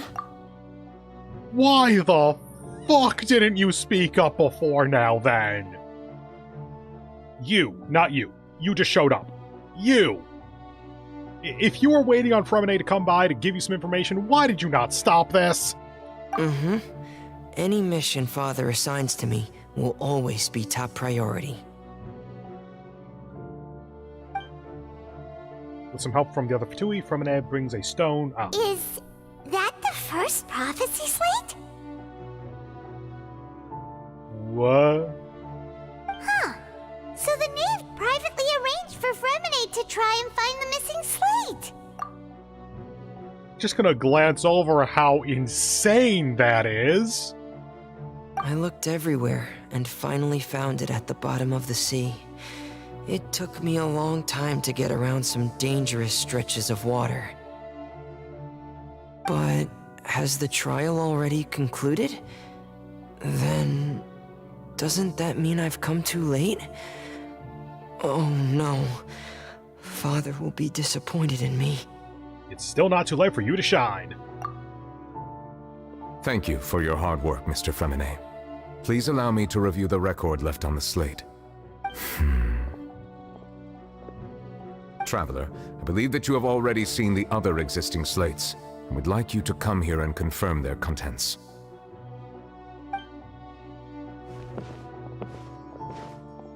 Huh? So what do you see? What is it? This looks like the previous Hydro Archon releasing her divine power, turning the Oceanids into human beings. Oceanids.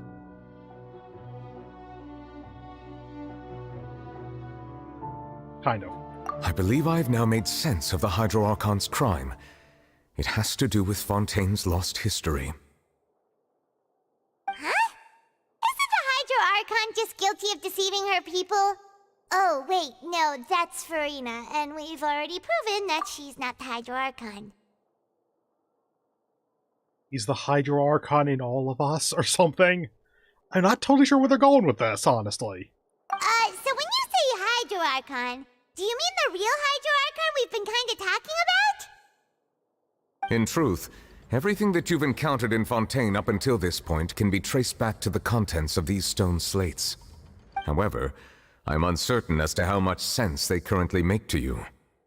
Well, I'm about to have a minigame to make more sense of them, I'm sure. An association between the contents of the slates and the events in real life. Okay, let's try to recall the contents of the other 3 stone slates. Paimon will do her best to help you remember.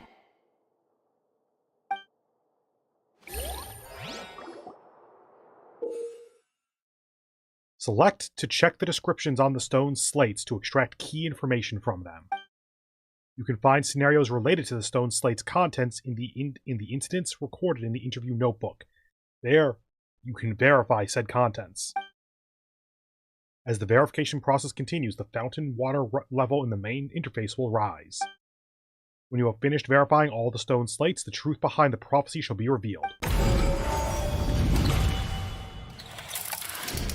The first stone slate describes what you just said. It seems to show the previous Hydro Archon using her divine power, and then the Oceanids turn into humans. Okay. Now, I wanted to go to the end of the trial here, because that's probably going to be the end of Act 2 of this update. I really want to go check on my Demiglass, though, because I think it might be getting about done, and I really don't want to make it go much further. So, I'm going to go take another break. I might make some tea as well, so this might be a little bit of a longer break. When we come back, though, that is when we'll do all of this. See you in a little bit. Bye.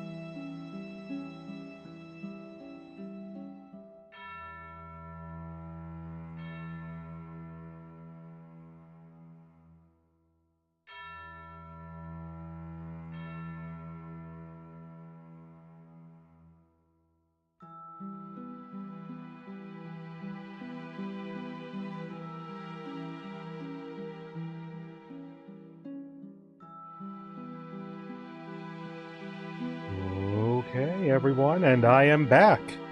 Let me go ahead and get back to the stream here. Hello everyone, welcome back. Again, sorry that was a little bit longer. I did go ahead and make myself another thing of tea. Mint tea if you care at all. The demi-glace is not quite done, but it's like close enough that if I go for another hour and then check it again, it'll probably be either done or past. So just to be safe, I'm going to go ahead and turn off the heat for now on that, because when I'm making dinner later, the time it'll take to make dinner will be plenty of time to reduce that down to the actual demi-glace. And if this stream goes long enough that I have to worry about microbes in the demi-glace, like because, ooh, it's such a sugary, salty, but not too salty, protein-rich environment kind of thing, then Jesus Christ, I need to go to sleep at that point. Okay, let's actually get back into the plot here. Okay, so the first one where the Oceanids are becoming people. Does that mean that Fontainians... The second stone slate shows Celestia floating in the sky, and the Hydra Archon and her people worshipping it together. But the heavens still brought judgment down upon them. So is the original sin here the turning Oceanids into people, and Celestia didn't like that? This must be the point when the Hydro Archon and the Fontainians were branded with their original sin. Does this mean that the original sin and the Hydro Archon sin are the same thing? The third slate shows the Hydro Archon seeking into the sea surrounded by many people. We saw that with, Touche, whatever his name was. Where, when he, however the hell his story ended again, whether he took the primordial water or not, he saw all of the people who he had melted. That reminds Paimon, didn't we also watch that happen to someone else? Did we know that happened to him? Well, the fourth slate is the prophecy the Fontainians have been talking about. People dissolving into the sea, the Hydro Archon crying on her throne, and so on. Well, actually, now that rings very differently because the Hydro Archon is surrounded by people. And we know from Navia's time in the Primordial Sea that you essentially get kind of a almost purgatory-esque dream state. So if Furina can be affected and she's alone, then that would actually indicate that she's just swallowed up by the sea as well. We didn't believe that such a crazy disaster could happen at first, did we? But after that incident, it was just a question of when and not if. Which incident? Paimon? Okay, so this one's probably not Tusser because that's Child's brother, but Touche, whatever his name is.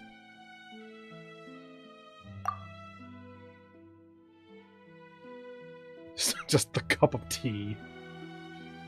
Oh, the truth behind the Zero dispute. Oh no, that's what you are. There. That doesn't sound quite right. Really? Let's think about this some more. Oh, okay. Look at you then. Okay, so this is the power to turn Oceanids into people. It doesn't have the actual conclusion there.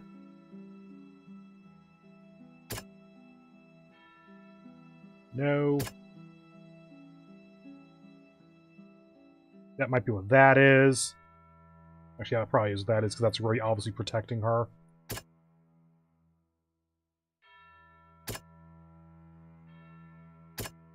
Okay, down to you. Verify. You. Go ahead. It's not as simple as falling into the sea. When Navia fell into the sea, her consciousness was subjected to judgment. The stone slates show the people gathered around the Hydro Archon in the sea. Could that be alluding to the same thing? Okay. I feel like this is going to end up being the last one I solve, but I want to do it in order. It shows a scene that's basically identical to that described in the prophecy circulating throughout Fontaine. Fontainians will eventually be dissolved into the sea, and the Hydro Archon will sit alone on her throne and weep. Let's try the cup of tea then, because it's the conclusion of the prophecy. That doesn't... Okay.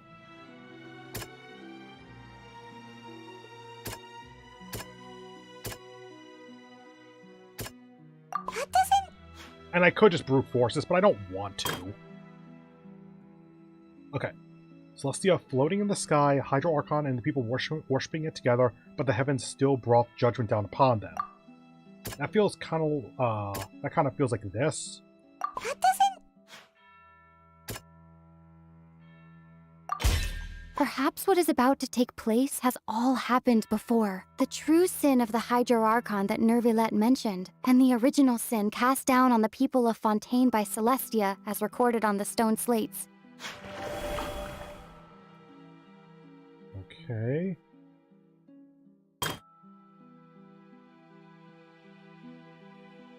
Okay. Pushing it to people. We haven't tried this yet, and that is what happened. We just don't have it listed out here. Okay. We know from the case of the serial disappearances of young women that Fontainians can be dissolved in primordial seawater. And the first stone slate tells us that long ago, the Hydro Archon used her power to turn Oceanids into humans. This might be the reason that Fontainians can dissolve. Which then just leaves Furina on her throne. Well, two left. That doesn't... Apparently the seal to the Primordial Sea is this? Okay. The prophecy from the stone slates found its way into society, but not many people believed it at first. The fortress of Meropide was nearly flooded with primordial seawater, which we know can cause Fontainians to dissolve. It seems increasingly likely that the prophecy may come true. If we hadn't dealt with it in time, things could have gone very badly. Weak ending, in my opinion. The primordial sea, but won't cease to exist. Their essence will flow in the seawater, converge, and take the form of an Oceanid. The Hydro Archon was sentenced to death in court, shocking everyone present. Perhaps this means that her sin was actually Fontaine's original sin. Navia fell into the water inside those ruins, and she nearly dissolved. She was surrounded by the people of Poisson in a court within her consciousness, and was forced to take part in a trial meant to make her stay. The eruption of the primordial sea at the fortress of Meropide was the surest sign that the prophecy was about to come to pass no matter what. The prophecy's contents can all be verified by recent events. If we combine what we know together, loads of truths should come to light. What? Like, that I can kind of follow. It's just in the reverse orders because it's no longer the original version. That, kind of. I see that as a stretch, but yeah, it matches up enough. That, okay, I can reasonably see that. You could see them protecting the Archon from the water. I have genuinely no idea what the fuck's going on with that one. How does Furina on her throne? Because it says the prophecy's true? Seems like a waste of a slab. Whatever. 2 out of 4, why not?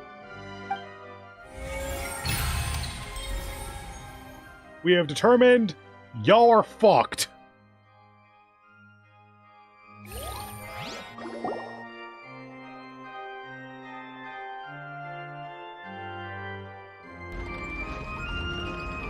Huh? Oh, Paimon gets it now! So that's how you can make sense of it! But then it feels like we're going to have to share some truly shocking revelations. Let's hear them. Okay, y'all are gonna need to get real cool with a bunch of stuff really fast. The first slate reveals that Fontainians are not humans. Incredible. Linny, did you hear that? We're not real humans. Oh, you are Fontainian? You're just also Fatui? I kind of forgot about that. All Fontainians were originally created by the late previous Hydro Archon, with Oceanids as their basis.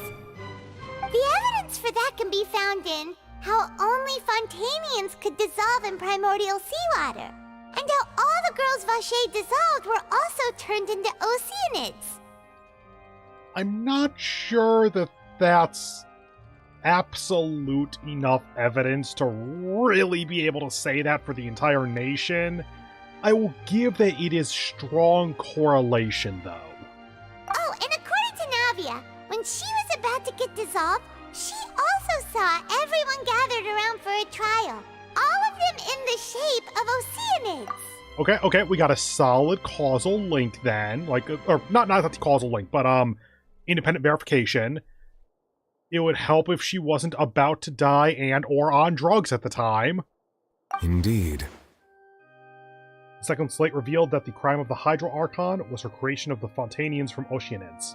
Yeah, and it follows from the content of the first slate that she probably angered Celestia by creating humans without prior permission. That could also explain why the Oratrice judged the Hydro Archon to be guilty. It's to account for that ancient sin. Okay, but why did the Oratrice judge her guilty? Like, what judgment logic is the Oratrice running on? I was under the impression it was on the Hydro Archon's logic. Also, at this point, I'm just kind of assuming that Celestia is an entire friggin' being unto itself. Like, I know so little about this place, but I think it's where the Heavenly Principles is, and that's about all I know. The Hydro Archon's true sin was creating us? And yet, after many hundreds of years, the Hydro Archon's creations have turned around to try to judge the Archon within the Opera Epiclese. The twists of history are often the most unexpected of all. As for the third slate, I'm still convinced that it should come after the fourth slate. Yeah, isn't the image here just like when Navia fell into the sea? No. So wouldn't it be trying to show the image of the Hydro Archon also falling into the sea once the prophecy has been fulfilled in the fourth slate? Probably not if you keep bringing that up. The fourth slate depicts the fulfillment of the prophecy as it's already widely known. In the end, the people will all be dissolved into the waters, and only the Hydro Archon will remain weeping on her throne. Only then will the sins of the people of Fontaine be washed away. Did Paimon get all that right? You've made some keen deductions. I must say, given how much you still don't know, it is impressive that you've already managed to connect so many pieces of the truth. However, while you were able to decode all the information on the slates, they've also been etched with an additional layer of hidden information using a different power source. When we were at the ruins, I tried to decipher the hidden information recorded in the slates. But since we only had 3 slates at the time, I was unable to come to a full conclusion. Now that the slate collection is complete, I shall make another attempt to decipher the narrative recorded within. If everything goes well, we should finally be informed of the unadulterated truth. Wait, do you need the other 3 slates here, then? Guess not. Well? Did you get it? I believe I should share this truth not only with you, but with all the people of Fontaine as well. I will try to briefly summarize it for you.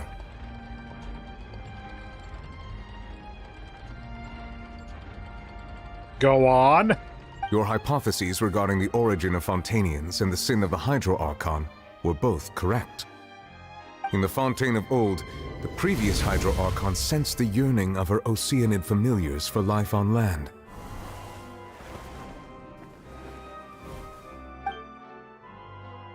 The Oceanids were enamored with the beauty and romanticism of human beings, and wishing to have those experiences for themselves, expressed to the Hydro Archon their desire to become of a similar kind.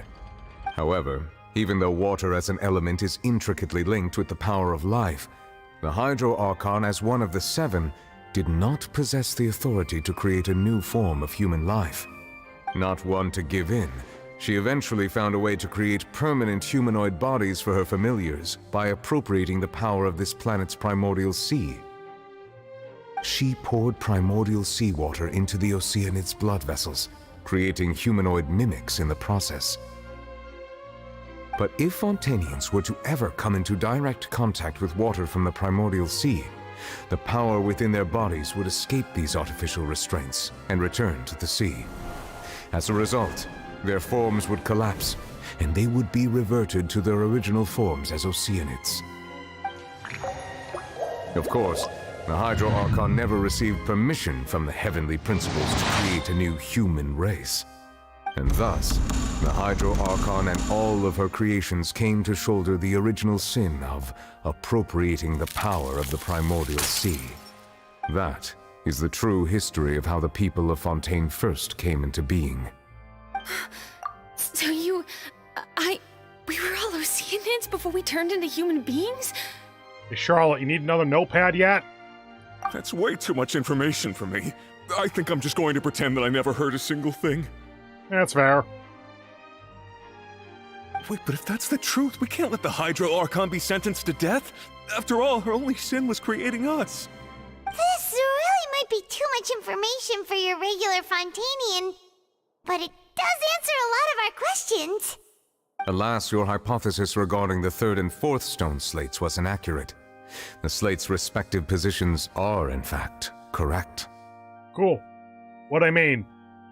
A key point of the visual on the third slate is how all the individuals depicted in the water are humans rather than Oceanids.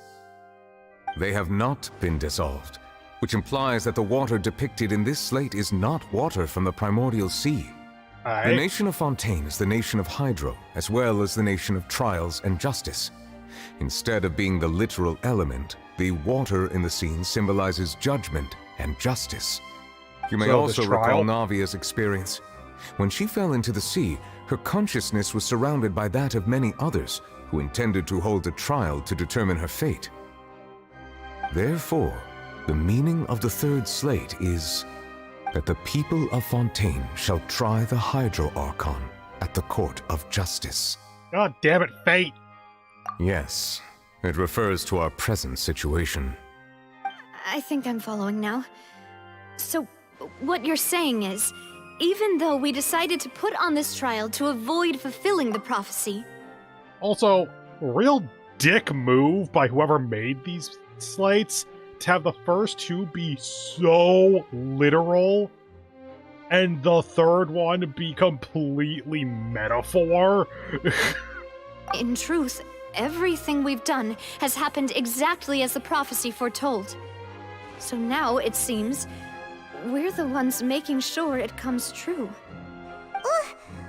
What should we do? Someone shoot Farina so that she can't be alive to sit on her throne. It's one way to make damn sure. Wait, is she currently crying on her throne alone? That might be bad. Huh. No matter what, the prophecy will be fulfilled. Is this what it feels like to be a prisoner of fate? Yep. If that's the case, does that mean the scene in the fourth slate will also be fulfilled soon? Traveler, I would like to point out another small fallacy in your deductions. Please do, I'd like to live. About the fourth slate. You probably thought that the eruption of primordial seawater beneath the fortress of Meripede served as the surest sign that the prophecy was about to come to pass, yes? However, I believe that rather than being a sure sign, that eruption could in fact only be a small warning of something far worse to come. As for the root cause of the catastrophe, I believe you've already encountered it once before. Motherfucking whale time, I suspect. Wait, could it be?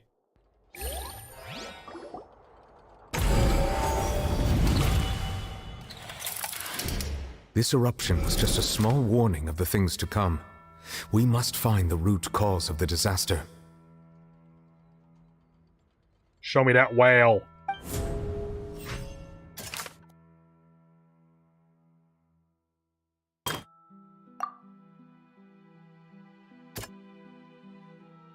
Yeah! It was both dream and reality.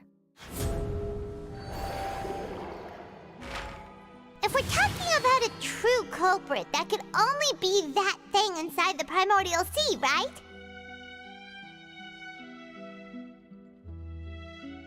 I guess it doesn't auto-advance right now. Okay. The truth The original sin, the trial, and the root cause of the disaster. Okay, but like, what's up with the whale? Why is it causing a problem? Is it the thing that the Heavenly Principle sent to attack the Hydro Archon?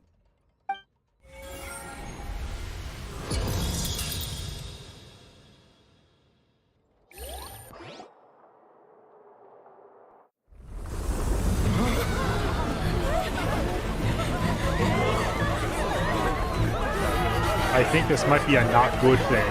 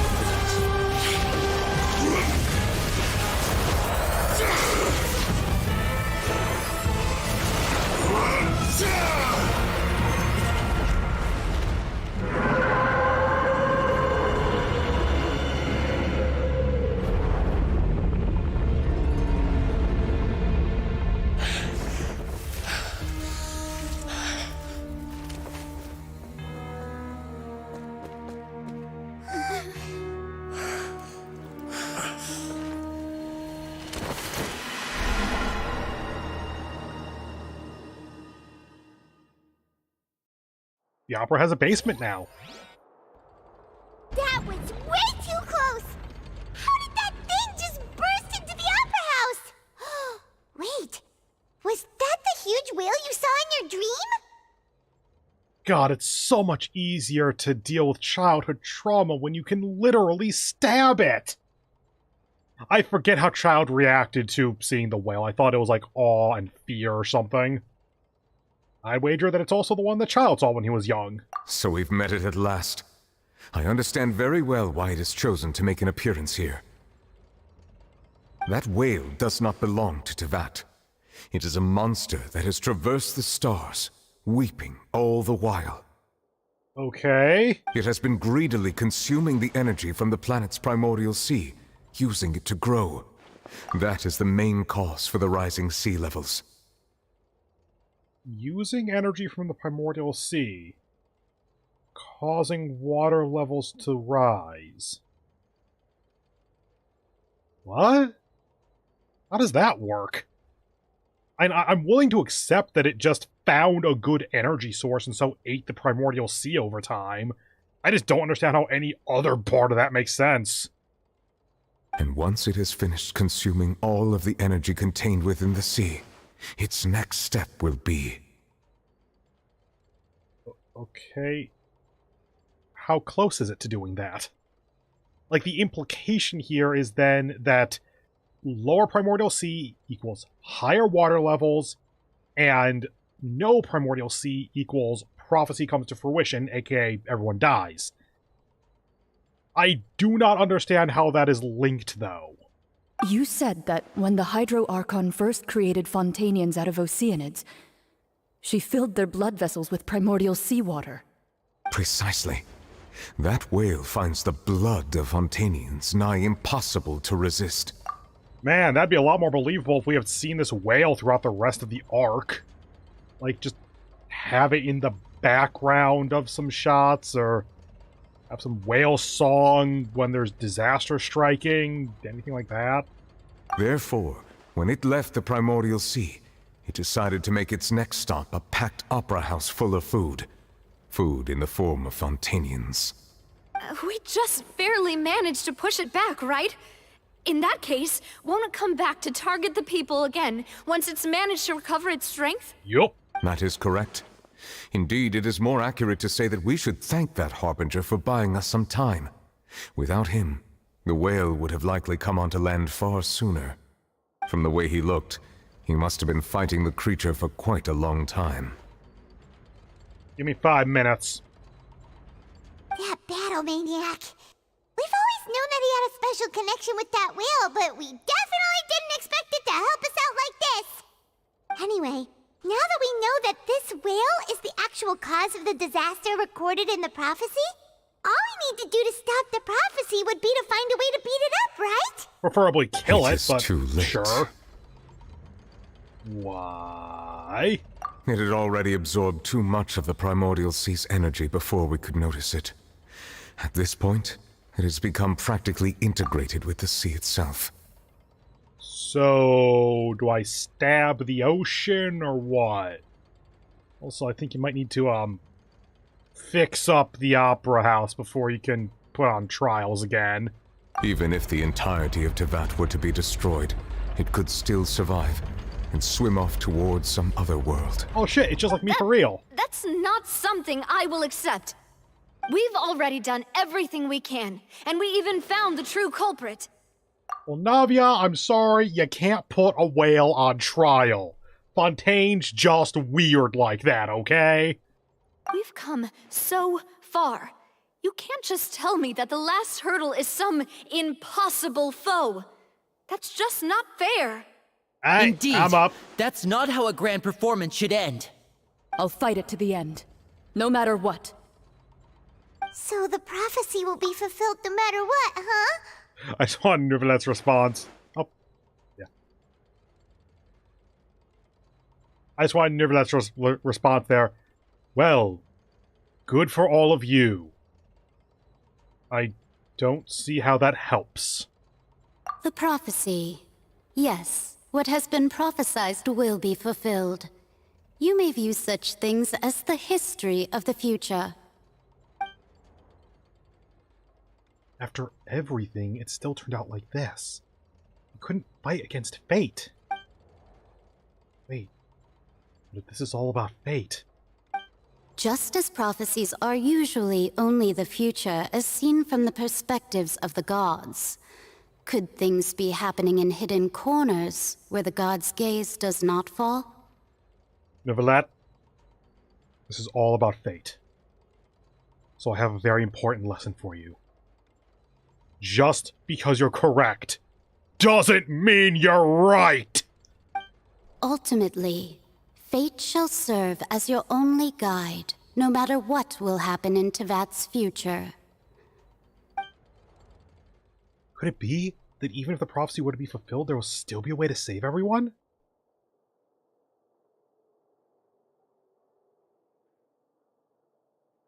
Oh, it's not an auto. Oops. Did I miss something? I think you missed the part where you kill gods all the damn time. Wait, I forgot about Farina. What was it that she wanted to say to me at that last moment in the giant magic box? I have no idea. Maybe here's a interdimensional whale-killing sword? What is her real secret? Go fucking ask her!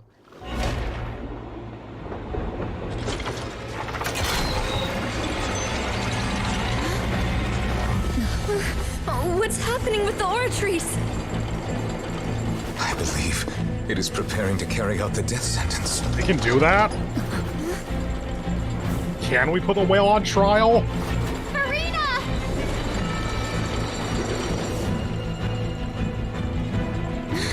No, I still need answers. Also to save your friend and or stop someone from being killed.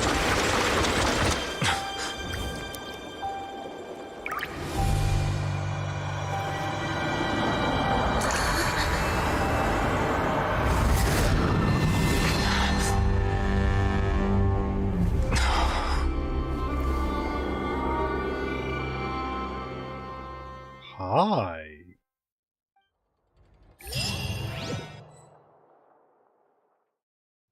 Take me back! Thank you!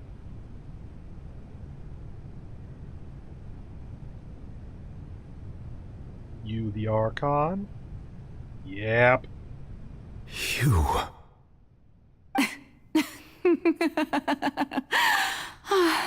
So this is probably why Furina's charged attack as an actual playable character changes her from short hair to long hair, and dark clothes to light clothes. This is basically, I don't know which is which, Numa-aligned Furina, as opposed to Usia-aligned. I'm assuming that's all skin. That's a weird outfit if it is. Sorry. That shocked expression on your face is just too amusing. I couldn't help myself. Okay, your... Gaines, or whatever the fuck your name is. You are not Furina. Who are you? Ah, the sweet sound of bewilderment. Marvelous. A sure sign that my attempt to deceive everyone was a resounding success. But to answer your question, I am Focalor. You know, the god. Focalor? Why did you deceive us? Oh, that wasn't my goal, of course. Goodness, no.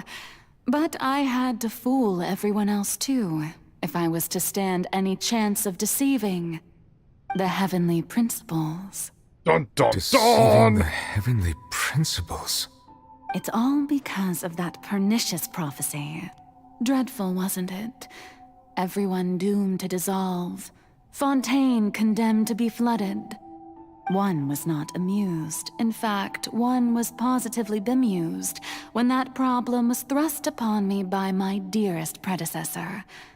That's the former Hydro Archon Egeria for the uninitiated. It hardly gets more disastrous than a preordained national catastrophe, now does it?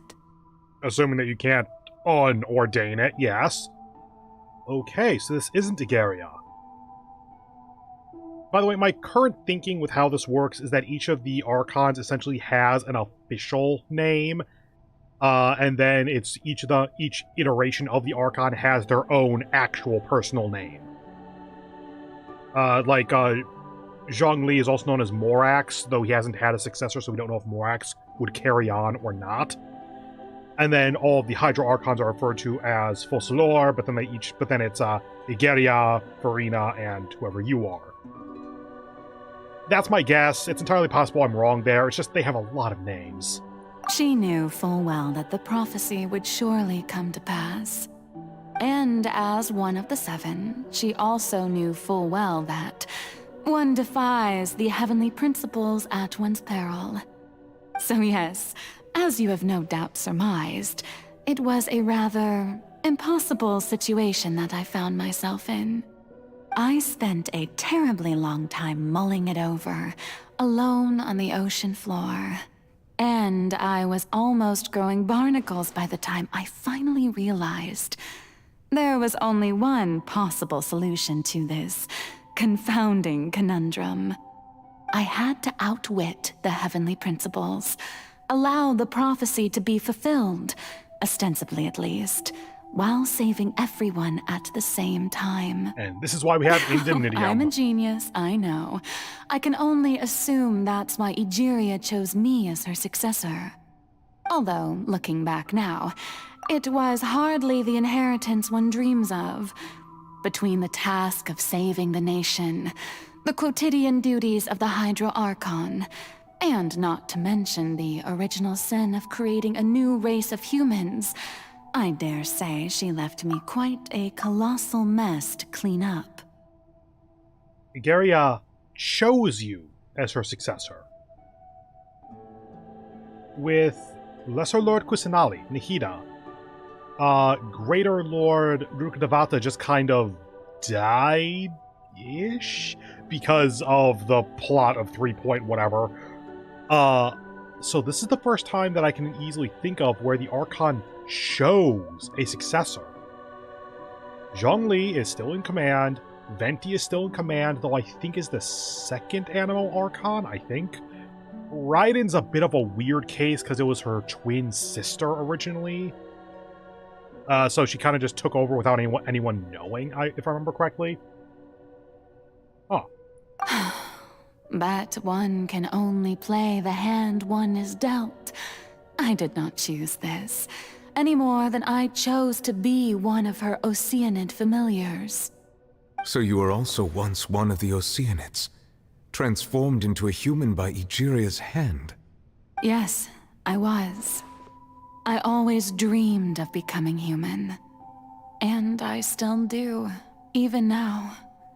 In my eyes, to be human is to be part of the greatest opera ever known.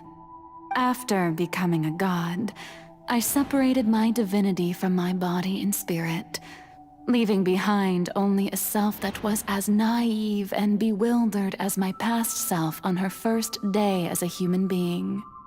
The me you see before you now is that divinity. And the human counterpart I left behind, I named Furina. She could feel joy, sorrow, and everything in between. She could be as vain and conceited, or as meek and vulnerable as she wished. Her strengths were of a kind only a human could possess, as were her shortcomings. But in my eyes, Furina's humanity was what made her perfect. She was perfectly human in every way. The person I always wanted to be. Anyway, so then I cursed her. To make her All live. part of the plan, of course. The plan to deceive the heavenly principles. Do you still remember the final scene of the prophecy? The Hydra Archon alone, weeping on her throne. In order that the prophecy might appear fulfilled, I invited Furina to be an actress, to play the part of the Hydra Archon in the prophecy. Did she Under know the this? curse I placed on her, so long as I, Focalor's divinity, continued to exist, she could not die. But nor was she free to live her life in the pursuit of happiness. Instead, she was forced to take the stage in the opera house, to embrace the role of leading lady, to forever play the part of the god from the prophecy, all to create a deceitful appearance of that prophecy coming to pass. This is always the kind of thing that is very difficult to balance, and I very rarely like when they do it.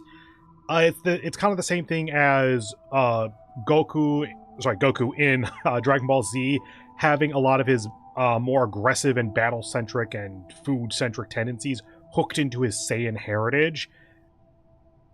When you make a character, like their personality, their characterization, when you make that characterization part of something forced onto them via their genetics, or in this case a curse or whatever, that then brings into question who they are.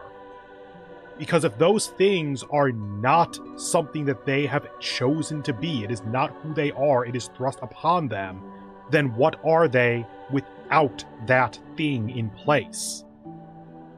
Because if there's not really a good answer to that, then you don't really have a character, you have a hook. A hook that can talk. I suppose now you probably understand why your court is called the Opera Epiclese. Nope. But Furina is only human, isn't she? Even though she has had a long life, her mind is no stronger than that of any other ordinary human being. I cannot begin to fathom what she has had to endure. It must have been torture for her. It has indeed.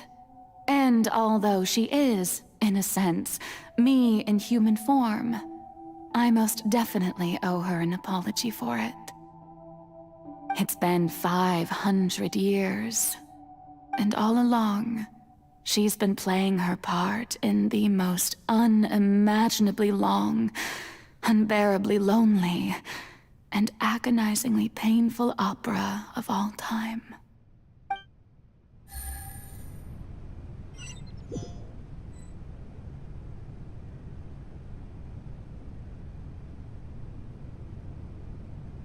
I have a different god to kill now. I came into contact with Furina's tears? If I remember correctly, tears off blah blah blah. With sufficiently strong hydrosensitivity, I can form emotional connection just like I do with the house united with the Fountain of the Scene.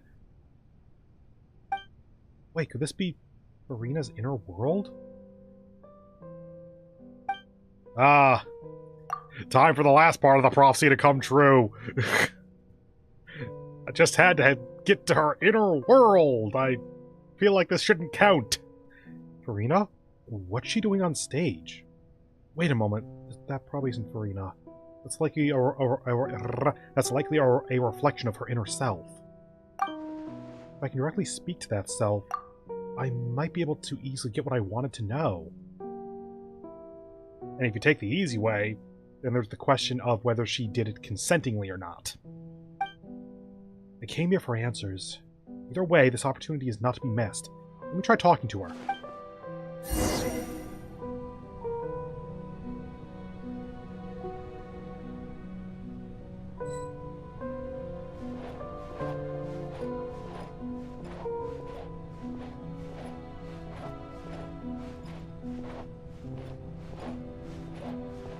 If I can't just jump up, I will, actually.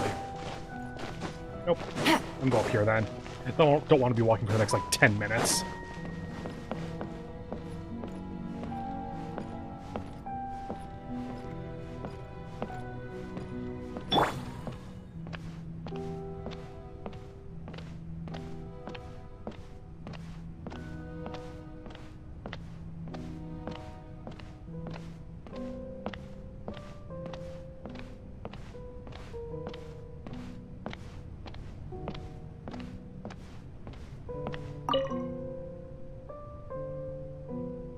Oh, who permitted you to come onto the stage? Now, I understand your admiration for my august self, but I must ask you to keep to the rules. Furina? All right. It is not my intent to reprimand you. There is no need to state your name. Just be off with you. Do not distract me from my performance. So probably her inner thoughts, I would guess. Oh, do not jest. Can you not feel it? I am Focalor. The eyes of countless Fontainians are upon me. I must, at all times, display the utmost elegance and nobility. Something's off. There's no getting through to her, even in her heart of hearts. She's still playing. What sort of resolve must she have to even her inner self and subconscious have to something in full defense? I have to find a way.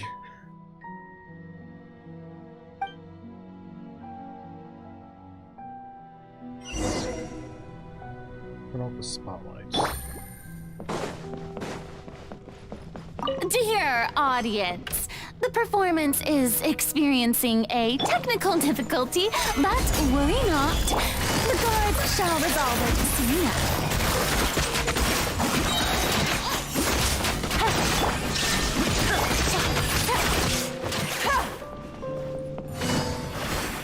Hey, what gives? The audience is still watching me, you know. Guards? Wait, where are the guards? Guards!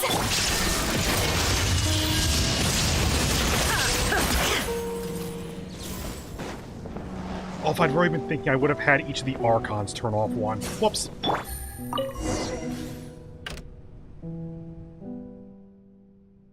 It's all the spotlights turned off.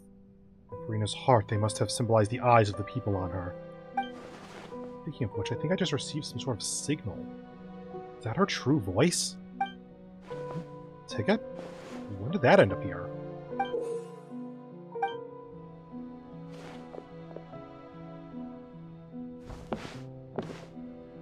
Either way, looks like the show is about to begin. In that case, show me how you truly feel, Furina. Show me how you truly feel, Furina.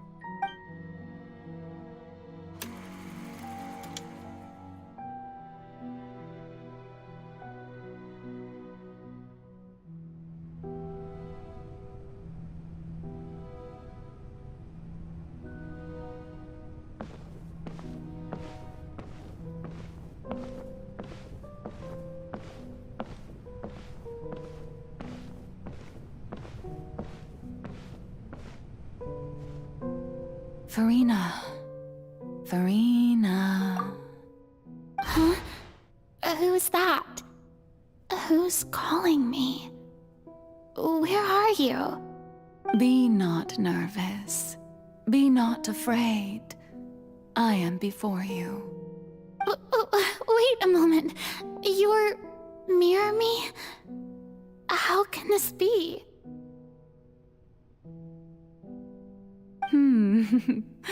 Mirror you, huh? You know what? That's not bad. Let's go with that. Mirror me. What do you wish to say? The prophecy. Have you heard of it? What prophecy? Wait. I know. I think. I don't know why, but it's in my head somehow. The people will all be dissolved into the waters, and only the Hydro Archon will remain, weeping on her throne.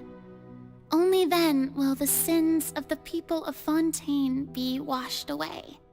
Oh, very good. You know it well. What's going on? I can't seem to remember anything clearly. The only thing I know for sure is this prophecy. Will it really come to pass? Yes, it will. And that is why I've come to you. Disaster will come to Fontaine sooner or later. Things will develop just as the prophecy declared. There is no escaping it. But doesn't that mean everyone will die? I'm a Fontainian just like them. Will I dissolve too? Oh, don't worry. Magical meetings exist in this world precisely to give people a chance to turn things around. It is the reason why you met me today. I will tell you how to save everyone, but you may have to suffer somewhat. Oh, so there's still hope after all. Goodness, you frightened me. You spoke so much and with so much certainty. As for the suffering, well, I will admit that the first thing that came to mind was, why do I have to be the one to suffer? But if the prophecy will come true, I'll also die anyway, right? So if I've already met you as my magical meeting in this world, if there were scales, with all the people of Fontaine on one side, and my pain on the other, is it not obvious where the scales should tilt?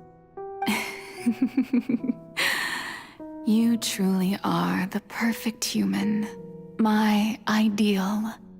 I suppose this would also be the justice that belongs to you. Huh? Don't worry, it's nothing. Listen well. Fontaine has just lost its Hydro Archon. I need you to play a role, that of the new Archon. Play as a god? That's right. You must begin a never-ending masquerade. You must never let anyone suspect your identity. Okay, so this is pseudo-flashback. Like, it's kind of their current-ish selves and Lamine is watching. But this is depicting when they first split. If you can keep it up, then I shall have my way of defying this prophecy. But should your identity be revealed, then all hope will be lost. But how will I do this? A human assuming the role of a god without being exposed. Don't worry. What you must do is not to turn yourself into a real god. You simply need to play the role of a god as humans imagine them to be. Being a human yourself, I'm sure you already know what such an entity would be like. Remember, your true challenge will not be pursuing divinity, but contending against humanity. I'm still not sure I understand, but I'll try. I'll try to do this. So, how long am I going to have to play this role? To accomplish this mission, you will have to stay on the stage for many, many years. You will endure and not grow old until your task ends. But I promise you, all will eventually end in a magnificent and dramatic trial, and everyone will be saved. A trial, huh? How exciting. I'll be looking forward to it.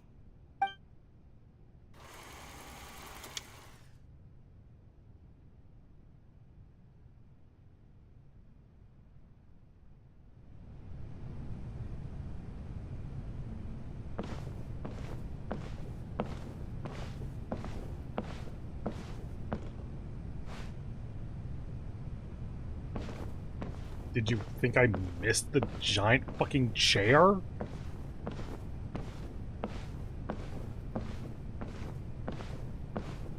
That would have been a great time for there to be more of an audience here.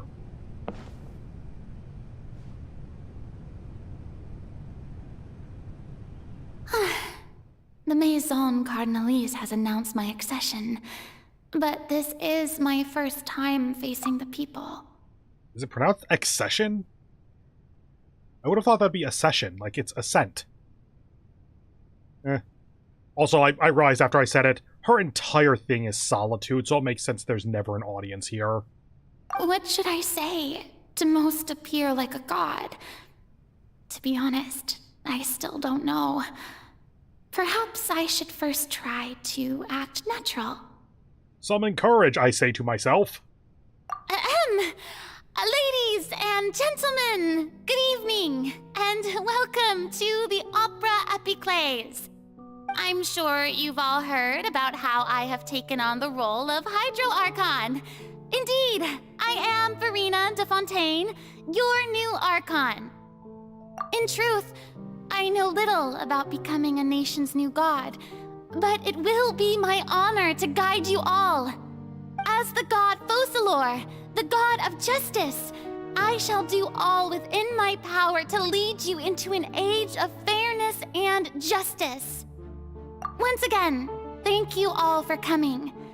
If you should have any questions or suggestions, please send them to the Maison Cardinalise. The future of Fontaine will require us to work together, after all. This should do it. I thought I might stammer, but thankfully, I was able to convey my thoughts just fine.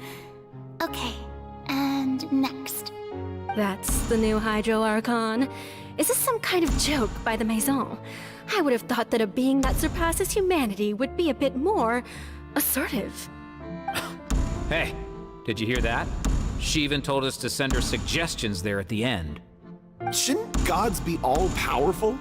She's being so modest.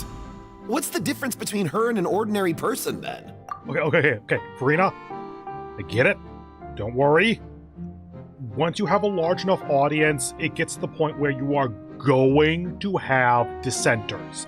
It is impossible for everyone to have the same opinion, and it is entirely possible that people will start not liking you because of your following. That is still so weird for me to think about. Anyway, it's okay, girl. You can calm down a little bit. Try to read the mass, not the vocal. If you ask me, perhaps the succession didn't actually happen. She might just be a Maison back puppet. Wait, what's going on? Why is everyone suspecting me of being a fake? Oh, this is bad. If I get exposed here, there'll be no saving the people from the prophecy. Right. Mirmi said that I just need to play the role of a god as humans imagine them to be. Calm down, Farina. Think. What do the people want? How would they imagine a god to speak and act? She tried being modest and polite, and the people thought she was too normal and just like, that's just a normal-ass person. now she's going to try more of the shut up and listen, I'm your god, be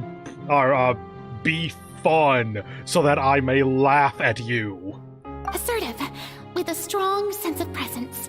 One who can dispel all doubt. That is the character I'm fated to play.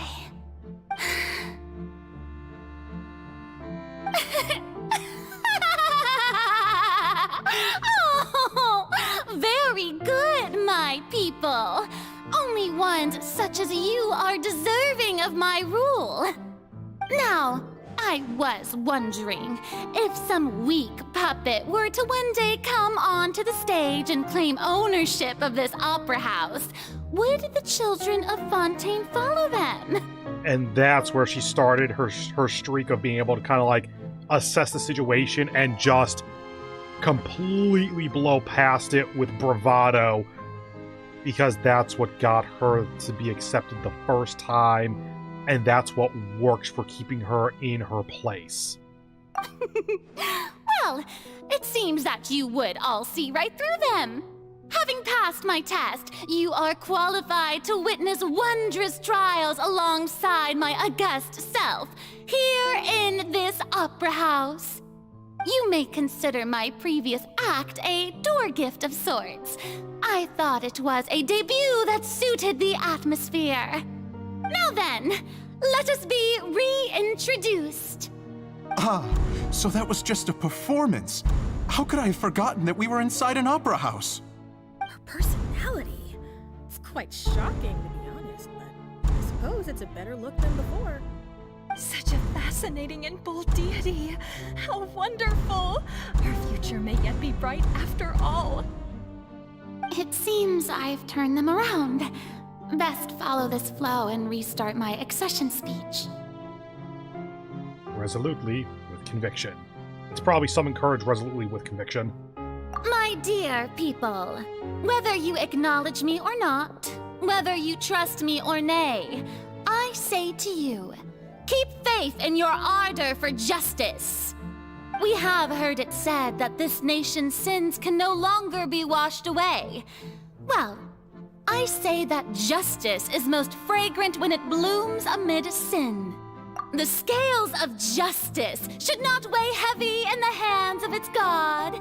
On one side, it must carry fairness and justice.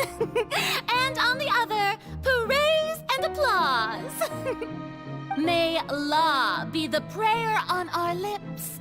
May judgment be our worship. Let us light the fires and drink to the future of Fontaine! God, Amber Lee Connors is having so much fun with this. There is no trouble in this world that justice cannot solve. All that is needed is for you, my people, to believe in it, heart and soul. So long as I, the Archon Focalor, stand within the Opera Epiclese, so long as I stand before the Oratrice, I shall even judge the gods of this world!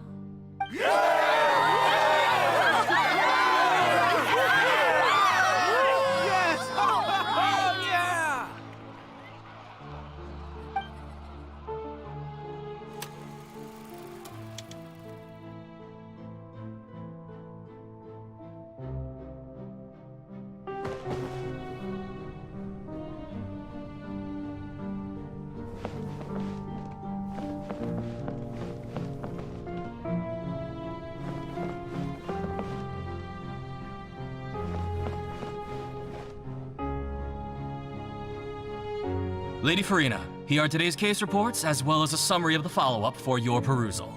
Oh god, was she the Eudex for a time or something? Come now, was I not just at the Opera House in person? Leave these kinds of things to Neuvillette. Besides, none of these trials were the one that I'm looking forward to the most. If I may be so impertinent, what kind of trial are you truly looking forward to? A magnificent, dramatic, and wondrous trial. A trial to end all things. How could you hope to understand? That's true. I fear I lack the ability to grasp your divine thought, Lady Archon. No need for fright, and do not take what I said before too seriously. Go now, do your duties. The trial I await. It will come one day.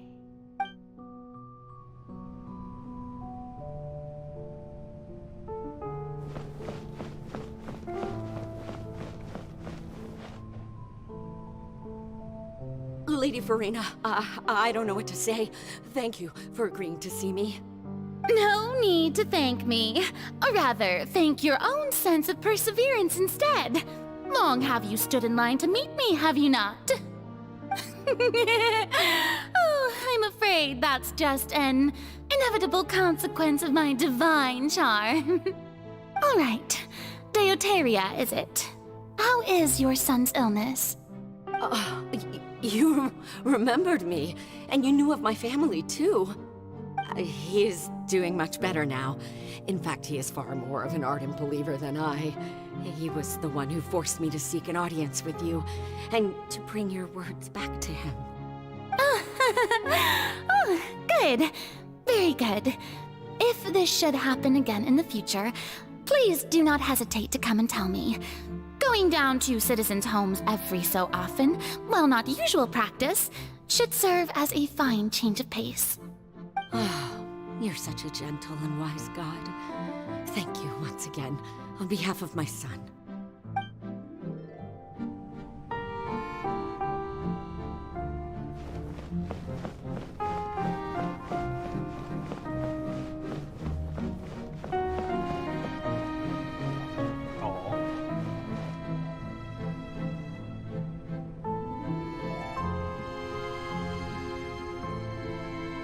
Lady Farina, here are the latest hydrological reports. As for the specific parameters you asked to take note of, I'm afraid things still don't look good. I see. It's as I thought then. As your god, I did already expect this, but I wanted to see how far your human wisdom would allow you to analyze it. All manner of signs indicate that the prophecy will still come to pass. Forget it. That's not something you need to worry about right now. Well, as I understand it, the Fontaine Research Institute is also trying to find a way to counter the rising water levels. Really? Have they found anything? I'm afraid that they haven't found any effective solution thus far. Oh, is that so? Well, no wonder. This issue has reached the realm of the gods, after all. Still, their spirit is praiseworthy.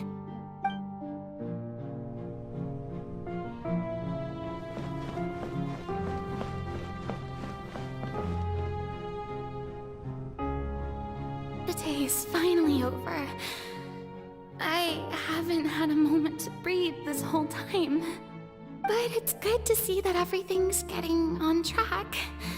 There are no longer any voices of suspicion. Maybe this is fine. I just need to keep going, and everyone will be saved. All right, Farina, don't think too hard about this. You need rest. Tomorrow's a new day.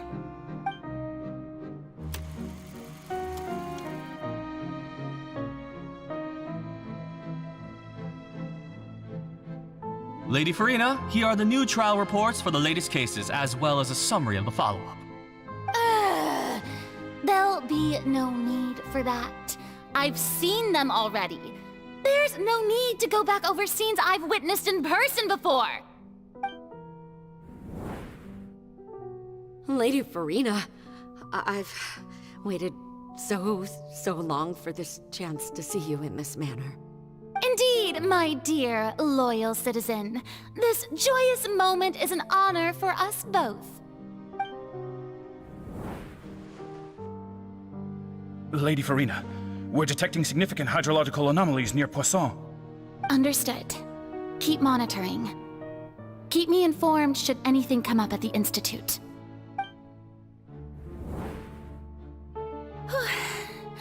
I don't think I let anything slip today. I must show the people that there is nothing to worry about. I just don't know when these days will end. I feel utterly exhausted. Best to rest early today, too.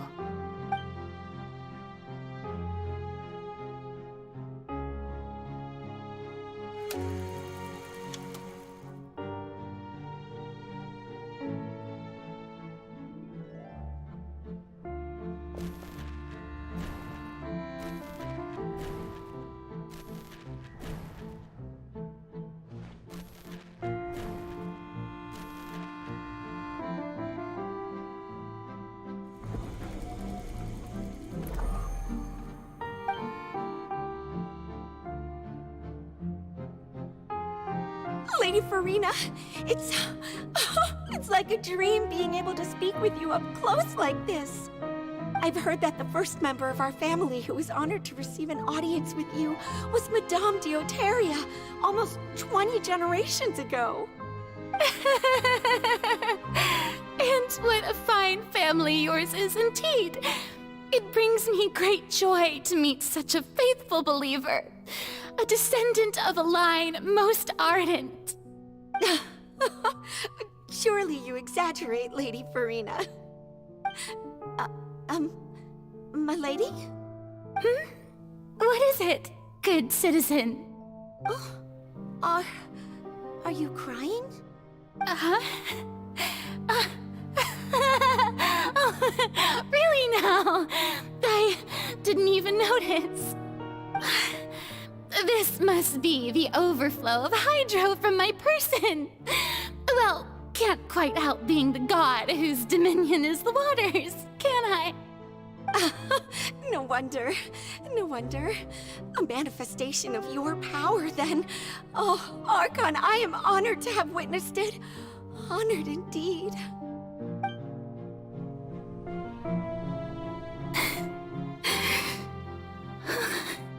So interminable. So lonely. Just how much longer? Hundreds of years must have passed by now. Perhaps the show must go on for hundreds more. I never imagined that it would hurt so much. Have I reached my limit?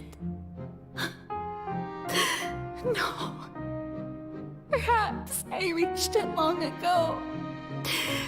Today I didn't even notice my own tears. I want to tell someone, anyone, about this. But would that not destroy all I've done so far?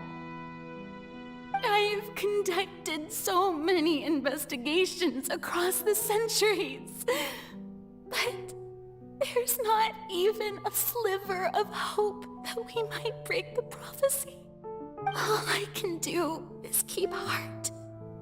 I must maintain this act. It is the only way to save Fontaine. Please, mirror me. You have to succeed.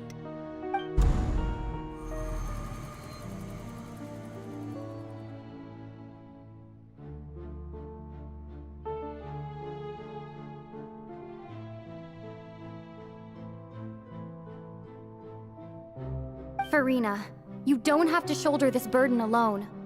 Although I don't know what you might be keeping from everyone, your people are more than willing to share your burden with you. That's my voice? Is this scene from when we were within the giant magic box? Also, I'm not gonna lie, that is a better setup for why she would be so ardent in keeping a secret than I thought.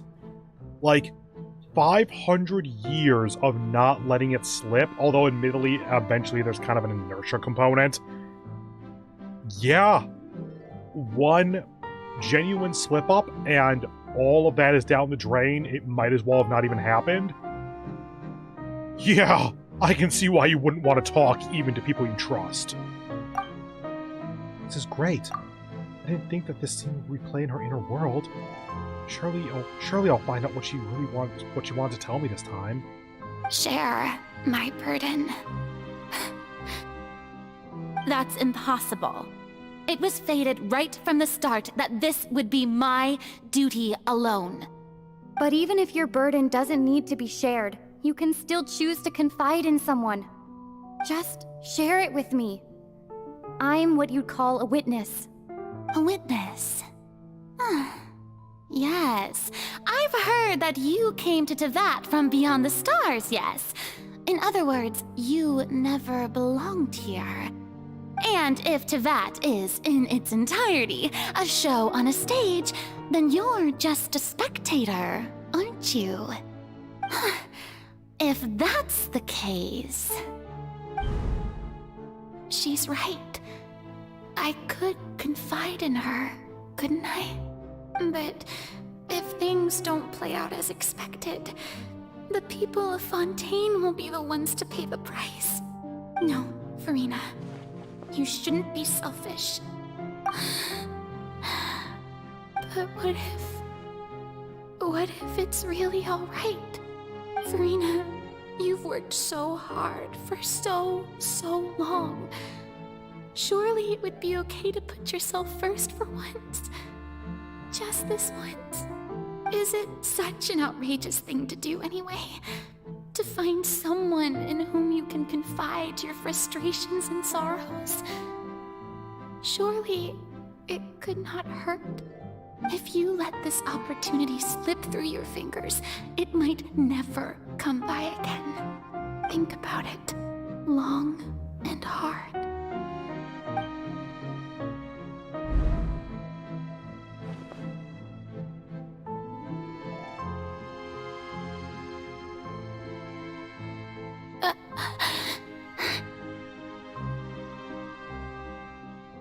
No, I have nothing to say.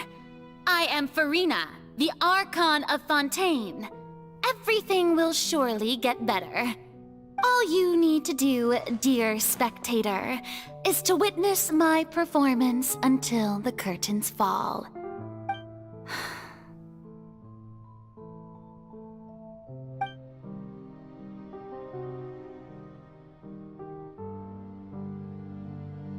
Fine.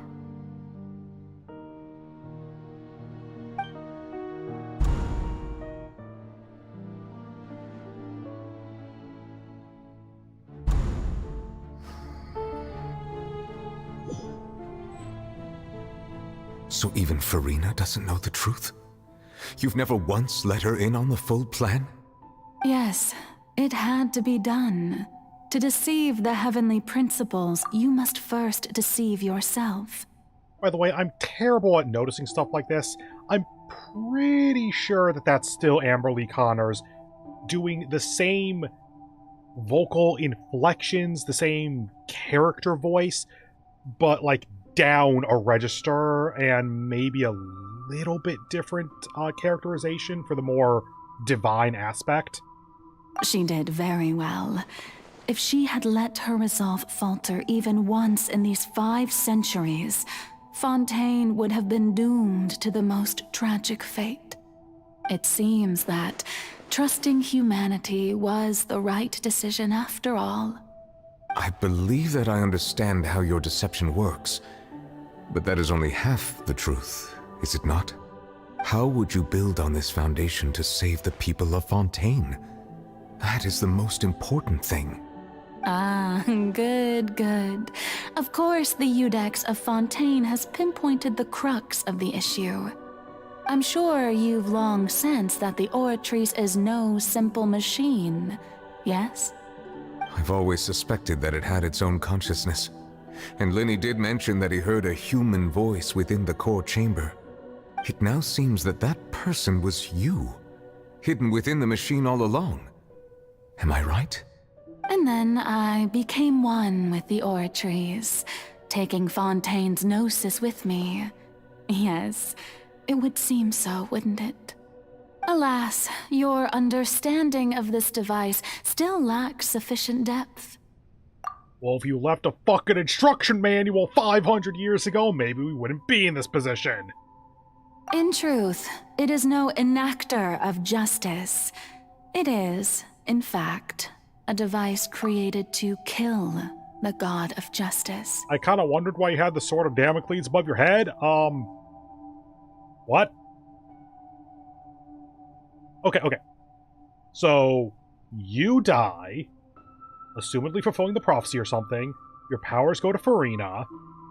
That explains how she has powers when you can play, sorry, that was my phone. That explains how she has powers when you can, roll for her and play her in-game. How does that help you, though? I beg your pardon? Oh, you have it. And to be more precise, not only will the Oratrice take down the god of justice, it will also take down the divine throne upon which she has been placed. Oh. As in, the 7 become the 6. There will be no other Hydro Archon. I'm not sure how that takes down the Heavenly Principles, but I could imagine that it does. Like, at least weaken.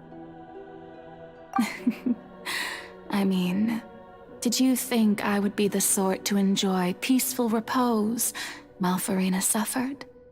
My work over these last 500 years has been to constantly accumulate indemnitium within the Oratrice. You see the outside but world? Really, some have already discovered that only a small fraction of the energy generated by the device was ever used to provide power to Fontaine. I mean, I'd chalk it up to losses, but okay. And actually, chalk it up to me drinking so much soda and tea in such a short time. I actually really need to use the bathroom, hence why my phone fell. So I'll be back in just like a couple of minutes. I'll go check on the demiglass as well at the same time. Back soon. Bye.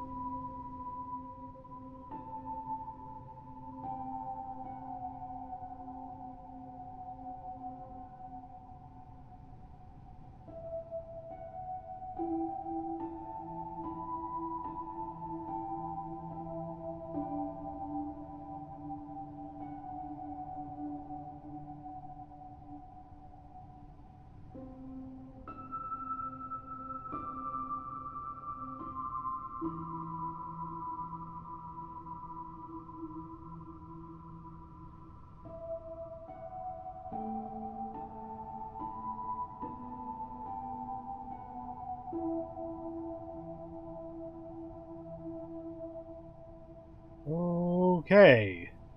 Sorry about that. Let me bring you back into the stream. Welcome back. Let's go back to this. The vast majority has been, had to be, accumulated to enact this death sentence. It was all a part of your plan then?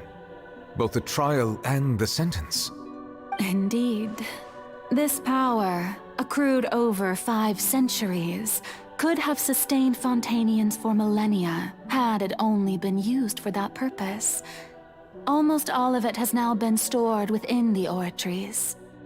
But only power of this magnitude could hope to destroy the Hydro Archon's divine throne, shaking the rules established by Celestia and breaking through the institution that is the Seven. So the Oratrice's call for death was for neither Furina nor Focalor, but for the Hydro Archon. Okay. Solid reveal on that one. Also, so do you intend to do this with the other Archons, or no? The destruction of that divine throne. If I do not misunderstand your intent, you must be... Returning what's rightfully yours to you, of course. In other words, this was all done to return the authority of the Hydro Archon to the Hydro Dragon of this planet. But...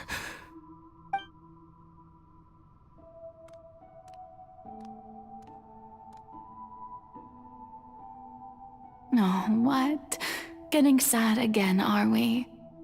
The authority of the ancient dragons shall soon be yours once more, O Hydro Dragon Sovereign. And this is the face you make. all you've done throughout the years is just so you can sacrifice yourself at the very end. I've never quite seen it that way, you know. Even now, I'm quite pleased at how well my deception worked.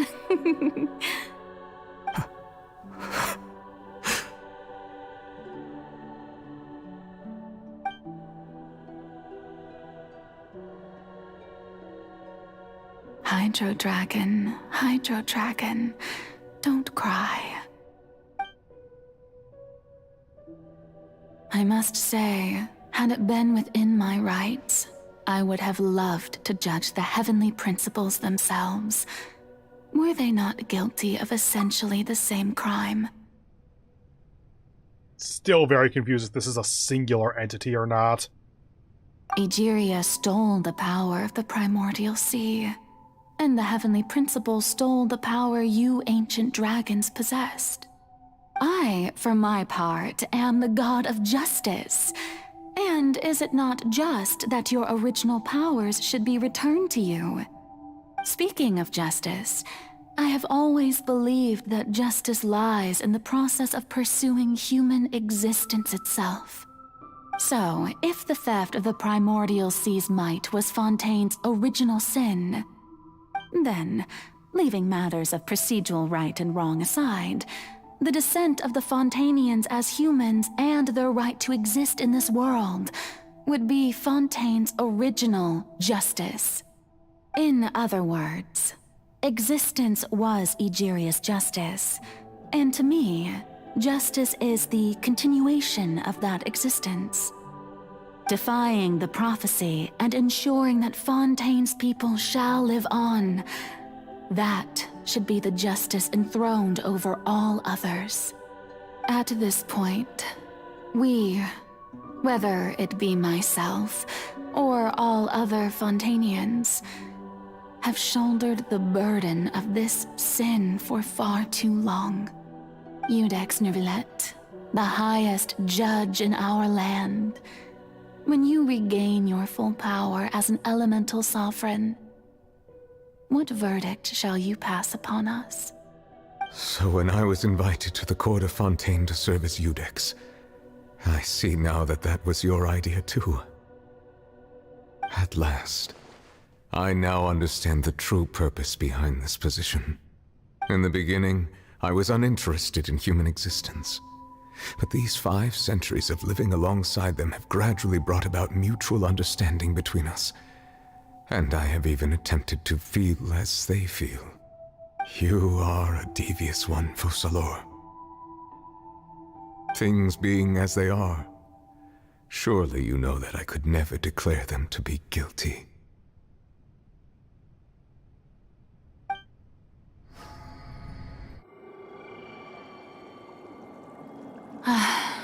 The hour of my execution is almost here.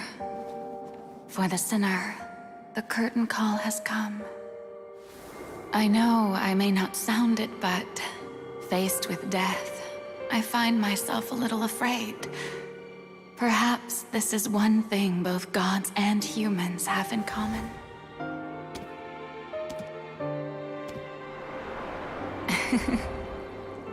Farewell, Nervalette.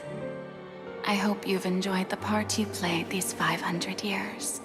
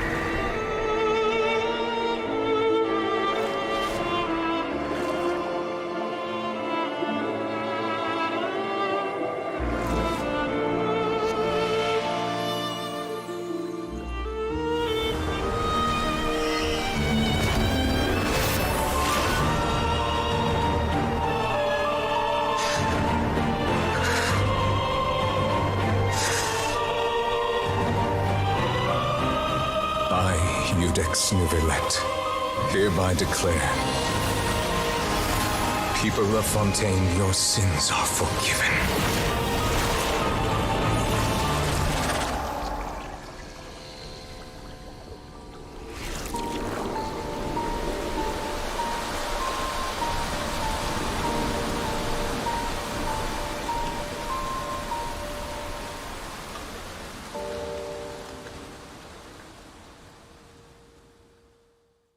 I honestly expected Celestia to be in the foreground there.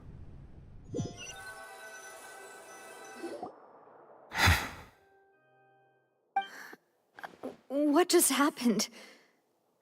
Has the death sentence been carried out? Yes, I guess. So there is no more Hydro Archon unless they're gonna retcon something.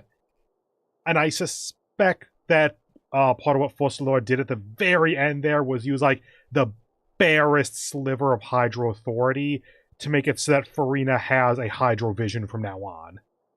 Was that bright light some sort of misdirection? I have a feeling that something huge just happened. But since we're all still alive and haven't been dissolved, I assume whatever happened was good for us. It's time to end this. We must mete out punishment to that beast. But didn't you say just a moment ago that it can't be defeated? Aren't we up there trying to stop Farina from being shot by the machine? Like, her teardrop hit us and that's why we went to her world?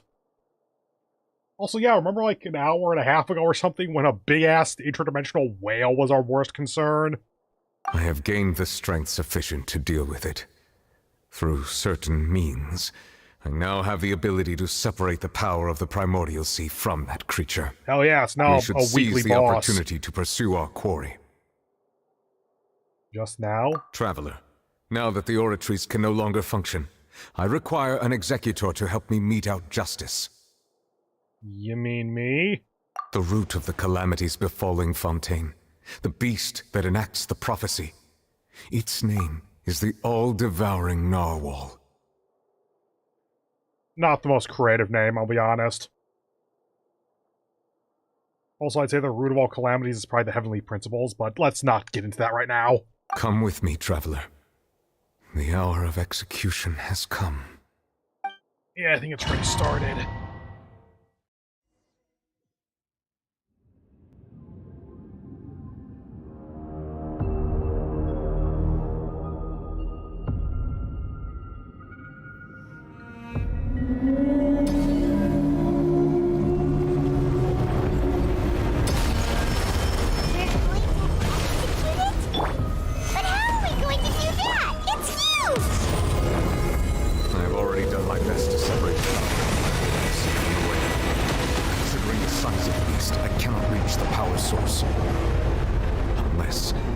Find a way to attack it from within. I shall share part of the ancient dragon's power with you. We shall look for an opening together. I mean, it technically works, I just don't think it's going to be the long-term solution. Quiet. Your fear and sorrow turning into hostility.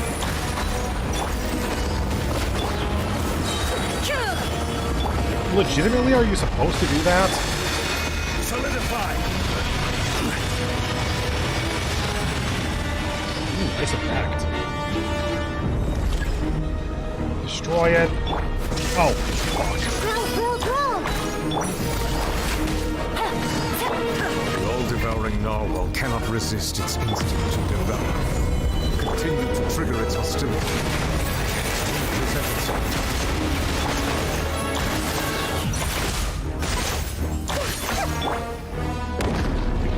Hi.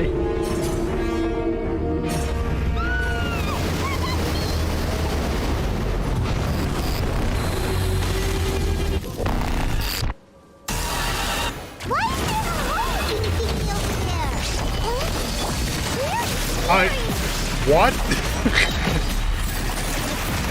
This is not where I expected this fight to go. Illusion shattered. Torn to oblivion.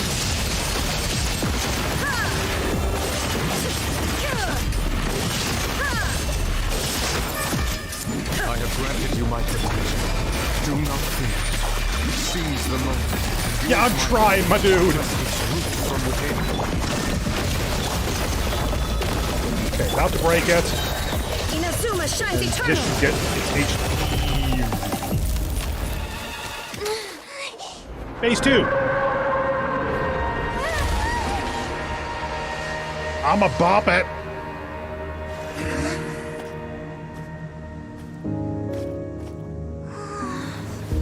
Just starts beating it with his staff or whatever.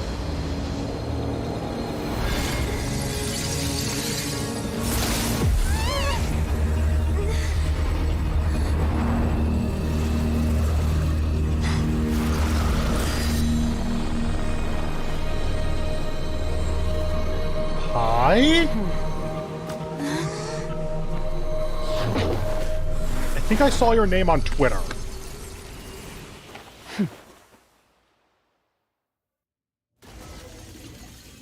Thanks for helping with the cleanup. It should have been my job, but... oh well. It was just supposed to be a short private training session for me. I didn't think that my disciple and my master's pet would start brawling in the meantime. Master's pet's probably the whale. Did that make disciple child? Well, actually, I had a feeling that it would happen at some point, but they bumped into one another earlier than I thought. What a blunder. I suppose I'll have to swing my sword 3 million times as penance. Okay, so that's what you're like. Disciple? That power. Who are you exactly? Paimon has an idea.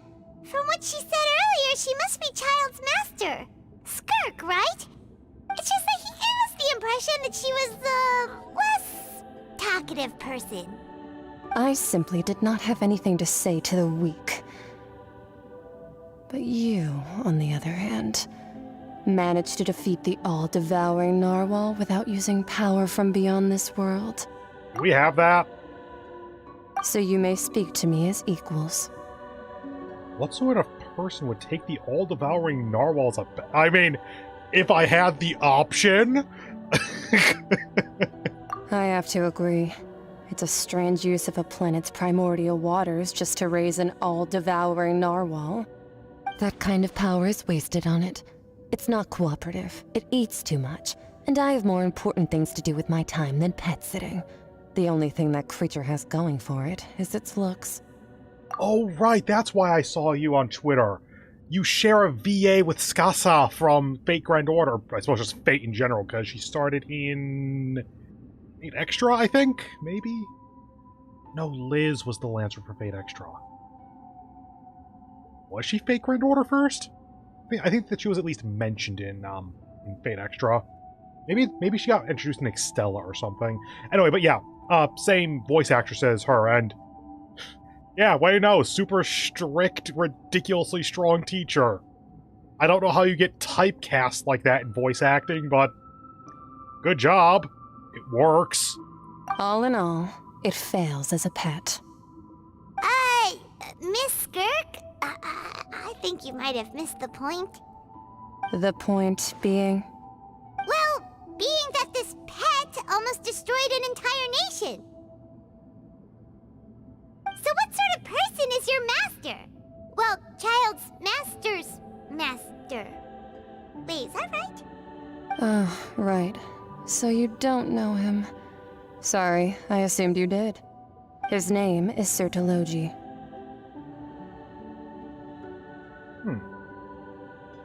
Also, let me go look up that thing I just said really quickly. I want to make real sure that I got that accurate. Behind the voice actor's Skirk.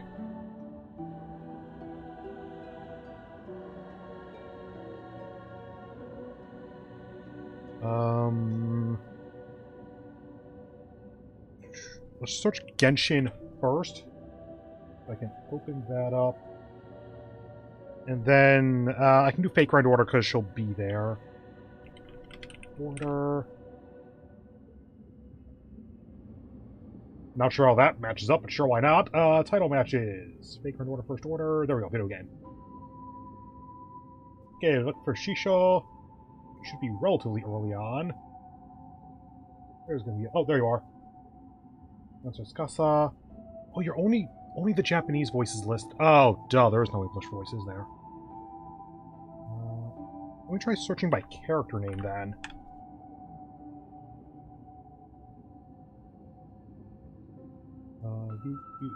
Oh, okay. FGO Arcade, Phoenix Star Link, and Fate Grand Order all Mamiki Noto. Mamiki Nato. No.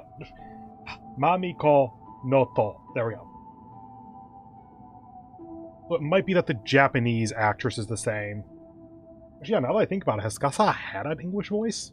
I don't think so. Well, I feel silly now. I was right about them sharing an actress then, I think. Kat Pratano appears to be her voice in English. You know what? I think it's K. Kat Pratano. Let's see, is there anything I'm gonna look through behind the voice actors. Okay, you don't have a lot of roles. You have 2 other roles in Genshin. Sataria looks like the one that's a bit more interesting. We've had roles since 2014 by the looks of it. But basically between 2014... It was 2014, next one was 2019, then Genshin, and you've been a little bit more consistent since then. Had a role in one of the Pokemon shorts. It was in Oku, the Inner Chambers. Okay, that's enough of that. It wasn't what I thought it was, but I'm still pretty sure that Skirk's Japanese VA here, super interesting eyes actually. Her Japanese VA shares the VA with Skasa. I didn't verify that in what I just searched, but I think that's still true. I am unfamiliar with that name. Huh. So Master isn't sufficiently famous. How should I describe him then? Have you heard of the name The Foul? As in Child's Foul Legacy? The Foul? Still nothing? Well, how about the Visionary? Vetterfulnir then? Or Gold Rhindaughter? Okay, I don't know any of these names, but Vetterfulnir and his base name is Sigurslulner or whatever it is. You have a very Norse or Baltic maybe origin to a lot of your names. Oh, that one we've heard. Rhindaughter's part of the Hexen Circle. She's Albedo's mom, right? Oh, okay. Oh, so you do know that name. To be honest, I also heard all of those names and titles from my master. I don't actually know them either. But I suppose you understand now, yes? My master is likely a similar sort to Rhindaughter. They are both pursuing some form of perfection. Wait, didn't you also mention a visionary person? Paimon didn't quite catch their name. Actually, never mind that. I believe it expedient to inform you that the all-devouring narwhal used up nearly all its strength fighting you. Such roiling hydro energies will prove difficult for the planet's deep seas to digest. As such, the Fontaine back on the surface has most likely been thrown into chaos. In other words, the prophecy that you've been fretting over should now be in full swing. God damn it. What? No, there's little to be surprised about, Paimon. Of course we beat up the interdimensional whale causing all the problems, and it causes more problems. It's natural, after all. The prophecy will surely come true. We knew this, and accepted it. I mean, does Nivedat now have the power to just bring everyone back after they dissolve? Why doesn't Furina dissolve now? However... Not to worry. Focalor has already managed to deceive the heavenly principles. In the end, the people will all be dissolved into the waters, and only Furina will remain, weeping on her throne.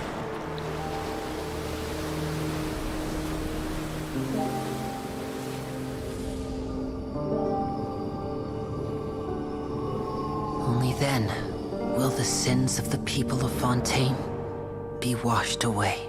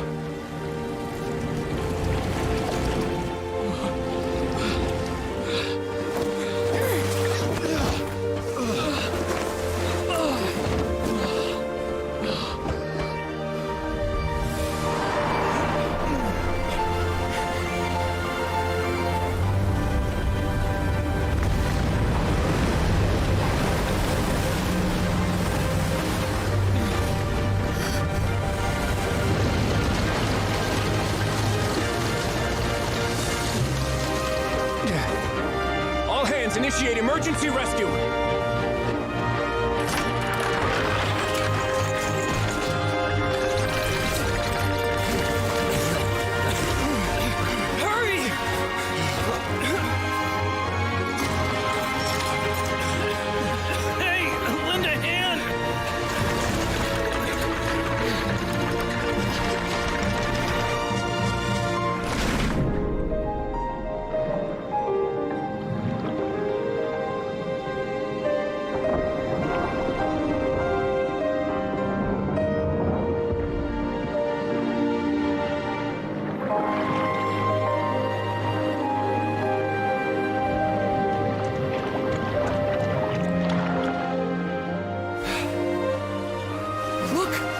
water's receding!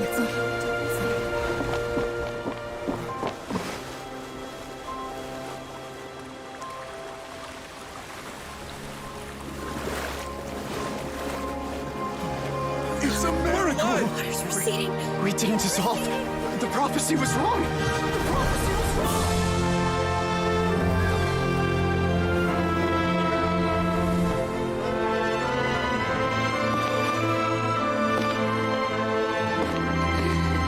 If I was muted for that, I made fun of the Crane game rescue operation, mentioned that people underneath the boxes were dead, and said they were wrong about the prophecy being wrong. They just got a new god. The prophecy was wrong. Oh, I expect that to be something coming to smite them.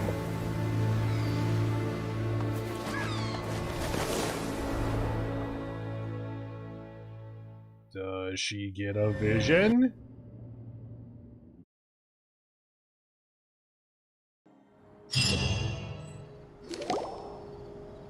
The soil renewed. The Spina di Rosula talks post-disaster rebuilding. I recently visited Poisson to meet with Miss Navia, spokesperson of the Spina di Rosula, and we spoke about Poisson's present and future. Old soil can still give birth to new bloom, Miss Navia stated. Hope is like seeing a small cookie when you're starving late at night. You just need a little of it. Skyship Winglet, lunar brain of the Fontaine Research Institute. The various disputes that have arisen on account of Mr. Edwin have suddenly become a shield over the Institute, with Jurier turning out to be a once overlooked hidden gem. People always call the first researcher mad, but few know what to call the second. And should that latter person achieve a miracle, they would find it all the harder to find a word with which to classify him and his team. Wow! Paimon barely recognizes the people in the reports. Are those really Jurier and Navia? They sound like real big shots. They might have been real big shots from the start. We just didn't meet them in that capacity. What do you think? Pretty enthralling, huh? The Steambird's idea was pretty simple. With the disaster just having passed, we would print a free edition packed to the margins with good news to calm people down. Honestly, The reasonable. value for these big scoops lies in their inevitable follow-ups. We'll publish further reports and go into the stories behind those people. Edwin's assistant, Jurier, created a true flying ship, while Navia is leading people in the reconstruction of their home. I'm sure that these stories could draw even your well-traveled eye. Yeah, not gonna lie, that's a solid idea and plan. The articles do make me curious about how things will play out. Paimon's curious too! Wait a minute. Didn't we watch everything happen from start to finish? What's there to be curious about? And that's exactly why I'd like you to come conduct interviews with me. You're the best incubators of news, if you haven't noticed. And also, with you around, I'm sure I'll get to see that Duke. Reasonable. Are you sure? Hasn't he turned you down several times already? How many times has he turned you this down? time will be different. Come on, let's head to Poisson first, and then make a trip to the fortress. There are some things you'll only know when you get there. Okay, now on to the last part of the update, probably. Tears among the stars.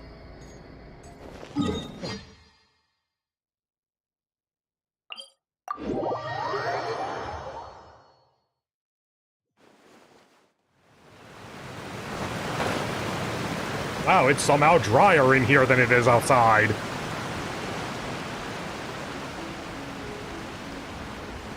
I would love if the Fontaine map was actually changed from this. Like a little bit more in the way of inland lakes or something. Navia! Just wetter. Oh, it's you. What brings you all here? Hey, we're just having a look around. I'm here to update myself What on a how things are Fatui going here. Fire stealth guy? Oh, the Fatui are here too. Let me introduce you. This is Mr. Garunt Snezhevich. He represented the Knave in sending us a large amount of supplies, and is helping with our work. Our residents are hard at work as well. Thanks to everyone, work is progressing nicely. We've lost a lot of people, but we're moving forward. That will have to be enough. Hello, Miss Charlotte. I'm a big fan of yours. I especially like that article you wrote last year about Fontaine's stray cats. But if you don't mind, could you not emphasize our role too much in your report? It's not charity we're doing here. We just happen to share the same interests as the Spina. I get where you're coming from. I'll keep it as simple as possible. Or would you be willing to feature as friendly neighbors? That would be fine. Thanks. Oh, you're back too. How are things? We finished laying down the construction materials. It'll be another hour before the workers are able to go over there. Huh? You're here too, Clorand? Well, her reputation's greatly risen after that whole duel business with Miss Farina. So she's here in Poisson to wait out the heat. All right. She really came here to help me out. There's too much to consider in the reconstruction of Poisson. The Spina has need of more decision-makers. And, well, I do already happen to be connected to Mr. Callis. Oh, wait just a moment. Do you mind me asking a few questions? You know, about how you felt before the duel, about what it was like facing down a god. There's lots of exciting material there, I bet. Forget it. I'm sure you can find a better theme than that, Miss Charlotte. I see you're the same as always. Couldn't you do me a favor, for Navia's sake? Well, if we're talking about doing things for my sake, you might as well just take a few more photos of me. Or of the Traveler. It's better than wasting time persuading Clorand, at any rate. Of course I will. I'm not gonna let her off that easy. All right, then everyone who wants to be in the photo, gather up. And smile! Someone gonna pop out? Nope, just them. How did it go? Was it a good shot? Did Paimon look cute in it? I think your sparkle was still Not moving bad. in the still Your photo. addition really helped the composition of the picture. All right, hang on a moment. Let me snap a few more shots. Charlotte takes more pictures of Poisson to the clicking of shutters, blah blah blah. All right, that should do it. I'll be back here later anyway, so let's call it a day.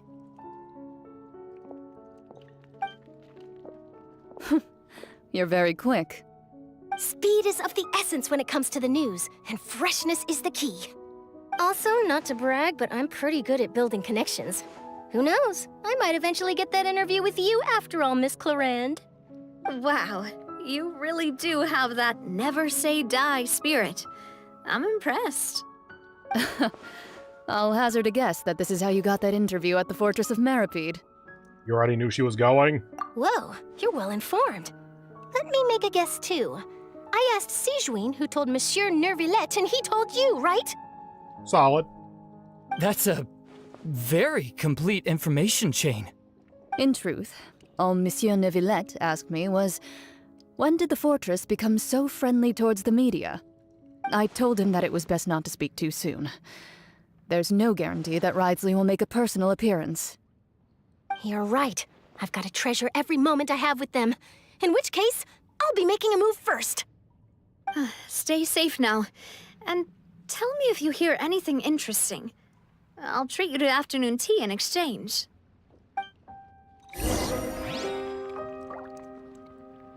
Then over to the fortress. Then probably to Neuvillette. Or actually, no, probably to Farina. And she might have the final answers, or we might visit Neuvillette after that. Wow, guess we're here again, huh? There's a real nostalgic feeling to this place. Looks like you've been missing us. Duke! Did you come all the way to the entrance to greet us? No, he came halfway out of his office. Of course. I'm here to welcome you and our dear Miss Charlotte, whom our good head nurse recommended to me. It's an honor to finally meet the much-rumored Duke. Thank you for consenting to my visit to the fortress, sir. No need to thank me. But that said, I shouldn't be the focus of your interview. I trust you recall our agreement? Of course, of course. All right then, this way.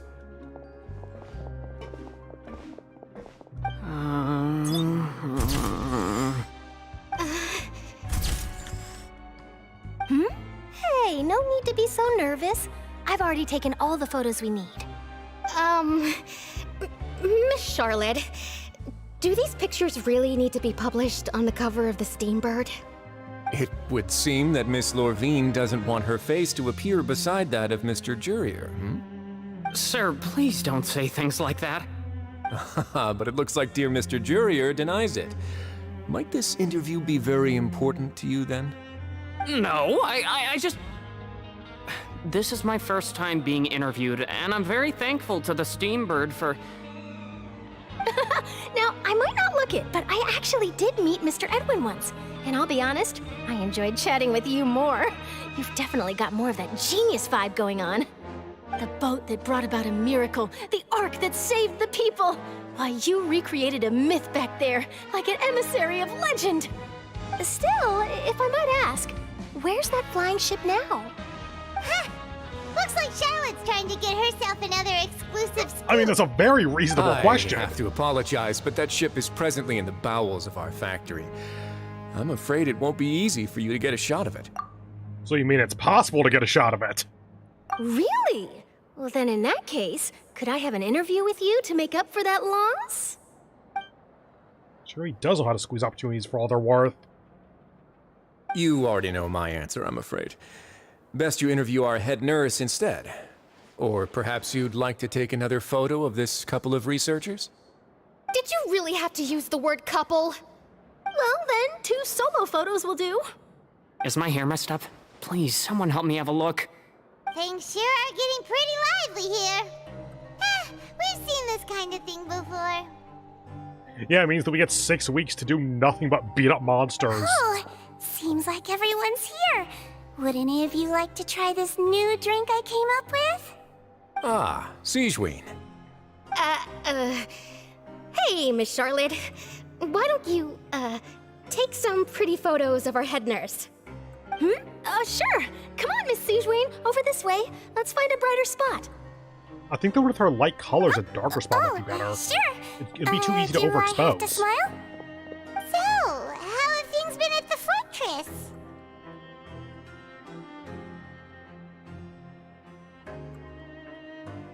Same old, as you can see. Fontaine's undergone some changes, but this place is still more or less the same. Other than that flying ship, it got a tad too much attention, I think. That's why I decided to let the interview go through. Cranes We should to direct lift more people public out of the opinions ocean. toward the behind-the-scenes heroes. Am I right, Mr. Jurier? Miss Lorvine? You're too kind, sir. I believe that you too should have your day in the sun. Not that you would want that, which is a pity. I'll just leave the spotlight to you two. Neither of whom want it. You walk with Risley for a while and share the news from above ground with him. I see. Lots of things happened that day, huh? Anyway, regarding that Harbinger, I'm not sure you remember, but his 3 young followers are still waiting for his return.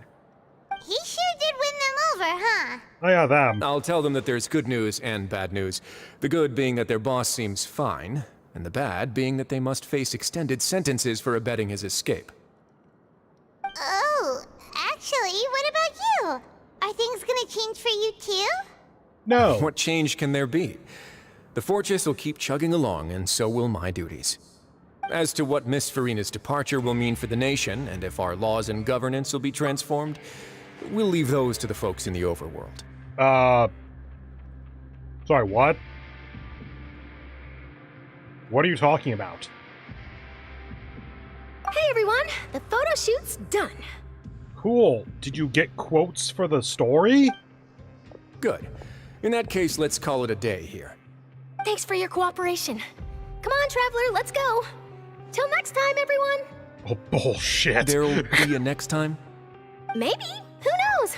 I might write a story about the underwater factory next time. Until then. By the way, the bullshit there was in the Last journalist stop, the saying, let's go. Hey, just 3 kilometers away. Nothing big. Yep, all the way back at the start. By the way, I found out a couple days ago, this Statue of the Seven teleports you to not the Statue of the Seven. Like, let's see if that holds true. Yeah. Like, it basically has its own little home base. The Statue of the Seven's up there. Huh. Alright. Take it easy. So is this one going to be Farina because she's kind of wandering now?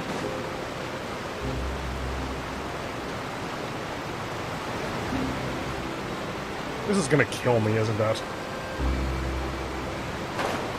I pressed the button early enough. Ow, my ankles. I didn't see them! They really are here! How did you know? Navia mentioned that she stayed in touch with Linny and the others after working together. Apparently, they've been at the docks distributing these strange pockets the whole time since. Traveler, Paimon. Ah, and Miss Charlotte, too. Where'd that other woman go? Would you like a magic pocket? What sort of gadget is it? It's a wondrous bag that can be used to carry many things. The water level has returned to normal, but if you see any of your things floating around, you can use this to carry them. Or you could trick a friend into doing it for you. Trick a friend?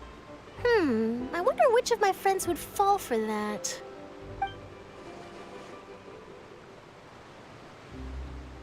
You could just make a friend like Fremine here. Isn't that right, Fremine? Is this what you meant by, I'll help you make some more friends? I mean, To be honest, that sounds pretty sweet. Could I have your contact, please? Sure. Please, write down my address. And I guess you don't have phones. To help Fremine socialize. He was the one who proposed doing this. He even wants to assist in our magic shows. I don't know what part you'd play, but sure. Yes, I was planning to first introduce Pear as an assistant, and later Fremine himself. In the future, I think we can leave underwater escape magic to him too. That said, would anyone want to see a diver escape underwater? I mean, take away his gear so you can't tell ahead of time? Oh, it'll work out. Every journey begins with the first step. He'll become a part of our show eventually. Lynette, could you come over? Miss Charlotte says she wants to take a picture of us. Of course she does. My, that Charlotte is rather perceptive. She got rid of everyone the moment she realized I had something to say to you. So, how have things been, Traveler? I'm doing okay. It's like the 10th or so world-ending, or at least nation-ending threat I've encountered. It just kind of happens wherever I go. Father says that you did a great deal during the latest events. She's very grateful for your contributions to Fontaine. At this point, Shneznaya's gonna welcome us. We're more than happy to help. So, what's she doing now?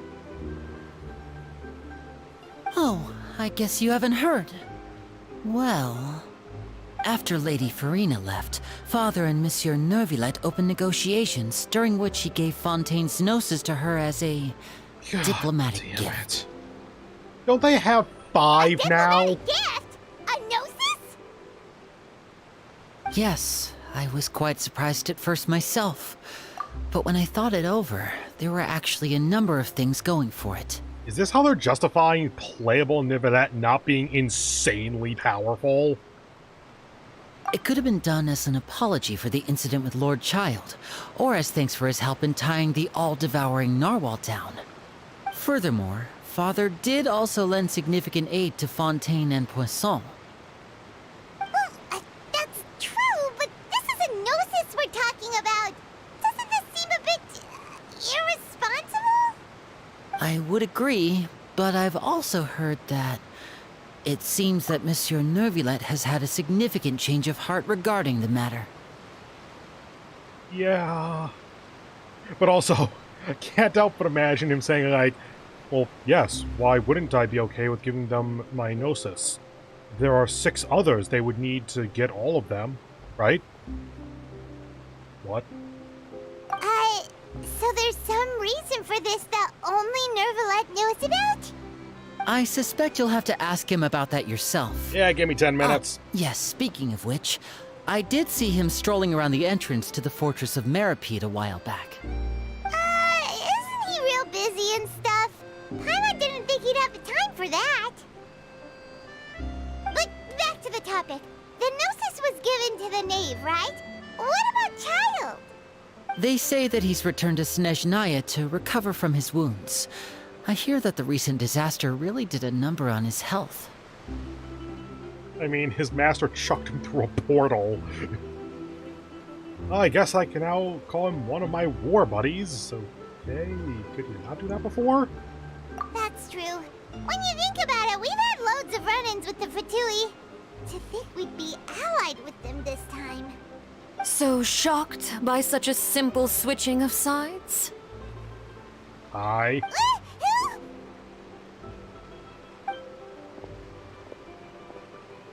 Father! Well, well, what do you know? Come to the docks to see how my children are doing and meet the Traveler by chance.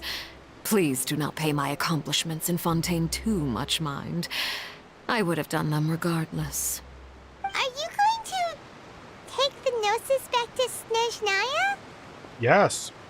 That is our duty as Harbingers, yes. Don't be too preoccupied with sides. The goal of the Fatui concerns not a single place or person, but the entire world.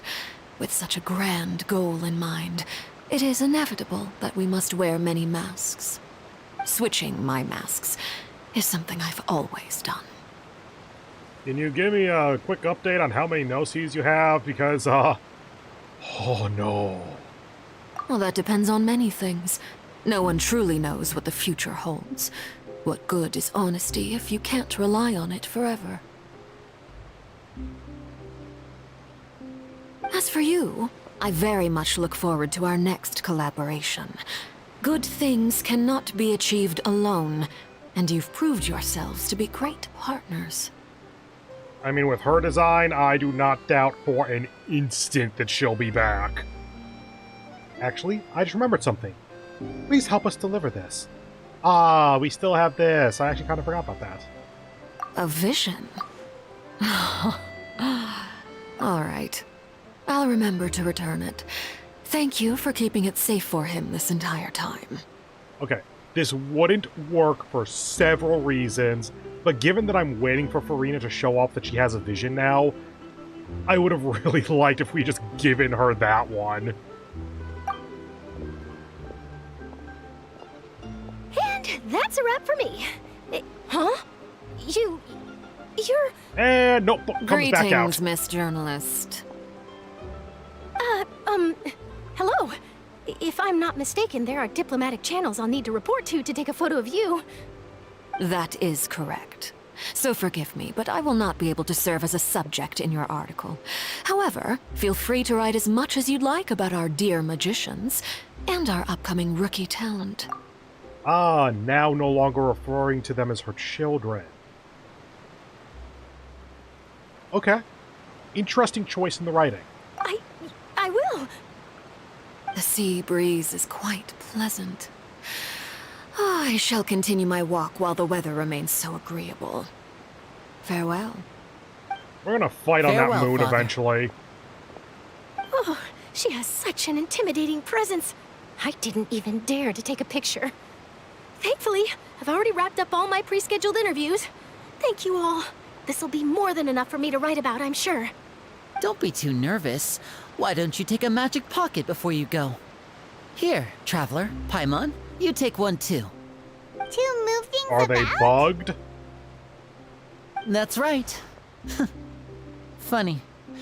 I was giving out magic pockets when we first met too.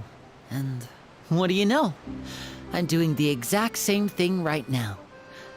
So many things have happened, but the pockets are still the pockets. I guess this must be life. We will all follow our own paths, and serendipity will lead you to your fated friends. All right then. We'll be handing out pockets in some other districts later, so we'll get going now. Have a good day, you two.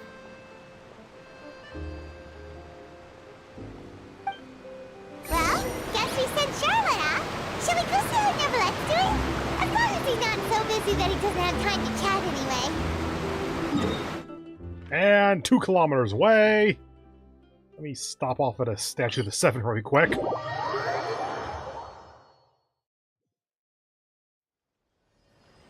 I don't think we're about to heal. Maybe? No.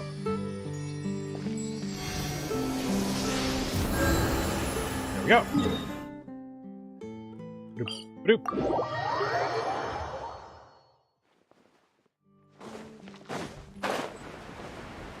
Check the fountain really quickly, just to be safe.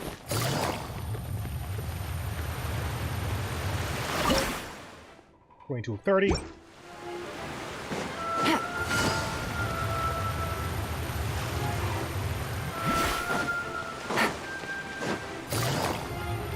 Round back to the National Prison. The entrance to the fortress! Ooh, he really is there! Paimon, he almost sent me into a fire.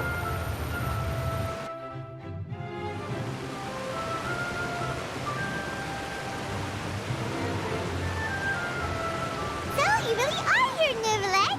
Paimon didn't think you were going to have free time this hour of the day. I don't. Really? Oh, I suppose you must have met Mr. Linney. He took the time to greet me earlier when he passed this way. In any case, you came at a good time.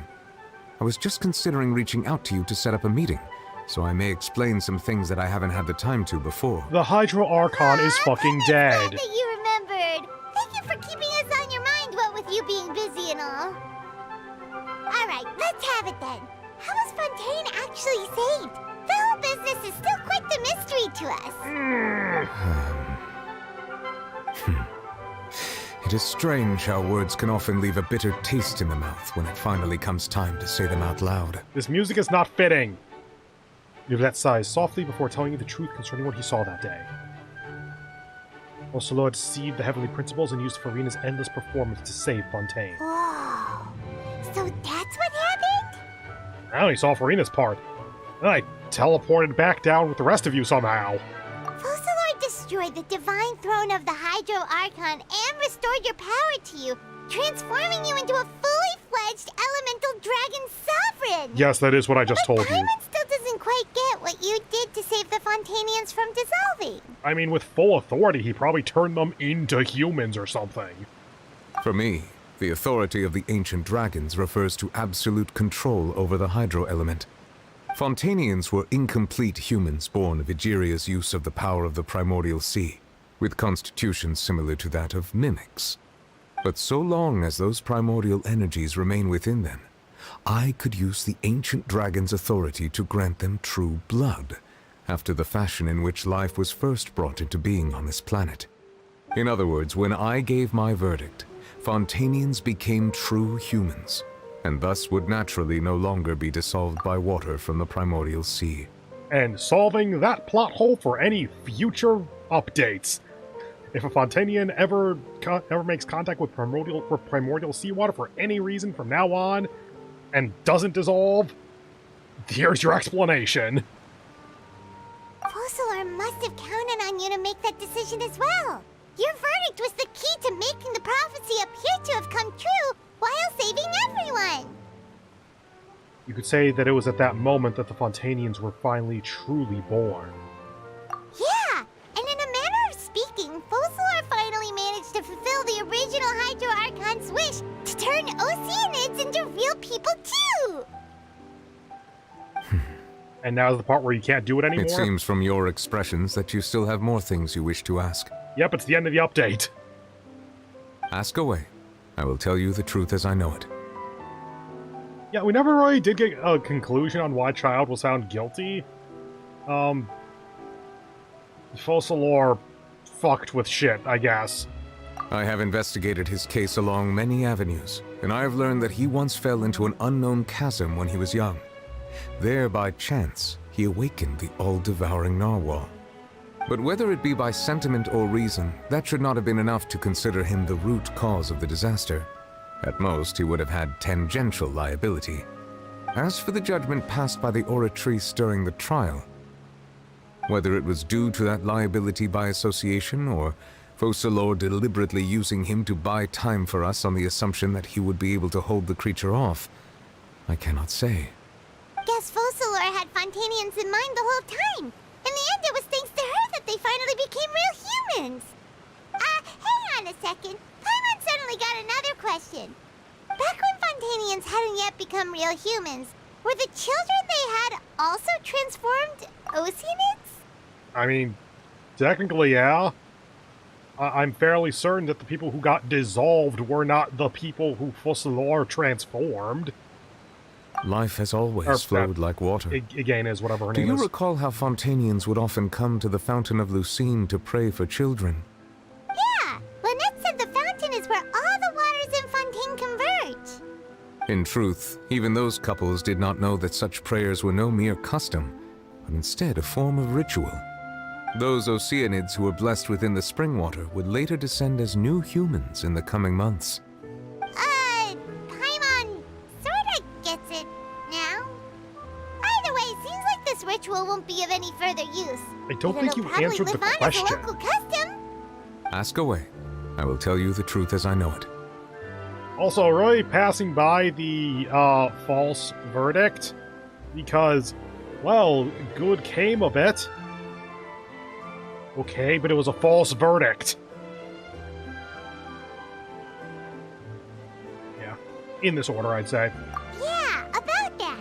Risley said Farina has already left. What's that all about? Ah, Lady Farina.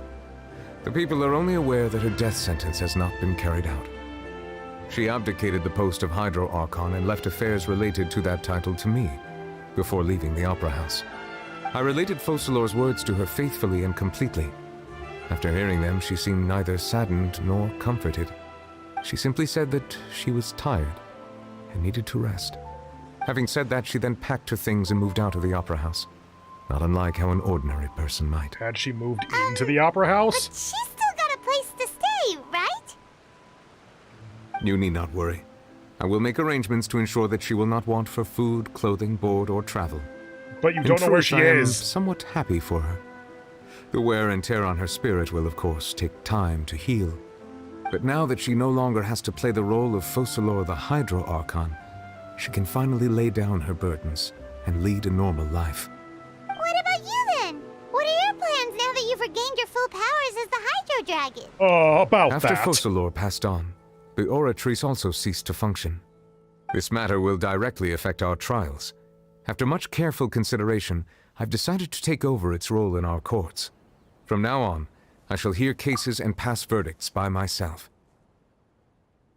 I would like to point out that means they have a one-person judge, jury, and theoretically executioner now. Like, you have the prosecution, the defendants, and Nivedet. Yeah, no way can that go wrong. Looks like you're still considering stuff from the perspective of the Udex, huh? As an elemental dragon, there are indeed many things that I must do. But this power and this duty, in a manner of speaking, you could say that both were granted to me. As such, before I attend to my other responsibilities, I must first and foremost continue to serve Fontaine as its highest judge. The duty of the Hydro Sovereign and the duty of the Udex shall coexist within my person. Additionally, the Hydro Archon's departure has brought about another problem, which is that the Opera House shall no longer produce indemnitium. Oh, yeah, shit. That's true. That power was derived from the people's faith in the Hydro Archon, wasn't it? Wait, but the various mechs and machines in the city are all still okay. Where are they getting their energy from? As I am now, I have full command over New Musia, and it can serve as a complete substitute. Another reason why I cannot quite leave Fontaine immediately. Wow. This ancient dragon's authority stuff is really quite useful, huh? Ask away. I will tell you the truth as I know it.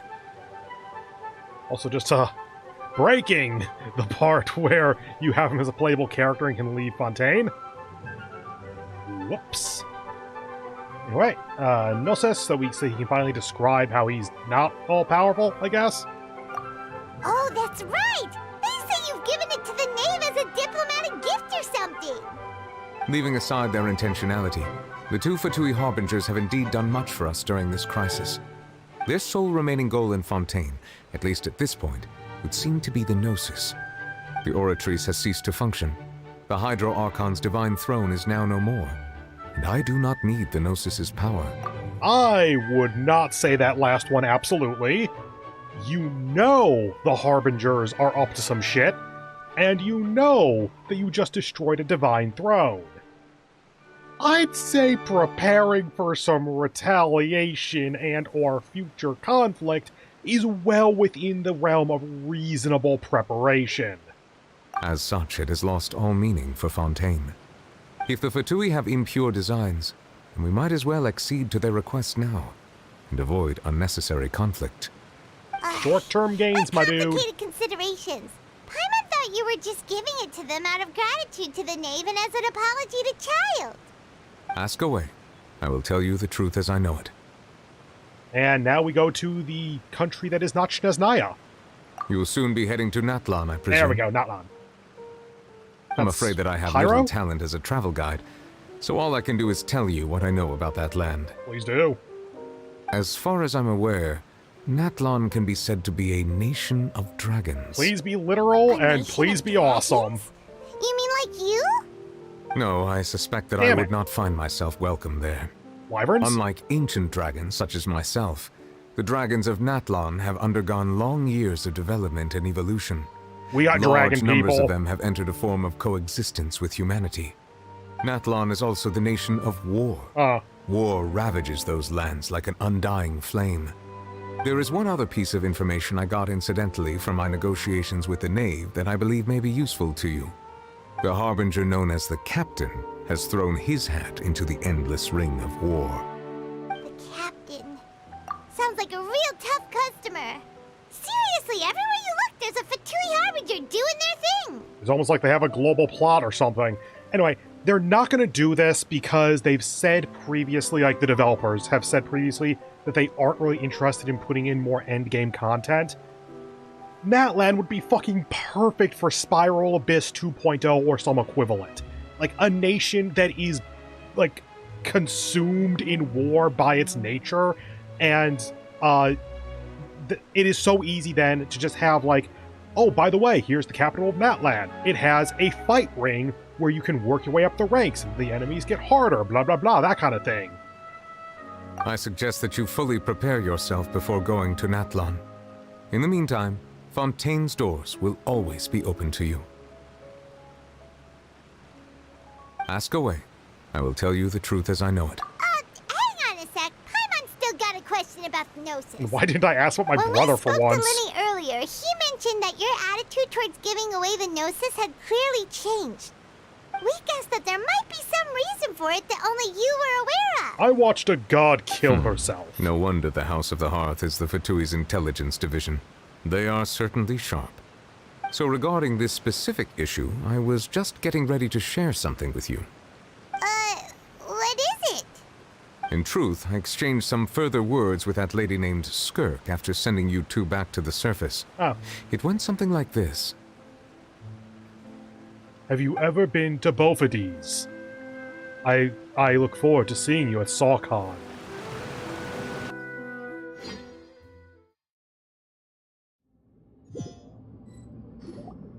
Well, we're going to head topside to see what's going on. You hurry over soon as well, all Can I right, skip a scene?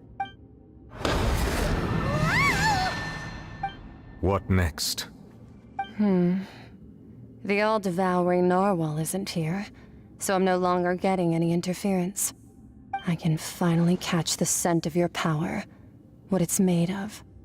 It is the authority of the planet's primordial dragons, but with something very similar to a god's curse mixed in. It's quite a novel blend. I'm sure I've encountered something like this before. What was it again? I do not know what you speak of. Ah, of course. How could I forget? You should have the remains of the third descender on your person, yes? Remains? I've never heard of any such thing. Huh. According to your parlance, I believe it may be called a gnosis. Third Descender is the Gnosis? And I suppose if we're able to freely control all of the elements, then making a little bit of our power into each element would be possible. I forget if we're the fourth Descender or not. Well, that much is true. After Focalor's divinity faded, she handed her gnosis to me. But I fear I have never heard of it described in the manner that you just did. How old are you, I've been Skirk? training with my master, the Foul, ever since I was young, and I have never returned to the surface since. So most of the information I possess, I got from him.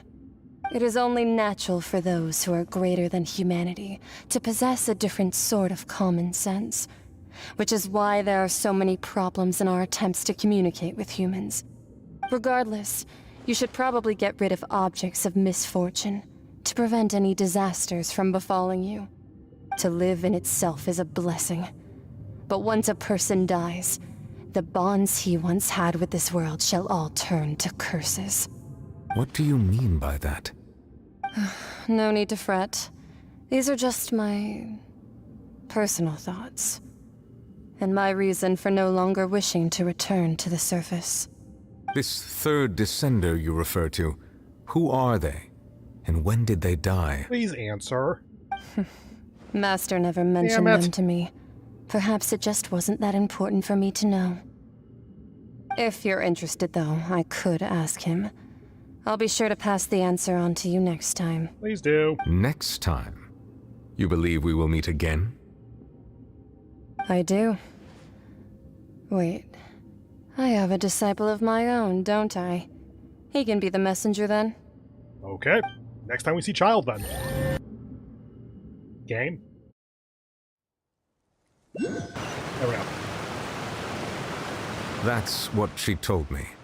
Whether it would prove useful or not, I wanted to pass that information on to you. The remains of the third descender? So that's what the Gnosis actually are. Paimon just thought they looked like chess pieces. How could they be a person's remains? Paimon, look at this planet. All the same, assuming that there was no misunderstanding or special metaphor at play, that is what she meant to say. And she said that it would bring misfortune and that you should check it, which is why you gave it to the Fatui. If she speaks the truth, then I would simply be putting Fontaine at unnecessary risk by keeping it here. I don't. Sure. Why not? A descender. She mentioned one of them. I'm the fourth descender. For me, this information means two things. It means that her brother is not the third descender. One, the Gnosis are related to the Descenders, two Descenders, and two, the one who came before me has already died. Would her brother be the fifth, then? I guessed that you might already be familiar with this concept, but I did not expect you to be one of them. That means that the Gnosis, which are exceedingly element-compatible and can even enhance elemental abilities, do indeed come from the third Descender. I wonder, does your body also possess similar properties? Like... Probably. Like being able to use elemental powers without a vision. That does sort of count as special compatibility, right? Yes. No, let's not think about this stuff right now. It just feels creepy. Comparing the Traveler to the dead third Descender and all. Don't worry, I won't die so easily. That's what you say, but this topic still feels like bad luck.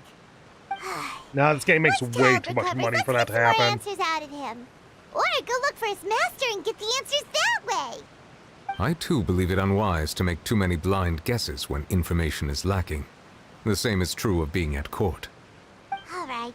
Whatever the case, it seems like the crisis here in Fontaine's over for now. Yes. All of Focalor's efforts were for this moment as well. But she sacrificed herself in the end as a god, and she suffered through all those years as a human. Was that really what she wanted? Hi, Dracula's. I suppose that would be the mystery of a god's will. Can you understand the will of the gods? I suspect not. But once in a while, I too would guess that if wishes were like the clouds in the sky, they will one day return to the earth as raindrops. Life flows like water, and rain is the final answer. The water levels may sometimes tilt one way or another, but the rain falls fairly upon all. And what, ultimately, is the difference between the rains that fall upon all of us? I'm not convinced that that made any sense.